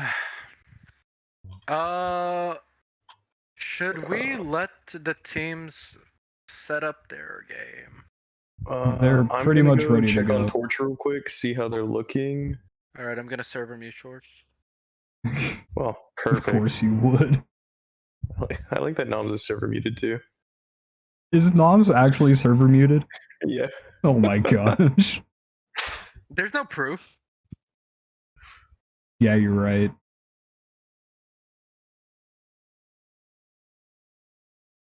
There's no poop whatsoever. I should probably set it up so that way, yeah, I should be smart about this. Let me get rid of this.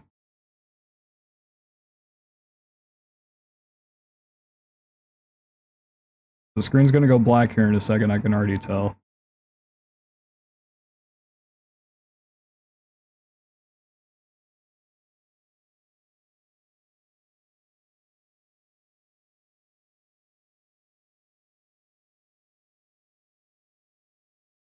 I think this is the right one. Why is it capturing my Streamlabs?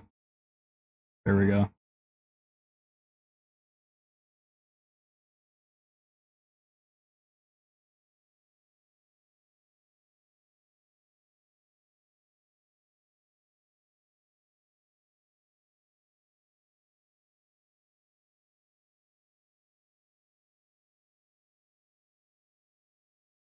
Let me just take that away. I think it's because that's awkward.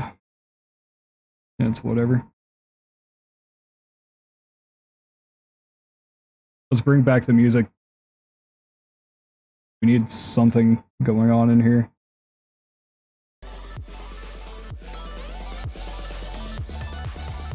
Music brought to you by 99 Lives. Go and check them out.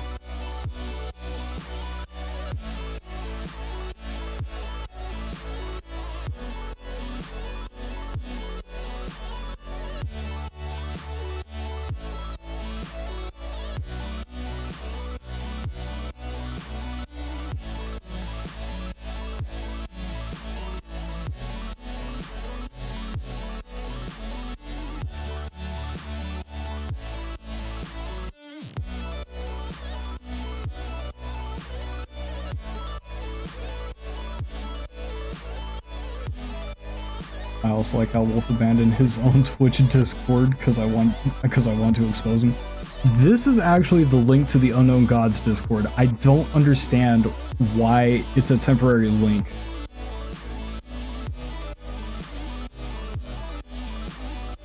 Let me double check.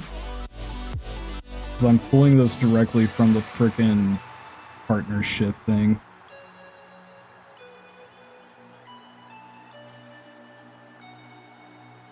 Yeah, this is pulled directly from the partner information.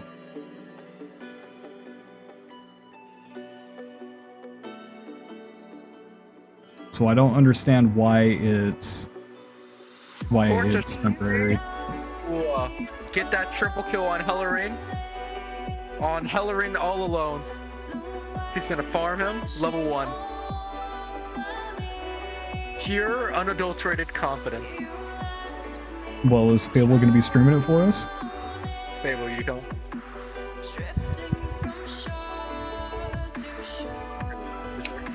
What? What's going on? What's happening? Where am I? Situation. Where am I? Oh, hey, what's up? Yeah. I just heard myself get moved. I wasn't sure where I was moved to. Yeah, they had some problems with the lobby. Torch put it up right now. Can you stream for us? Please.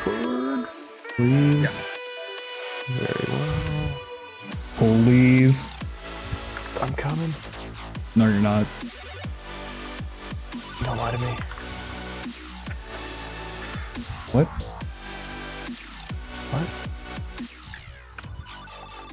And take away the music again. Oh, perfect. We already have some bands coming through. No one wants to see Hellerin on Soul. Cool. Don't blame them. What are you talking about? Hellerin and Yash really loving to ban out the god that is already banned. Don't understand why. Or Morgan Le Fay? Morgan Le Fay. Sorry, I just gotta move things around real quick. There we go. It's their way of asserting dominance. I without actually highly buying dominance. Okay. Because buying dominance, that's only a subtle way of asserting dominance. You need to do more. Like by dominancing their dominance. Just buy, but You need to buy the dominance. hide of Nemean Buy. Lion. If you see a dominance on another team, you buy that Nemean Lion. Then you spam laugh on their corpse after you block 3 of their Aussie procs. I mean, Helen that's... and Yash, I feel like are feeling fairly confident. I think that's all that they They're are. terrified. They're quivering. Not sure what the Arachne Ao Kwang is about. It's the new meta. It's the new meta. If you couldn't tell That's from an their last interesting pick. gameplay. Okay, listen. This could get me demonetized, so you better be careful as to what you say. I didn't say nothing. What are you talking about? It's ESET. No, it's set E. God. Yeah, it's actually yeah. Tessie. Okay. Tessie? The Loch Ness Okay. monster. I thought the E is silent. Yeah. So it's just Tess. Gilgamesh Newell. Oh. Interesting. Okay, we saw this in That match is rough. 1. No, now you see. Or no, this was match 4. This is all according to Torch's plan. Torch predicted this. You see, what doesn't help is whenever Fable stops. I cannot stop tabbing out. Oh my. Okay. All right. So here's what we're gonna do. I'm just going. You're gonna not put my unbind hand in Alt Tab. Yeah. See, people They're keep putting hovering to messages Baba up, and Yaga. I see stars in the Twitch chat, and I get curious. He's so concerned about Twitch. How about you do your job? My job is Locking making into sure. Gilgamesh Hades, a very fun comp for a very fun team of people. Sure. Yes. ESET. ESET. Very well. That will be living in my brain now. All right. Actually, let's go ahead and just make this confusing. Wolf, you call ESET Fable, Tessie, and I'll call Tessie. and I'll call ESET Tess. Yes, we must ruin this. Do we have a last name on that one? Maybe Tickles. Oh, and I'll call her Lickles.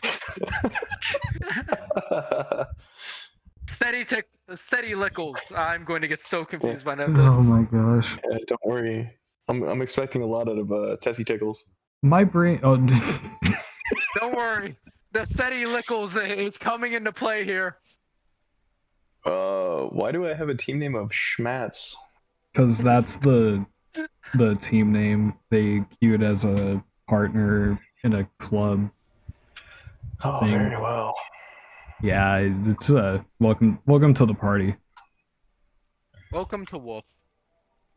I wish. Let's take an adventure. Oh.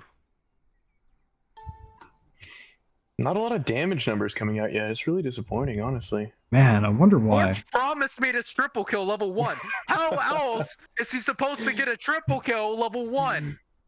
God. Torch can't even DDoS properly. What is this? I mean, maybe he's just new to it. So, the Tainted Steel is actually a really interesting pickup here. Yeah, it is. Herc 3, ESET ult, the Tessie, SETI Lickles. I think we have a power move coming in. Oh! Oh. Forget the nicknames. This is more. Yeah, that's just gonna be horrible. Alright, shut up.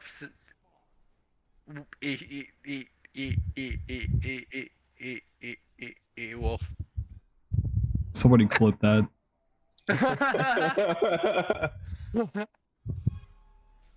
That belongs in quotes. That's an interesting rotation out of. Yeah, blue to speed. Maybe to XPs. Oh. Maybe. To speed to.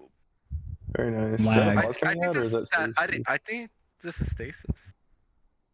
I think it's stasis. Well, yeah. there we go. I was about to that- give us a close up of. Close up of AFK. Yeah. So this will be a pretty interesting match. What? Oh, we're getting nice angles on this too. I would assume you would go blue buff to speed buff if you're trying to go XP camps, but the pathing was blue buff to speed buff to lane. I feel like isn't that just slower? Oh, That's he's getting caught out here. A lot. gonna be a lot of damage coming through and gone. Oh, Wow. crashing with the double leap, Hades Gilgamesh. Oof. All right, can we start saying our praises now? Just like, all right, Hellerin moves on, moves forward, and the stasis is going to be coming through once again. Stasis All you coming need in to know, clutch. best run animation. Look at this guy go. Walking with purpose. God, he is that on really a mission. walking? It looks Walking, running, jugging. I'm not jugging. Jugging. He's jugging. All right. We got a new Bacchus coming in. Sure.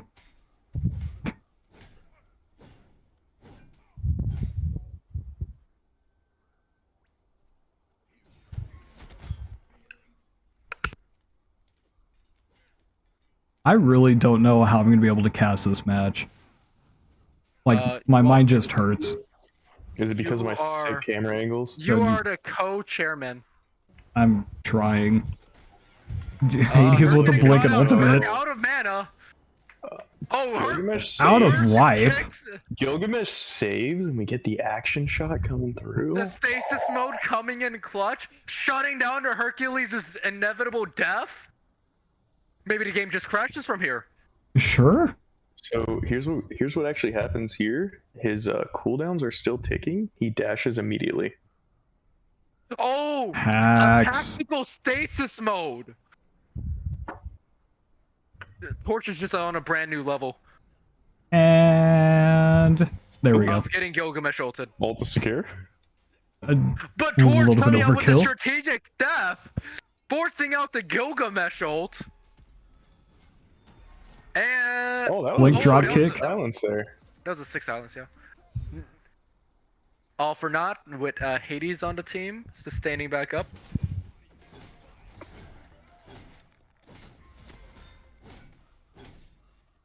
Red team is going to pick up the red buff. And the blue team is just going to be like, hey, yo, what's up? What's going on?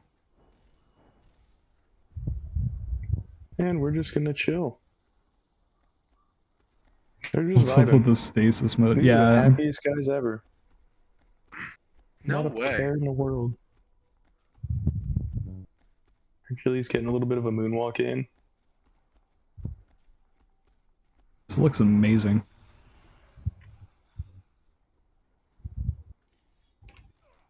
I wonder if they put it on low latency Hellerin spectator. wants 0 healing coming out of this Hercules and Tessie. Really I interactive don't blame them. builds. A lot of letting your opponent do what they want coming out of Hellerin's team. Not shutting down Torch's will to play the game. Nice little pluck. Yeah, it is. I don't think there's enough of a punish for the Gilgamesh though. Yeah. Drop kick into air. 10 That out of was 10. a tactical move. It's all strategic. They do be playing the 0-man chess. And look at that, the This spirit ball looks like missed. it's about to go horribly. Yeah, you know, we're let's just just gonna- analyze this really Top quick. 10 moments taken before. Oh. We're just gonna point out here. I don't want you. Get out of here. Very well. We're just gonna point out that Hades and Gilgamesh both have ult here. Oh. And there's one, There's one ultimate, and the other one should be coming through. and there's 2. There it is. Yeah, all right. Let's start moving on. Predict with your channel points to see who is going to win this match. I have no clue what the predictions are because I think it could also be me trying to get through this frickin' match. Okay, you are just begging me to tab out and put all of my points into Torch's team. Please. And I will win some points real quick then. Because I think this match is pretty much clear cut. There was no point in doing this match. That is awfully rude of you. Sir. You should have heard me during I think it was Heller and Yash War Mate or War What do you Stronius. think about the rush on the Shield of Regrowth? I don't Hurt think Zoom. it does much when there is a Hades who stops you from moving a certain direction. Hurt go zoom. Herc do go 0 power. Epic into 2v1? That's not how it works. Epic 2v1 and you try and go in, they already disengage. Come on now. I thought they might try and pull that. I think. What is the late game strat for Player's team besides being assholes? You think that there's a late game? It's a funny game. Oh, Wow. wow. Wow. Tessie ult heals a massive 120 at full charge. Fucking big brain. That is rough. You know what? F6. Like, that's it. Game's done. Let's move on. That one hurt. Yeah, unfortunately. That one hurt my soul. Ooh. Gilgamesh picks up a mace on his passive.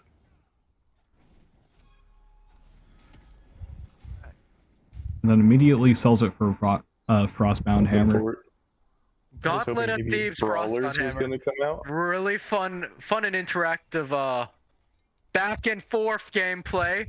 We've seen really- the same thing for every match.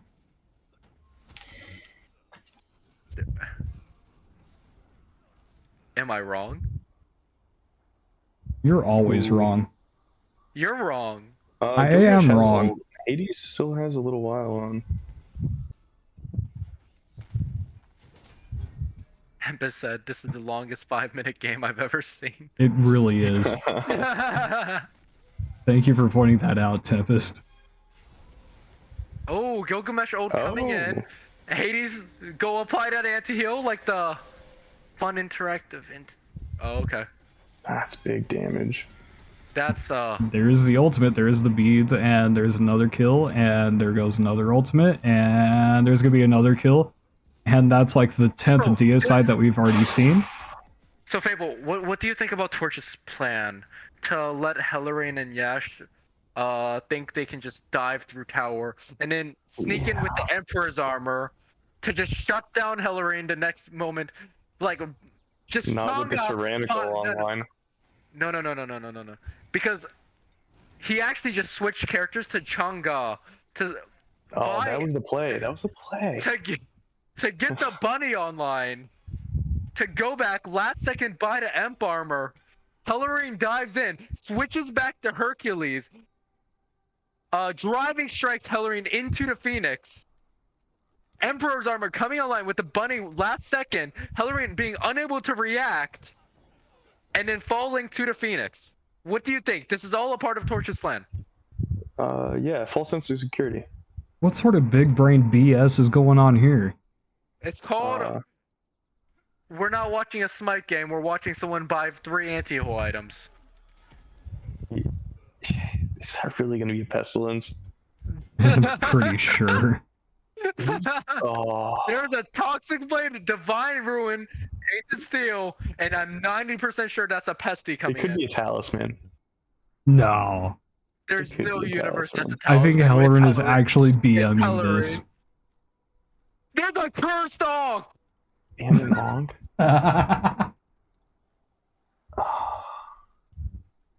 What more? Relic Dagger?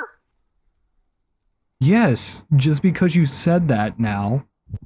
All right, Hellerain. I'll give you an You have every emo. I'll give you Fable if you buy a Relic Dagger. this game. Healing's going to start damaging them.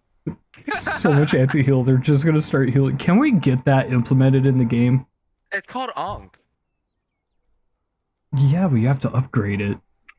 No, but if Well, you're at that is 100, that is no, the good thing right now. if- It is not upgraded yet. if you think about it, right?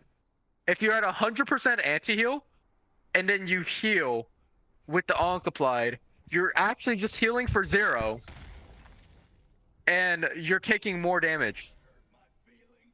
So At that's that, pretty much. oh, there it goes. It's upgraded.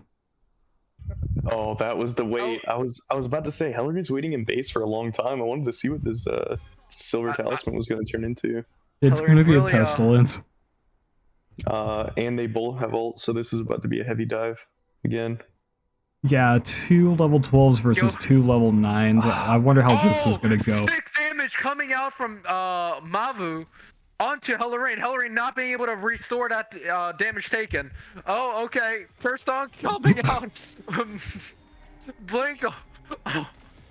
56. Oh, There's did you see still that massive room. healing out of the 56. East ult? 56 healing. Unstoppable. That I is think just he's actually healed insane. more. Gilgamesh, you know, soloing that. Souls BDK. It's actually BK. Actually, no, Don't it's lie just to me. BK. No, it's just Burger King. it's just Demon King, right? It's just Demon King now, right? Yeah. Is it really? Yeah, Alright, it's well- not Full Demon King anymore, which is still weird. No. Oh, my I mean, we already know how this match is going to turn out, but God. no. That's so rude of you, Wolf. It's obvious. This is all part of Torch's calculation. The moment Fable. Okay, here's the thing. Yeah. Hear me out. None of them have beads. What if we get a? No. I mean, Hellrine and Yash. Oh, we just. What if switched- we get a sick Hercules pluck into Driving Strike? It's got to be into Fountain. It's gotta happen in general. Alright, so the blue team finally gets a kill. Hey, no, this is all according to Torch's Stasis. The stasis actually do that? Wait. It just go. What are we gonna see? What are we going to see? Probably Hellerin just turn around, look at ESET, and just be like, yo, what the hell? But Sorry, I think you mean Tessie. Seti? You mean That is exactly what happened. I called it. 100% exactly what just happened. Okay, so was that actually the ESET just missing Spirit Ball? Or was. I think he was going for wave. I don't think he was going for wave that time. That was the show of force right there. ESET is ready to frag out. Herc looking to secure this. Oh, Oh, the Spirit Ball come from me! Oh. Miju, you need to take a step back. I'm waiting for just some sick nasty play to come out of this team. It's gonna be amazing. Yeah, If, from 4 levels down. It's actually. There it is. Oh, it was almost there. Oh, there He's goes coming the at dudes. driving strikes into the Hades ult. There's just nothing they can do at this point. I disagree. Hades is backing for the Pesty. Wait, Now they hold just have to on. 2v1 to go. Gilgamesh is building into an Odysseus bow. Oh. Yes. Yeah, he already has the charge bow It's a online. talisman, Hellerin's- no way. Wait, I told you, Hellerin I just told picked up you. a 5 pot. Okay, so according to Hellerin, Odibo is actually sick for killing Titan. So they're I can see probably that. looking for game soon. With that 500 pot being purchased, I think it's coming now. And I don't think Hades Gilgamesh has the best Titan pressure, so this Odibo might actually be really good. Let's see But there's here. not much you can. There's not much you can do here with that kind of lead. The blue team is down 1 item each. We're just gonna get some sick angles. It's only one item. They're down 4 levels on the Warriors. Is that a gem of ice? It might be an E-staff. If it is, I'm not mad about it. An E staff on ESET. You mean Seti? Tessie. ESET. You mean Seti? Listen here. Showing off the moves. Look at this guy. Look at This this is- dude. That's the show of a man who's going to get a triple kill. Or definitely not the man who just gave up. Absolutely annihilated. Hellering is just letting whatever happens happen. I don't Making Aegis in think. Fountain cannot be stopped. Oh, This game needs to be stopped. no, it doesn't. They're just I think there at might this have been point. kill potential on someone. Both SETI and There you go. No, there we go. Let's see this heal. GG, Where well was played. it? Whoa! Whoa, that's a wait, lot of wait. There's damage. kill potential! There's kill potential! Please! You can't do this to me! Wait a minute. Where's the auto attack cancels? Absolute BM. Fire minions are already sitting at the Phoenix line. Oh no. No! Torch!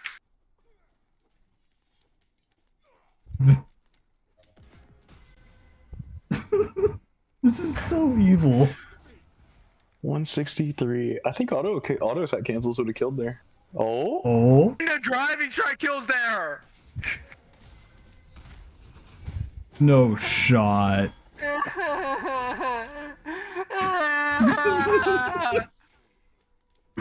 Oh my gosh. This is, oh my. Wow, this is Really depressing. yeah, this hurts.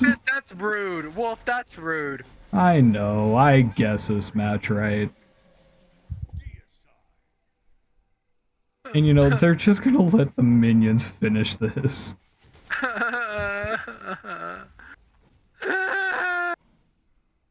Miju is officially having a emotional breakdown. Okay, I'm pretty sure this. I think this match is pretty much over. I assume it's coming right here. Yeah, I'm pretty sure as well. No, here's where Herc redeems himself. GG, well played. Yeah, he dropped the dance. That Alright. that is the ultimate I1 move. Alright, so that is 1 point towards Hellerin and Yash. I would like to officially call that a best of 1, but the problem is that this is actually a best of 3. There's no rules. I think you forgot about that.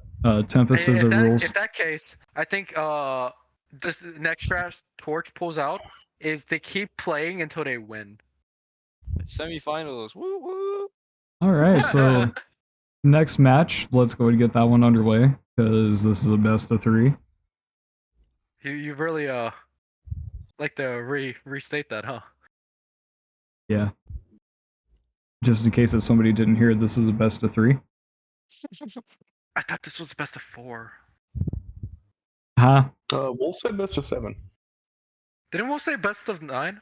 No, best of Something like set, obviously. Best of set. Hellering, you're good to start. Or Torch, whoever's hosted. There we go. go. Alright, Yeah, so actually, who we pity the most. So Torch was actually expecting this outcome. alright, the red team is gonna win. It's as simple as that. It's already lost. All right. Whoa, whoa, whoa, whoa. I'm just get gonna this sit here and negative scroll through Nancy out of Facebook. here. they So, banned Expected Bakasura. Hellering and Yash to pass bans.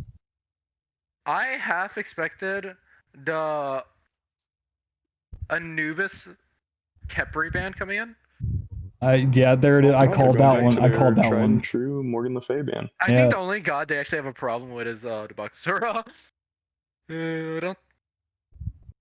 It's kind of just an unfun character, which I definitely agree with. Mercury. Okay, no, never mind. They're just banning stuff. What if they're going for the big brain move of banning everyone who wants to hyper farm? Yeah, because that's So, what they're you are concerned Not about. even good at hyperforming in jokes. They're just banning. Look at that. That is the play here. You cannot convince me otherwise. Oh! Whoa. Oh, Okay. Halloran hovering to Interesting. Anubis. Please make me happy. I want to see an Anubis. Impact on this game match. Oh, no, it's going to be a Tiamat. Oh, he's just gonna be boring. Tiamat and Wukong. Boo. He's boring. So this is actually quite interesting. Does Halloran make this unfun? Or does Halloran make this funny? I want to see the Anubis. First item, tyrannical, I'm gonna call it. Yo, of course, it's Halloween special. Oh, there's a Zeus. All right. GG. Well played. Okay, but Zeus is kind of sweaty. Zeus. Because the Zeus, And there's we Kakalin. both know Halloran's just going to buy defense and then just not die. Which is definitely the way to go. Oh, do you think And they Halloran put was Twitch on hovering the the Tiamat. Tiamat so that the other team picks He the baited Tiamat? him. He baited Do him you- so hard. Yeah, Do you easily. think that was the actual That was so big. That was the biggest bait possible. that might have actually been the I don't think Torch has enough passive mitt to withstand the Zeus damage. He doesn't. if Torch just one taps to Hear me Zeus out. first though. Hear me out. Torch is the tank again. That's crit Horus. And that's a crit Hydra's Horus.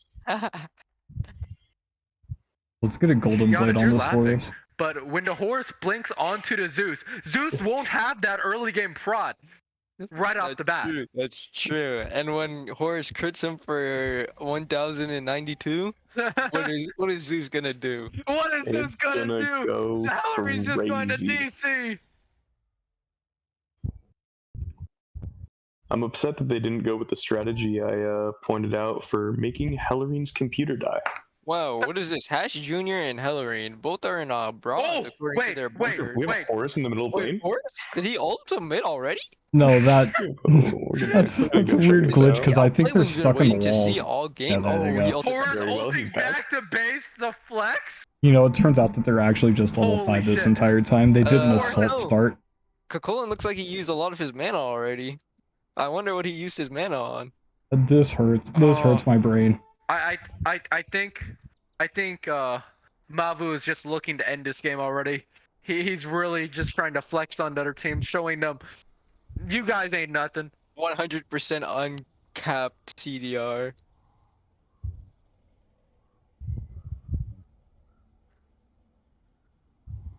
Starting to sunder. I think Just under. They I might be think going they're for an actually They're- looking to they're pull gonna try and Halloran. go for a- BDK. Yeah, they're going for an early kill on the BDK here, it looks like. No, they didn't get a hog. Horus not 1,000 true damage. Not happening. As the shield is dropped down a little early, it will not stay long enough to hit the shield. I believe that is an F6 coming out of the red team. Both So, teams get to the blue around the same time. No, Fable Giannis. Hear me out. If Torch and Mavu locked in Yamoja Ymir and just kept pushing the minions back, Do you Can't think clear a that wave would if be- there's no wave. do you think that would be enough to break Halloran's PC? I actually, yeah, I think it would. Yeah, they- that If might be they the stay strat. there, that could actually be OP. Is it enough? That is the question we're all looking for. If they just hold back like 5 waves. Tiamat appears to be getting. Oh wait, Zeus is, touched. Zeus Wait. is Zeus lives. Oh, this sucks.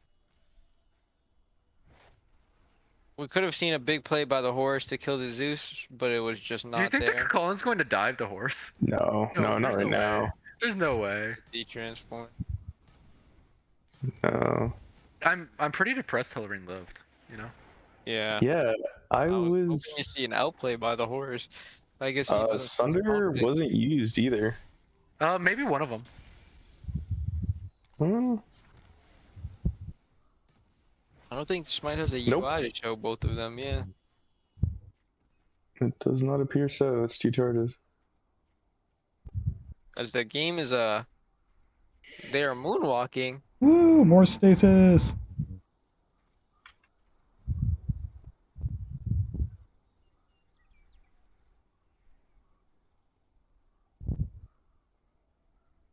It appears the smite field has become a treadmill.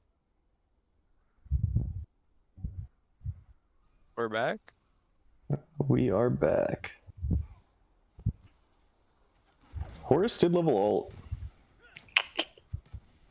Are we going to see a crazy outplay here with the Horus ult team at ult combo? Horse leveled ult? Yeah. That's an interesting option. Unfortunately, Horus misses the Blake.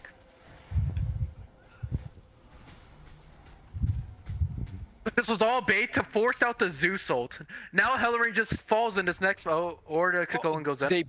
They bait out the Kakolin ult. Wait, him Both mages driving are the on please, kill it, kill it. Come on, just no, he's out of mana. Oh no. As Hellering gets away again. Oh. Living by Kakolin definitely goes on this.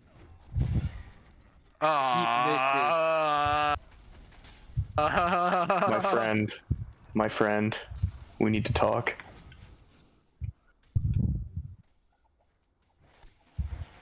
Very sad day. Worst first item, Stone of Gaia. You know, it's so Horus has the capability of living long enough to dive Hellering. I think they're coming up with new innovations to break this stalemate. With this very close game, no gold gap.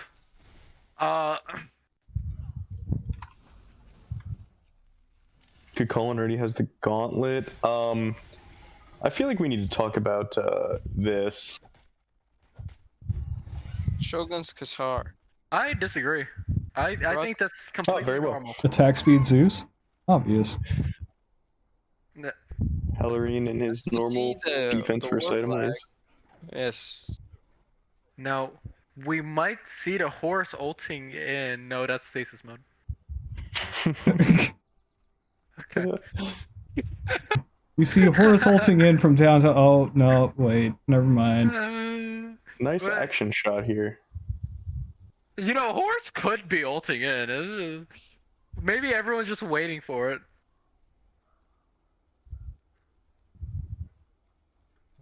Stasis mode do be. That's actually a 6th gun.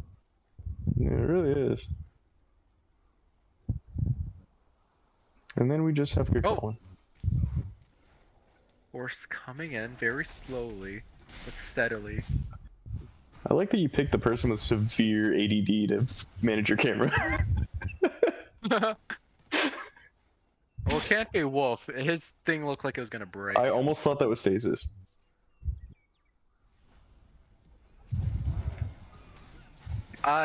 Oh, that is an interesting That strategy. is a sick play. Wait, that is actually cracked. Wait, that was actually a really cool play. What the heck? Yeah. That was actually. I would have never thought of that. That was big brain. I'll give That it was to you. actually really cool. That is 5,000 IQ. What the heck? That was like mongoloid brain. I If like that. Hellering didn't go for the beta move of defense, He would have died. he would have died. That's Horus is 1v2 If Horus right now. He will turns get out around, alive. ults in, and then we just because there's no ults on either side, and Torch ult is up. They're Oh, that's amazing. Come This. on, look at him flying. He's reaching out. He's in What is- belief. He said, what is- brother. He said, "I must slay this demon. I need to What a see Hillary cliffhanger. die I hate here." this. This is literally a cliffhanger, bro. What kind of anime is this? because this could be a really sick All turnaround. right, what's about to happen here? Torch leaps in, or not. Outplay. Oh, No way. No, he Aegis. Wait, He doesn't no. have Aegis. He Yeah, beats. he He beats. He beats this blow. No, please, Wait. Oh, Oh, those prots. Oh, Horus. Come on, horse. Let's go. Let's go. Let's go. Let's fucking go. Foul! Hellorine's bad! Oh man. Tempest, can we get a roll? Hellorine is bad! God, Helen Yeah, gets you- soloed by the Stonagaya Horus.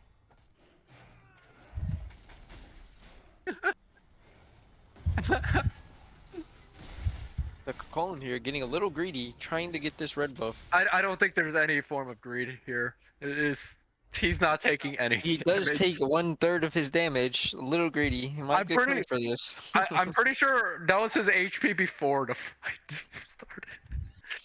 I'm gonna be honest. I think his HP was like that for a while. Horus might have accidentally healed the Colin by accident. That might. The warp might actually. I really like the plays they're doing with the Minotaur. This is really that cool. is It's sick. really cool. I must have labbed that out, because that's actually sick. I disagree, but it is really cool. I wonder what other gods you could do that with. Arachne I don't think there's many- spiders? Oh, that's a maybe, but Arachne has to get kind of close though. It's colder? If only you could do it with Opwatch. Oh, Calder is an interesting. Calder would be a good one. Like Opwatch minions, that'd be really funny. Yeah, well they're not pets, unfortunately. I feel like they should be. I mean, they have hit points. Chat, take a vote now. Is Hellrin bad? That's like saying Dondo's sake bottle Must- is Must refuse the alt tab. Is that what the predictions were? Oh, Yeah. Horse is coming in. Horse is doing damage. Oh, the Zeus ult whiffed. Hellorine can't hit anything. Oh, and Tiamat. The knockup? Wait. Ooh. There's no way. There's no way. There's no way. There's no way. There's no way. Wait. You just turn. You just turn. What is? Oh, He wait. did it for the prots. He did it- Come on, please not. Oh, Oh my gosh. Oh wow. the He's shield just clicking. On today's disappeared. episode of Moments Before Disaster. I don't know. He might actually get Colin here. These poor He is a minions. horse. That should be coming up. Check codons. That's, That's really helpful. It's really helpful. He has the ultimate ability. There you go. He has dash. Oh, No, he's a beta. what a beta. Oh, Oh, oh. Hellorine oh. can't hit autos either. Man, Hellorine's just getting exposed. Get the ult in. This is such a free Zeus. Oh, we No. wasn't even ulting. What a beta. He's not chat. Casters are perfectly allowed to have bias. This is definitely the is how all Torch cast- team. Sorry, the Schmat team hype train.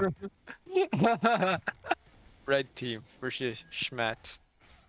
Oh, Zeus being collapsed on. Zeus is bad. The Zeus can't play the game. Zeus being out! Unfortunate. Man, They it got the really, beat. it really do be, Let's Mavu see. diff. Does Hellorine have another prod item? He does not. This could No, be it a went to game the changer. grip. This could be a game changer. The horse is spitting out the numbies.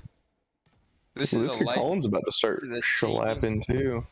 Pulling out a stone cutting and probably going into a Odibo again. ball.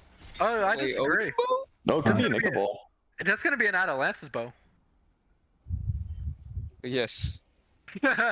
Just Yes. completely ignores the demonic grip on Zeus. No, we talked about that. But it's Yeah, the more, it's there. it doesn't matter because it's not more defense. It's as long as Hellorine's not building defense. Is this fine. really Hellrin? I mean, that's it's what I'm Shogun's first thinking, item. bro. It's Shogun's first item. Yeah, but he's not building full defense. I mean, like, is that really Hellrin? Can we get a confirmation on that? Oh, this is Paul. I see. Yeah, more than likely.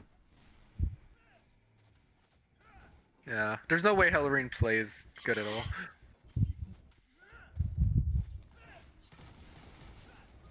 This is just Paul Gap. Unfortunately, Tiamat does not have better secure than 1000 damage. Transformers coming in. And Tiamat Is not fall here. fine. Is alive. Wow. Horse going on to the Zeus. Big numbies. Zeus not doing anything because it's not it's just Hellerine's bad. I don't know what to say. Oh, what? Oh, big horror assault. Kill it, kill it, kill it, kill it, kill it, kill it, kill it, Huge kill it. horror assault. Oh, Oh, as the Phoenix will be Oh dropped. my god. Hellerine can't play Smite game. Thunder coming out onto the Kukulin. Kukulin looking to transform again. Kukulin at a half HP. Is this going to be a rain box? Rain box down! No, they shoved me. Oh, wait, Hellerine sold his item. What item was he building? I don't remember. More defense. It is Hellerine. The okay, defense. isn't it? I'm glad we got that out of the way. What is that going into? Mystical male. Mystic, yeah. That's all I I can just want think to of. point out how much of a genius Mavu and Torch are this game. They are huge braining this. Torch, being a sacrificial pawn, baiting fucking, baiting red team in, straight in, onto him, allowing Horse to sneak up with an ultimate, able to I'm just gonna collapse and keep separate the covering this fight. for a second. We have a heavy mace coming out for the Horus. Do you see the damage Horse is spitting out? I do. I Pull- don't see any problem Pull with up the this. damage charts. Got you. I'd argue Horse is top on his team. No, unfortunately not. No. It appears the god with 12 abilities sadly has We have the More Rod of damage. Djibouti coming out. that is not a rod of. Oh wait, never mind. I was Tiamat. thinking of Yosin's Wrath. Yeah. For some You're reason I thinking of was which one? I was thinking of Yosin's Wrath for some reason because you're hovering the mace earlier. Oh, there's Defense Brawler's is coming out. not And an another mace. defense. That's Brawler. Is that a bro. double buy or So is he I just find really Brawlers going for it? incredibly interesting with the lack of. I guess there's the Chalice. There's a War Flag. There's a Vamp Shroud. There's a Vamp Shroud. There's a Kakulin healing. I'm curious of what his what Hellerine's play is with this Vamp Shroud. If he's gonna go more lifesteal like a Hekate Typhon. Wait. Hover over Hellerine's last item.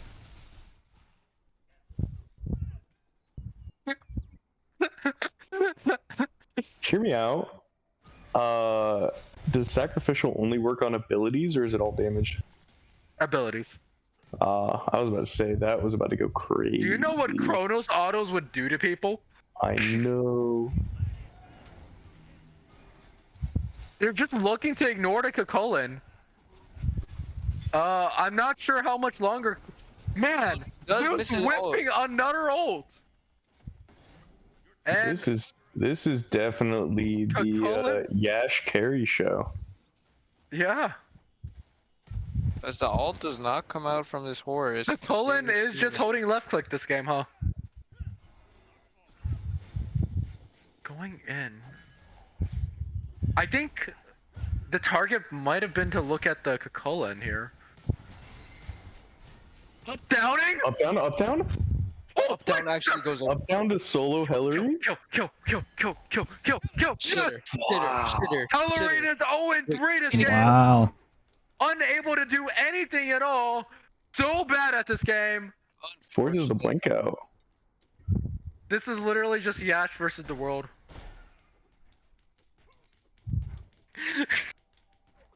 This is This is stupid. This is so stupid. this is not what I expected to come out. I like it. Chat is going crazy. Tempest is number one Hellerine, fan. My build is great, but not as good as my god. I don't think it's either of those problems. Sounds like Madka's bad. Madka's bad. It's Backdoor? just that simple.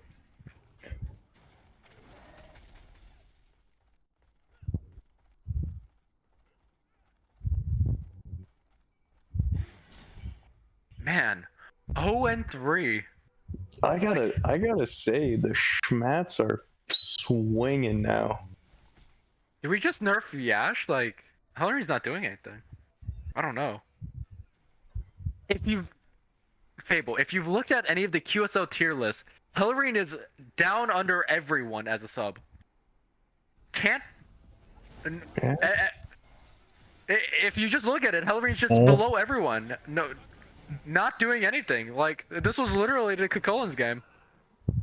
Yeah, Hellering was a little too afraid to fight there and had to do Kakolin the had to frenzy opt Zeus into a ult. stone cutting Ikavul, just because the Zeus wasn't putting out enough damage. Yeah, that's what I saw. Game 2 of the 3-round set.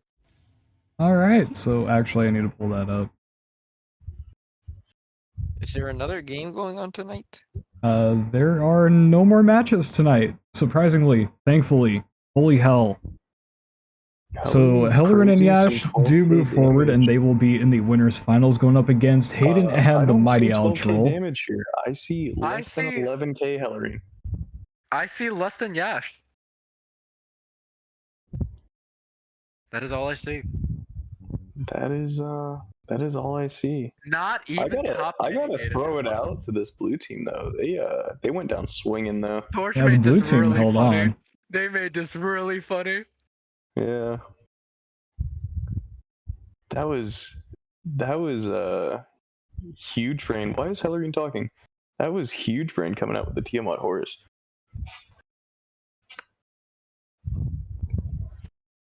I agree. They were playing the long game, and the long game was making me laugh. It was really funny. Had a great time. All right, let's take a look at the freaking bracket here. This is where we currently stand. So our next upper bracket match is going to be Hayden and Mighty Owl Troll versus Hellerin and Yash. And then we have several lower bracket matches to get through. We have Aimless Dart and Radiant versus Miju and Destiny. We have Zarzith and Hopeless Minds versus Flip Erickson and Romeo. And Torch and their partner are waiting in match number 14. All of those matches will be taking place tomorrow, and I will have a specific time on that in the Unknown Gods Discord, which is in the chat down below. Thank you, Miju, thank you, Fable, and everybody else who has contributed. Thank you, Juicy, for commentating with me. It'll be great to have you back tomorrow. Hopefully I can get enough sleep because, holy hell, I'm tired of this BS. And, yeah, you guys have got any final words? At least for today's stream? There were a lot of interesting games out there. I kind of want to see how these finals show out, and then see how the other bracket goes to see what comes out tomorrow. It's been a day. It's been a day, that's for sure.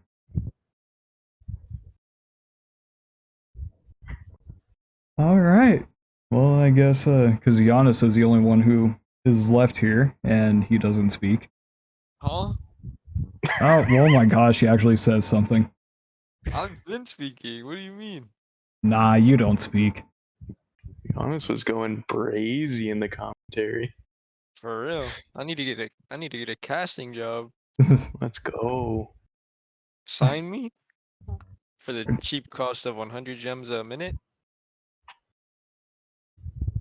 Sure. I like that we have a 9 stack in lobby right now. Really? Yeah. What the heck? Let's go. Alright, I'm so gonna go see what's up. they're gonna head down there. So anyways, guys, thank you guys for coming over, checking out. We will be streaming tomorrow at about the same time. I will be doing a little bit more work and stuff. Hopefully tomorrow goes a little bit more smoother. But with that being said, we are out of here. We'll see you guys.